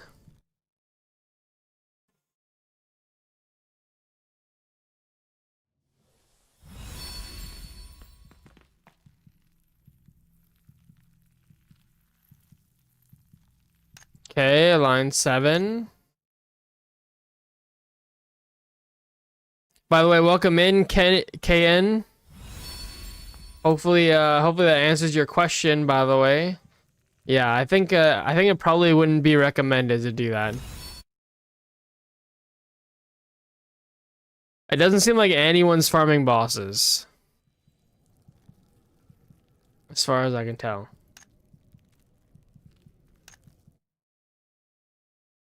You want Storm Goblin King, but only at level 5. If you don't have Storm Goblin King at level 5, it's like not worth running.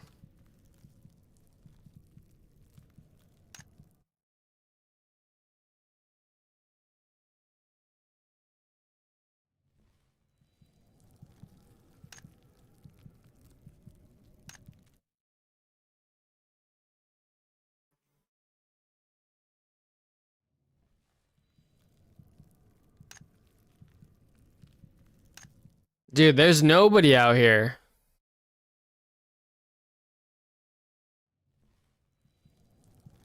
Like, actually nobody. This is like dead man's land right now.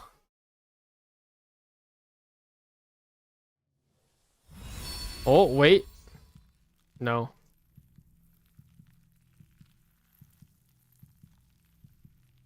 Mm-hmm.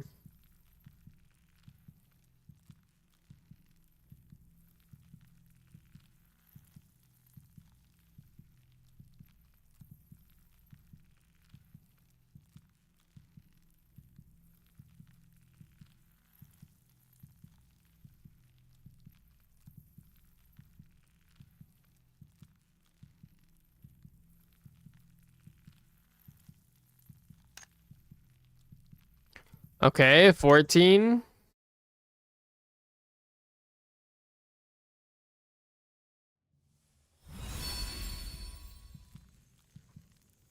Nobody's killing bosses.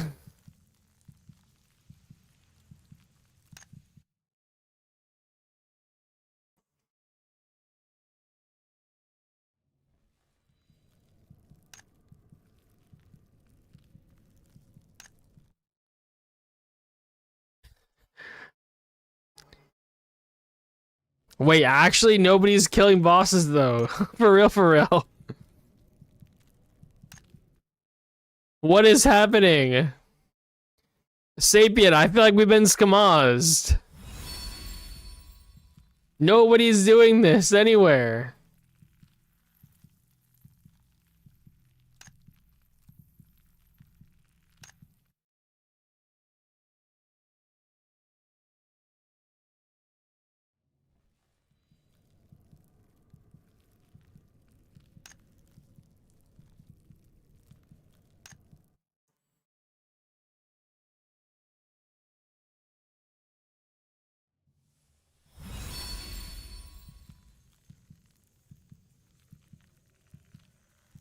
Bruh. Bruh. Nobody's here, bro. Event line 3, apply. Apply.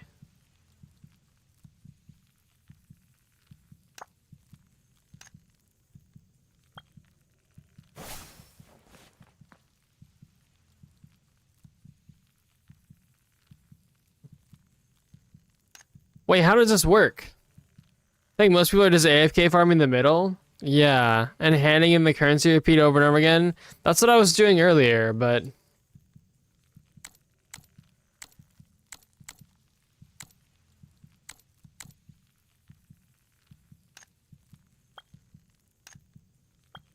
Do I just sit here and try and farm or spam this person? Is that what I do?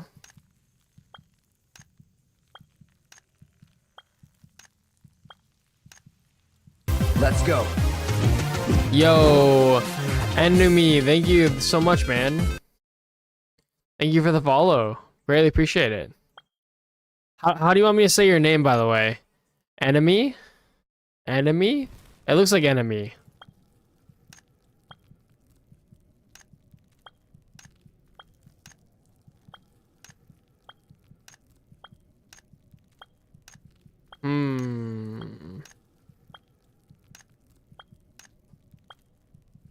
You got it right the first time, Enumi?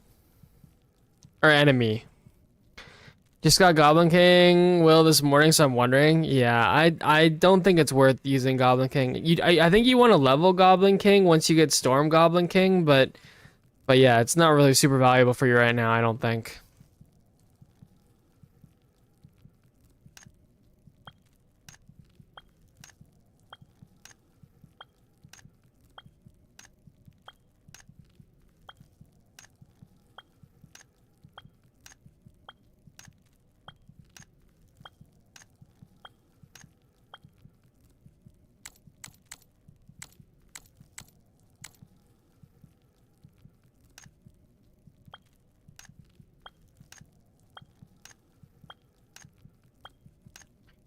Yo, if I do the guild trick, does the guild trick get me, does this still work? Does anyone know?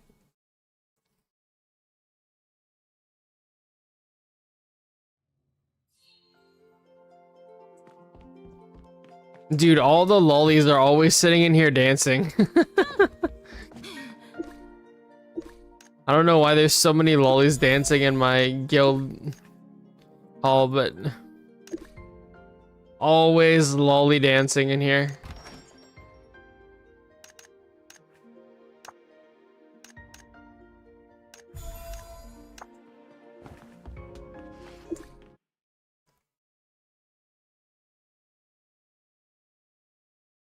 All right, guild trick, please work, please work. 3, let's go. It worked, boys.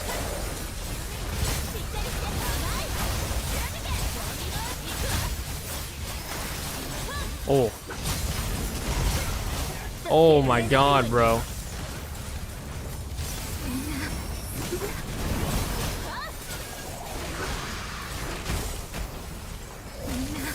Wait, I'm literally getting skamazed. I can't do anything.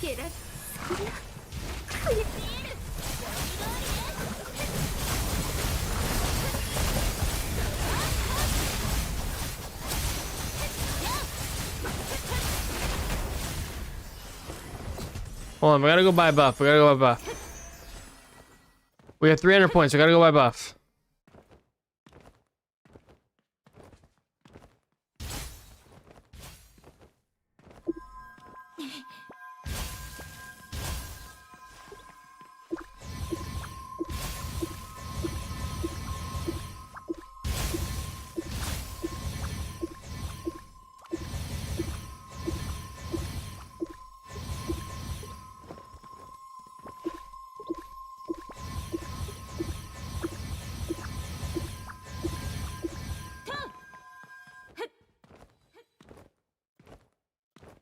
Alright, will I be able to live now?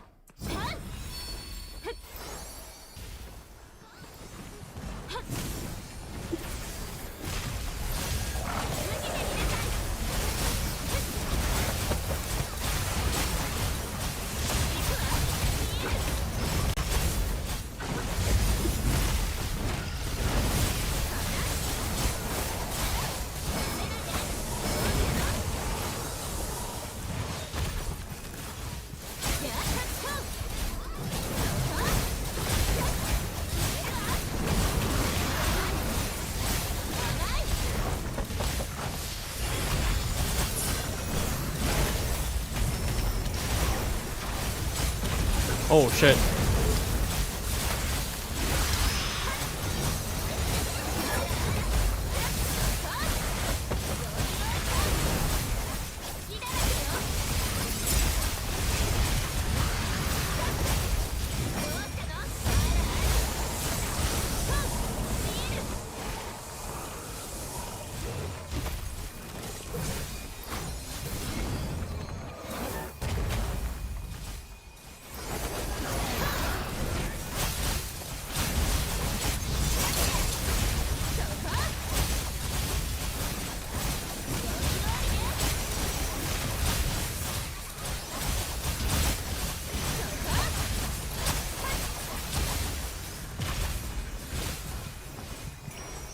Okay, we're gonna go finish buying our buffs.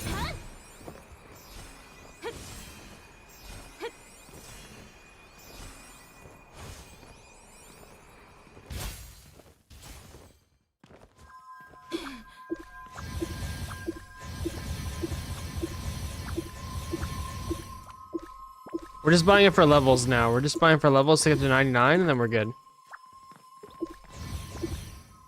Alright, there we go.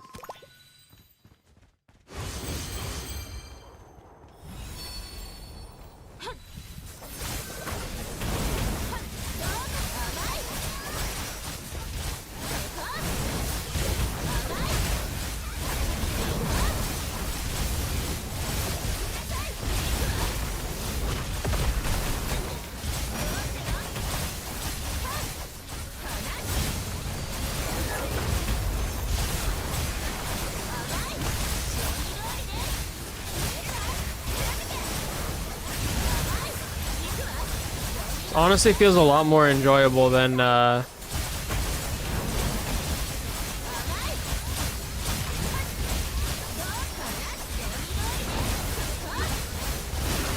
we were doing before.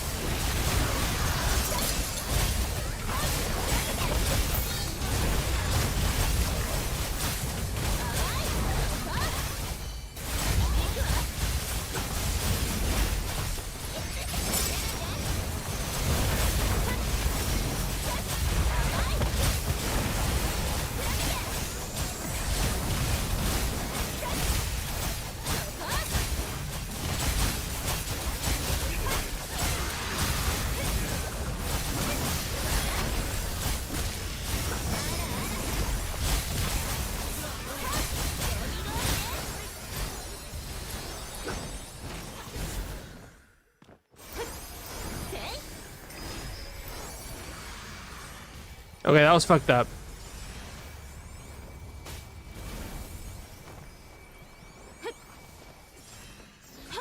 Go, go, go.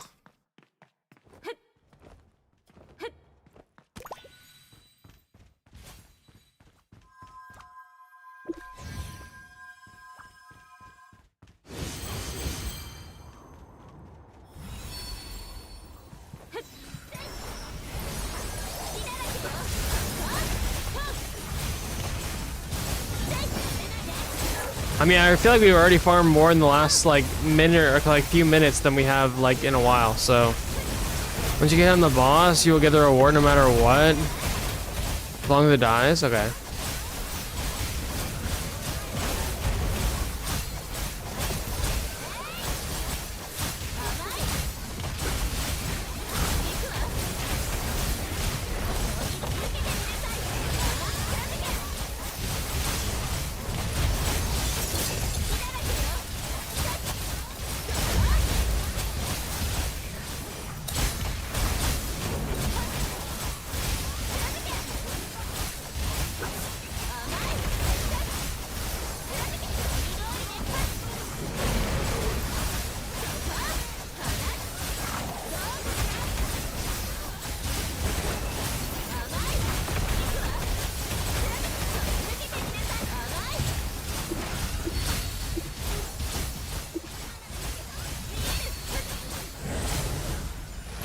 Oh my god.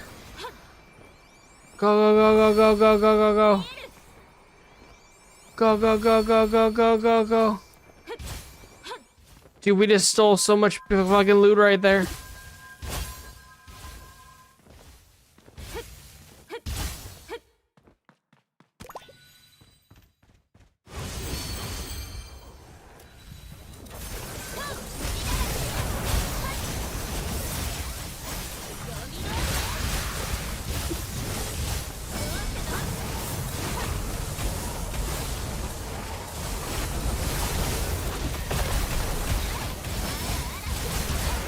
Yo, what up, man?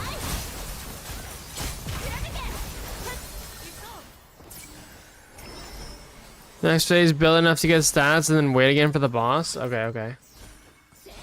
Yeah, so where does this whole group of people go?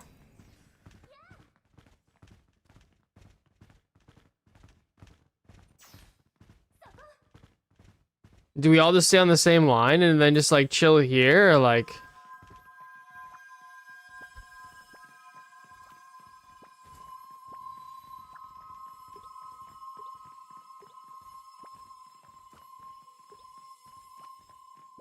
Oh, my bad. I'll move the Stewie cam for you guys.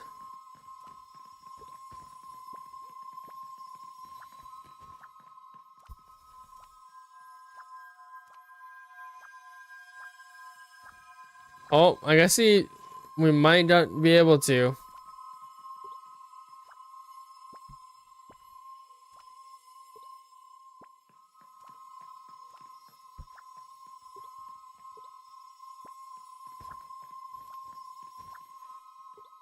Yeah, I don't think I can, unfortunately. He's hiding.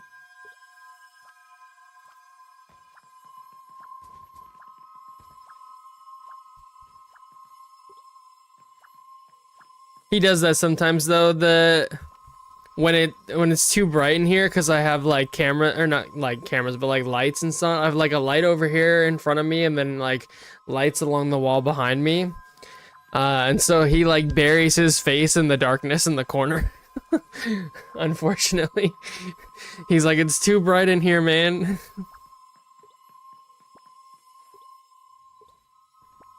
Sorry about that, guys. Yeah, stay in the same line? Okay, okay.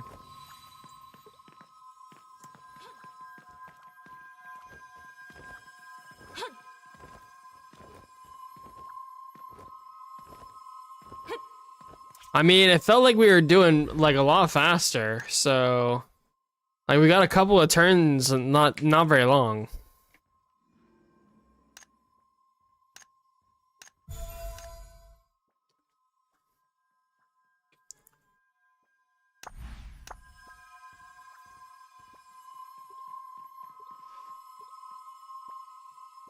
I really want to go to my homestead. I almost did. I was actually so close to being like, oh, I'll just go home my homestead real quick. No.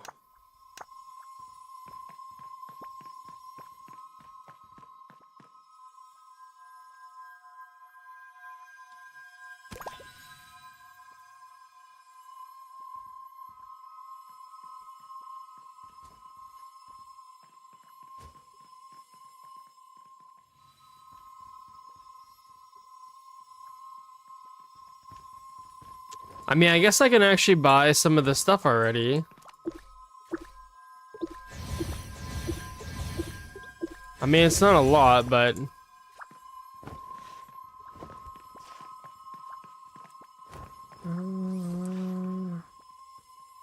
go save zone 2. You can be done in like 2 more boss phases. Nice.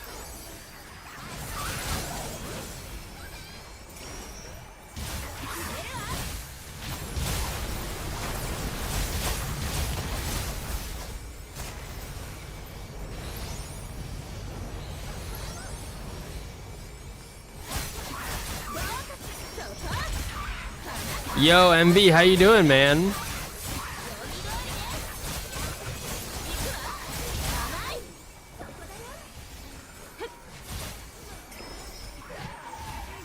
Yeah, one can hope that we don't have to be here too much longer. You know what I'm saying? One can hope.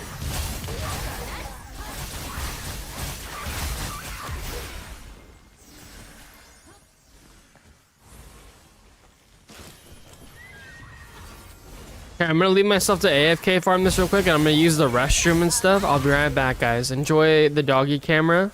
I'll be back.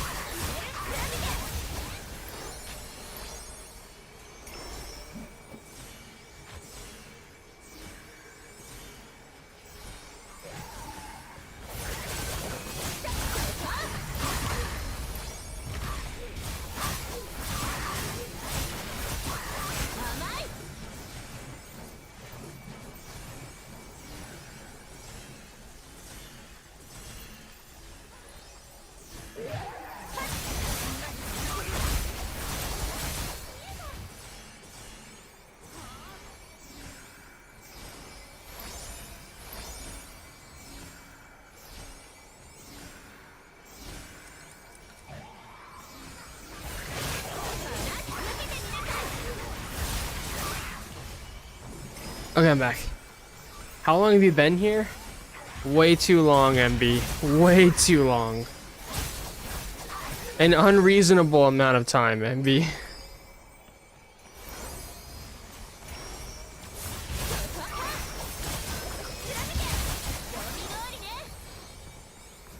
I wouldn't wish this event on my worst enemy. And yet here we are.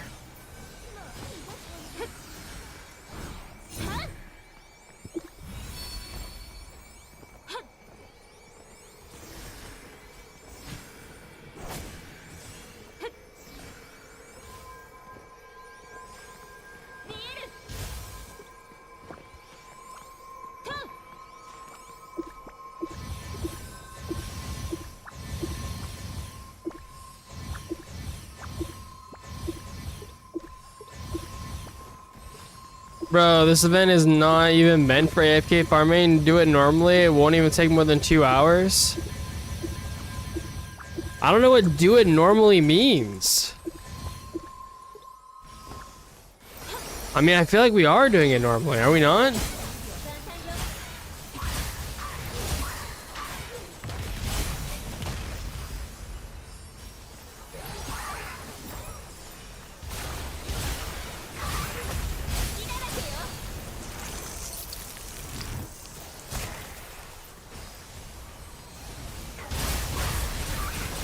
I should join a line where people are doing the event, not AFK farming.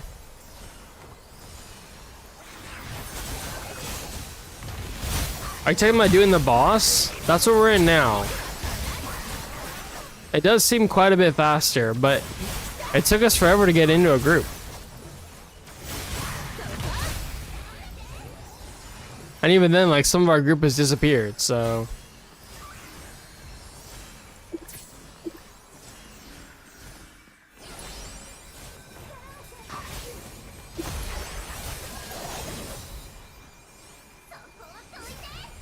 What you're doing now is doing it normally? Ah, okay, okay.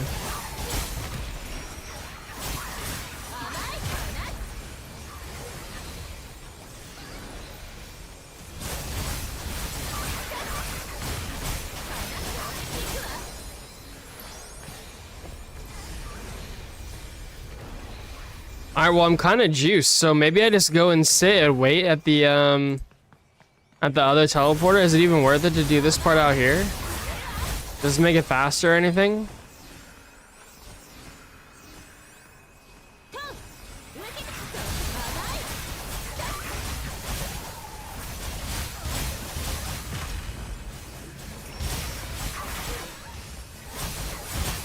There are 2 phases of end cycle. Condense is building up, and the fastest way to fill it is to break barriers. That's all you do in this phase. Ah, okay, okay.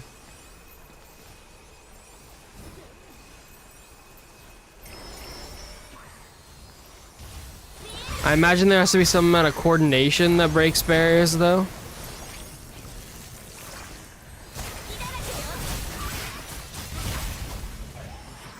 Not really, it all happens in the boss phase, rinse and repeat.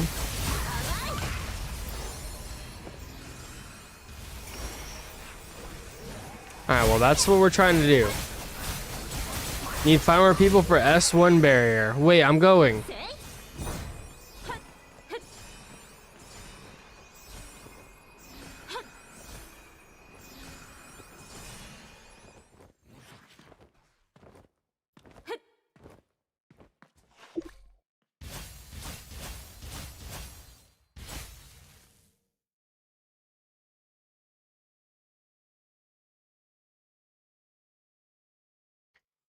Yeah, so like people make call outs like example 10-person barrier, north safe zone 1. Okay, yeah, I think that's what happened.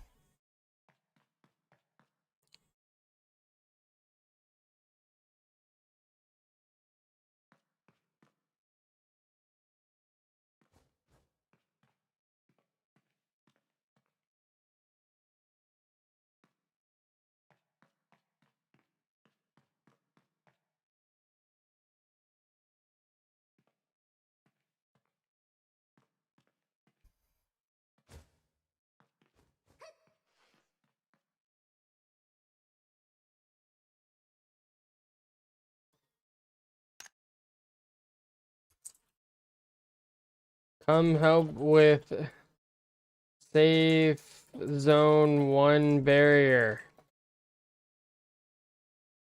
Pretty sure your line is filled with AFK? Not like this. I mean, it took me a while to get into the line too, so. But this other person started the group earlier, so we are here.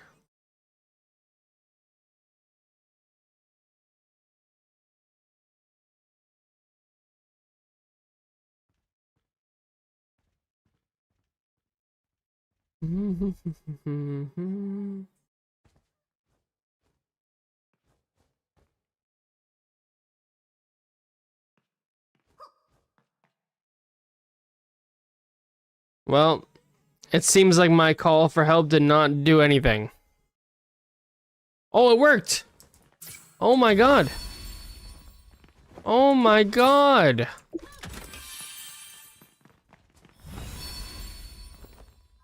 Wait, so now we teleport to line 4, right? Or safe zone 4? And we go kill the boss?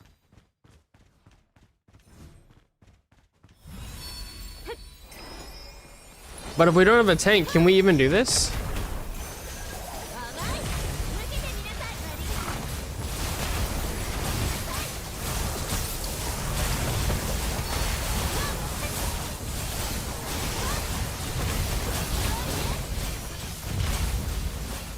Level up 99 before fighting? Yeah, we're already 99. We're good.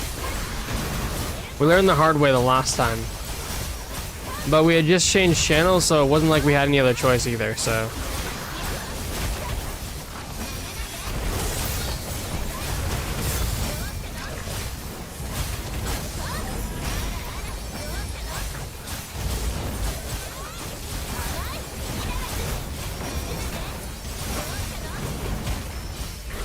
Oh my god, bro.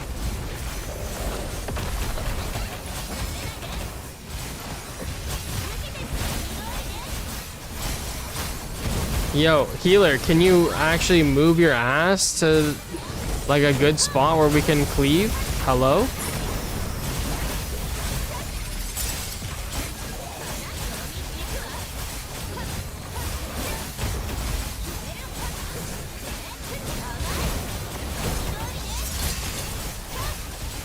Tank better.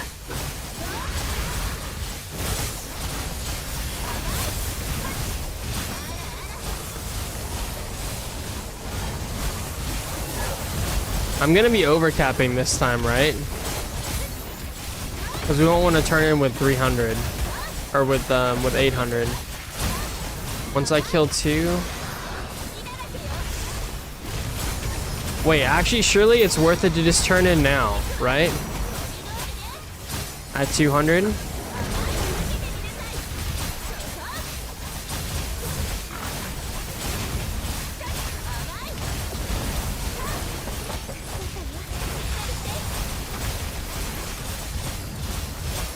Because we're gonna overcap on like.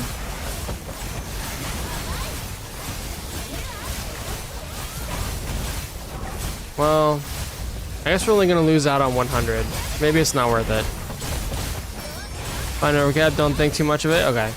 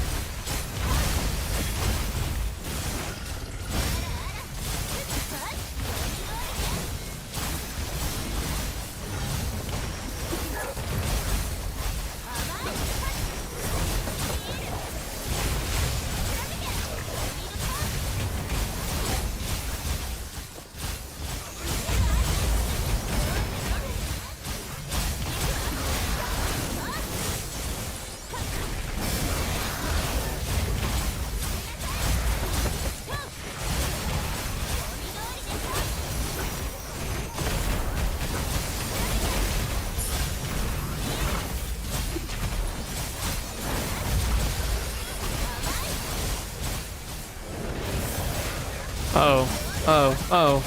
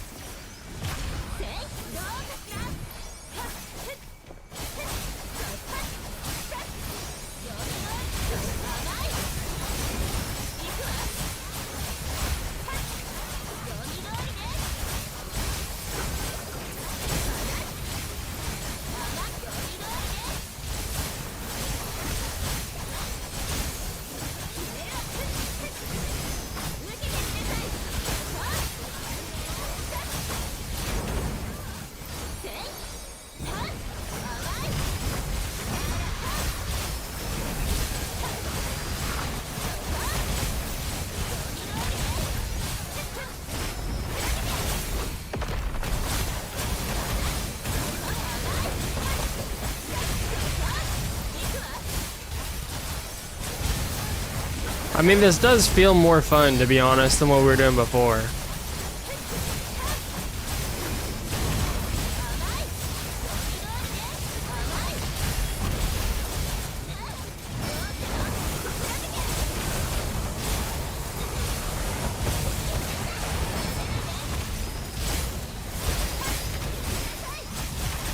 You go turn in now? But I don't have 900 yet. I have to wait till 900. Oh, okay. Oh, because you knew he was about to die. I see, I see.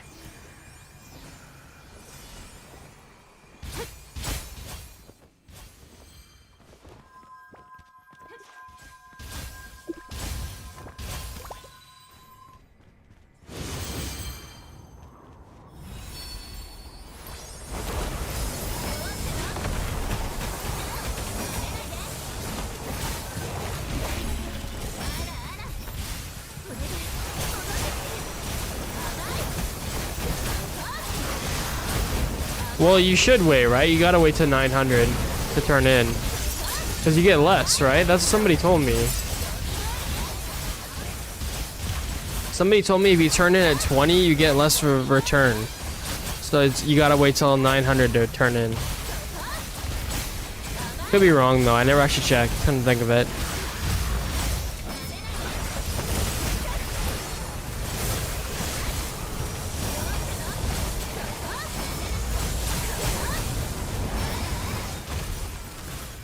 Oh, shit.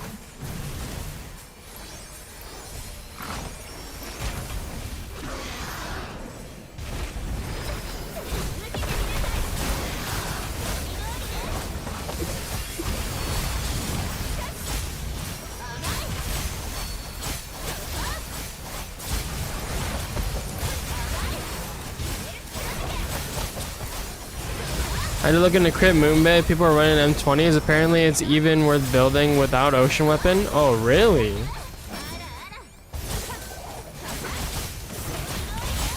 I will not be building Crypt Moonblade, but you have fun, sir. You have fun. But FX would love to hear about it, I'm sure, actually. Legitimately. I think he was asking me at one point about Crypt Moonblade. Because he was thinking about maybe switching off Iaido. Although I think he wants to stay Iaido now.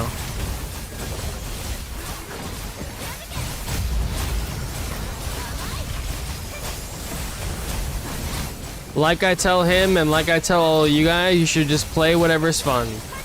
If you like a class, it doesn't matter if it's good or not. You know what I'm saying? You lock in on whatever class you want, you're gonna do just fine.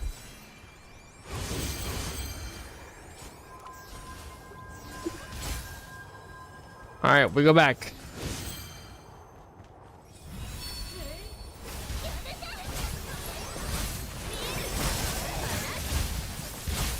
If you're 800, if you kill all the bosses, you'd end up 999, which is the limit.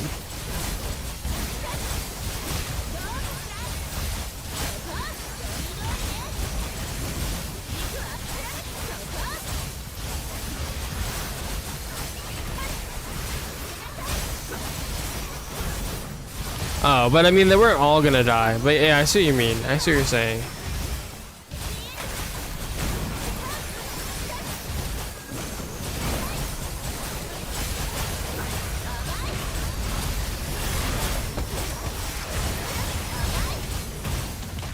I mean, it does seem like this is way better. We've already done 2 turn-ins. We're not even halfway.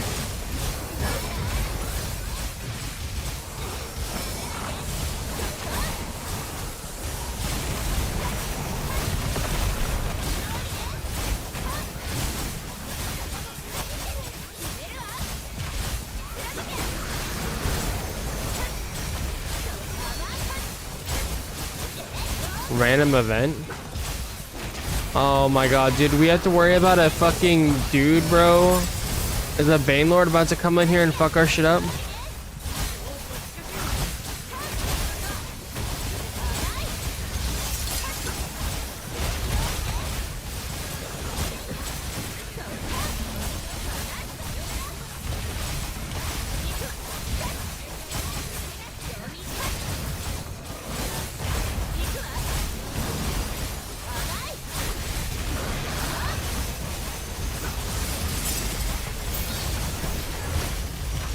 Your tokens when the cycle is about to end, so you can instant 99 the next cycle.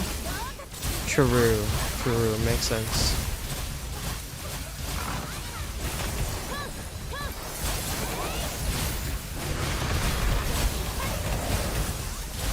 Oh my god, bro. The tank just died. If you have max armor and stats, you'll be fine. They can't kill you. The dream, really?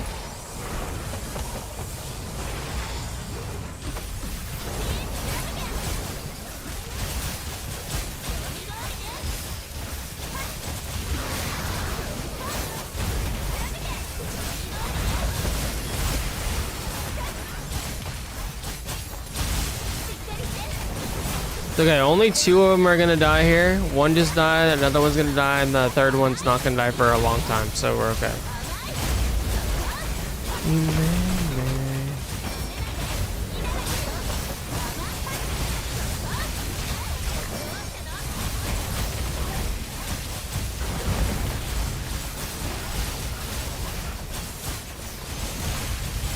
Alright, it's dead. We go do the thing.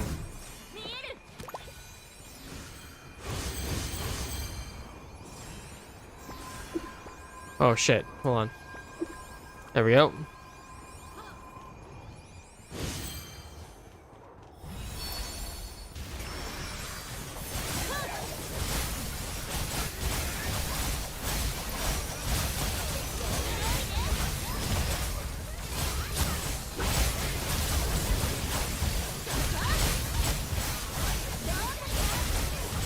Wait, so I can just throw this on auto and then we're just big chilling like the whole time? Like I just can't die, I don't even need to dodge or anything?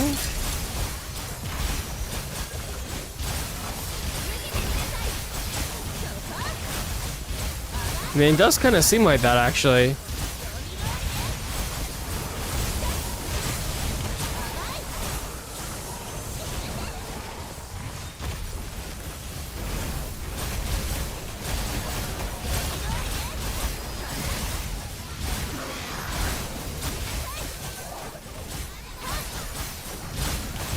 I don't know, you are. I died here on Marksman and Mage, so I don't know. Alright, well, you know, I'm not gonna take the chance.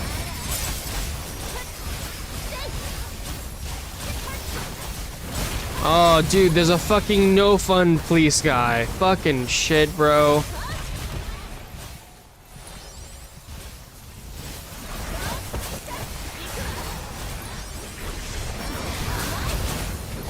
What do we do about the no fun? What about the fun police guy? What do we do about him?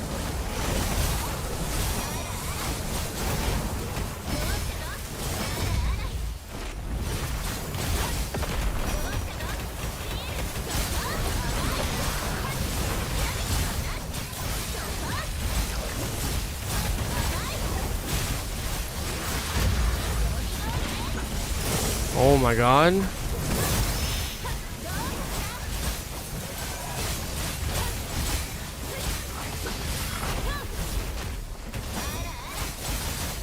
I think he's trolling us. I think he's trying to kill us.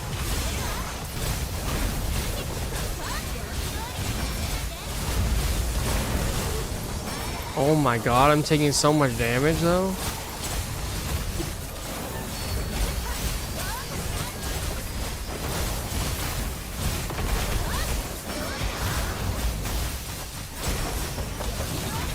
Is it worth it to try and kill the no fun?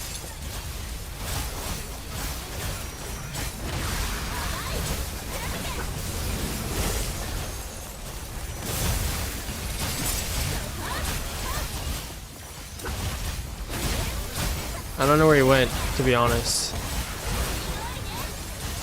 I don't see him.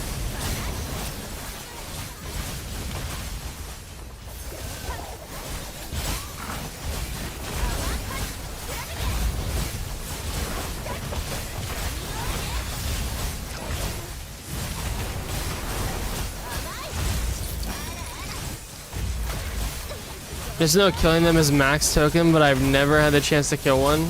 Oh shit.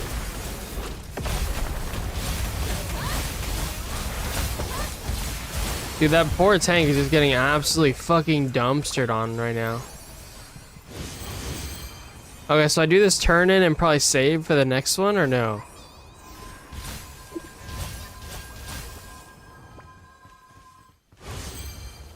I don't know that if I have it in me to do another one after this, though, to be honest. I might just do this and turn in what we have and then just be done for today. God, I hate this event. Although this is much more enjoyable than the other. Honestly, I might even just like AFK until I can get to this part.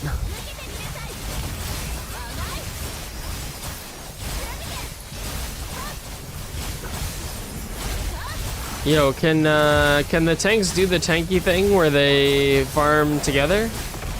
You know?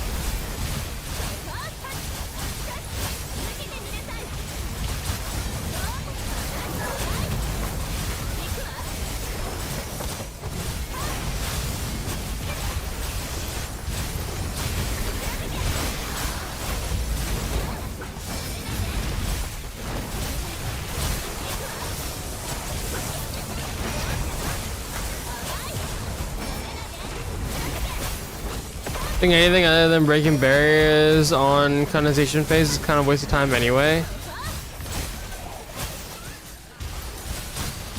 Yeah, I mean, it seemed like even breaking the barriers gave you a decent amount of coins and stuff too, right?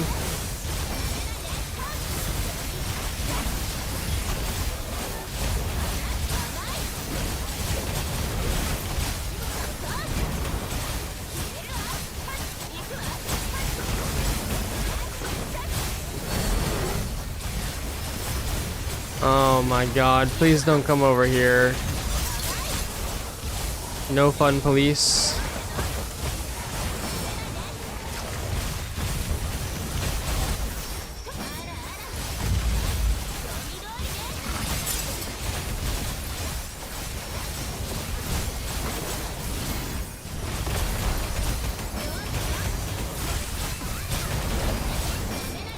For some barriers, instant fill the bar, giga important break barriers. What the fuck? For real?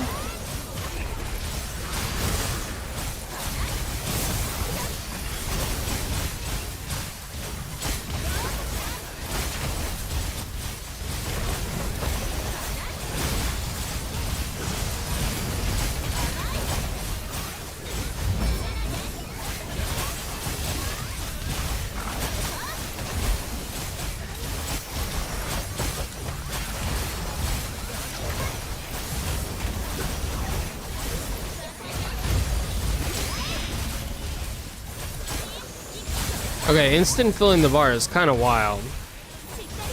I knew there were some times I came in here and the phase did change immediately and I couldn't figure out why.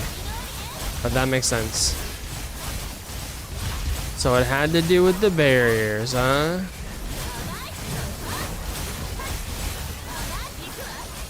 There we go.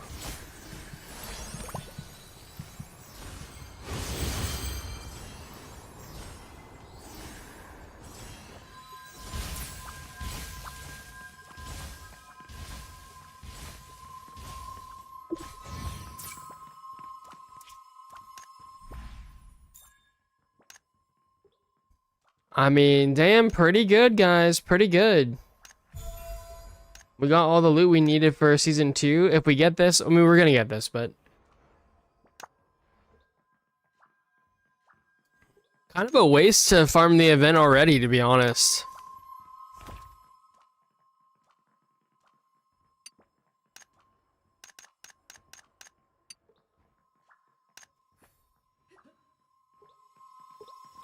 You guys think we got any good modules?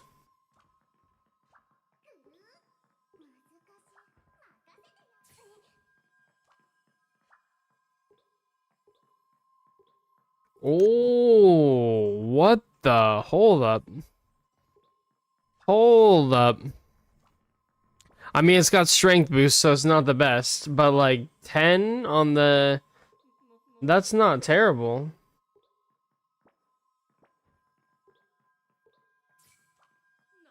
Ooh, we got a 9 right here, too.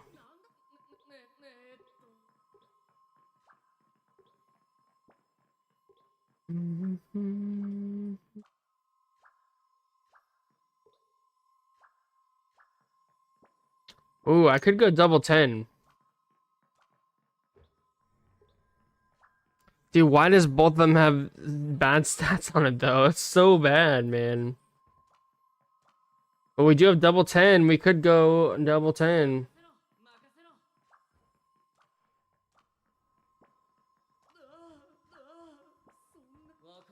Yeah, I mean, surely that's better than these two, right? Surely. Surely.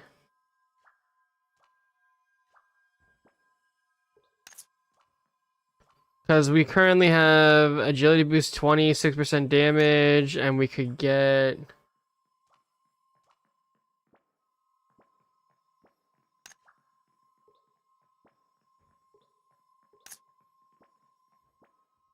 Well, I don't know. Maybe not. Maybe not.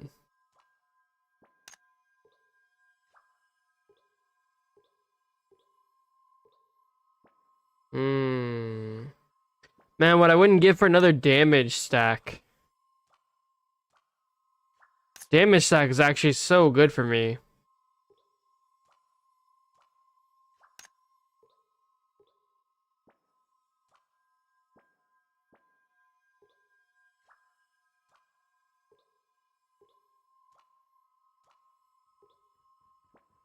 Yeah, unfortunate. I don't know. It's probably good for like bossing and stuff like that.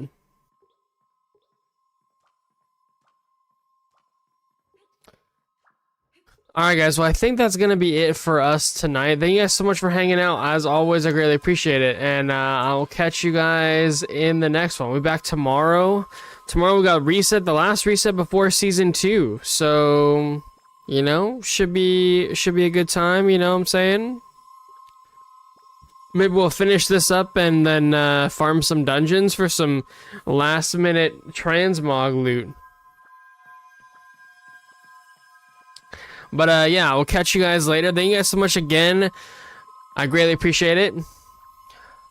Don't forget, check out our new thumbnail for the YouTube live streams. Pretty good, man.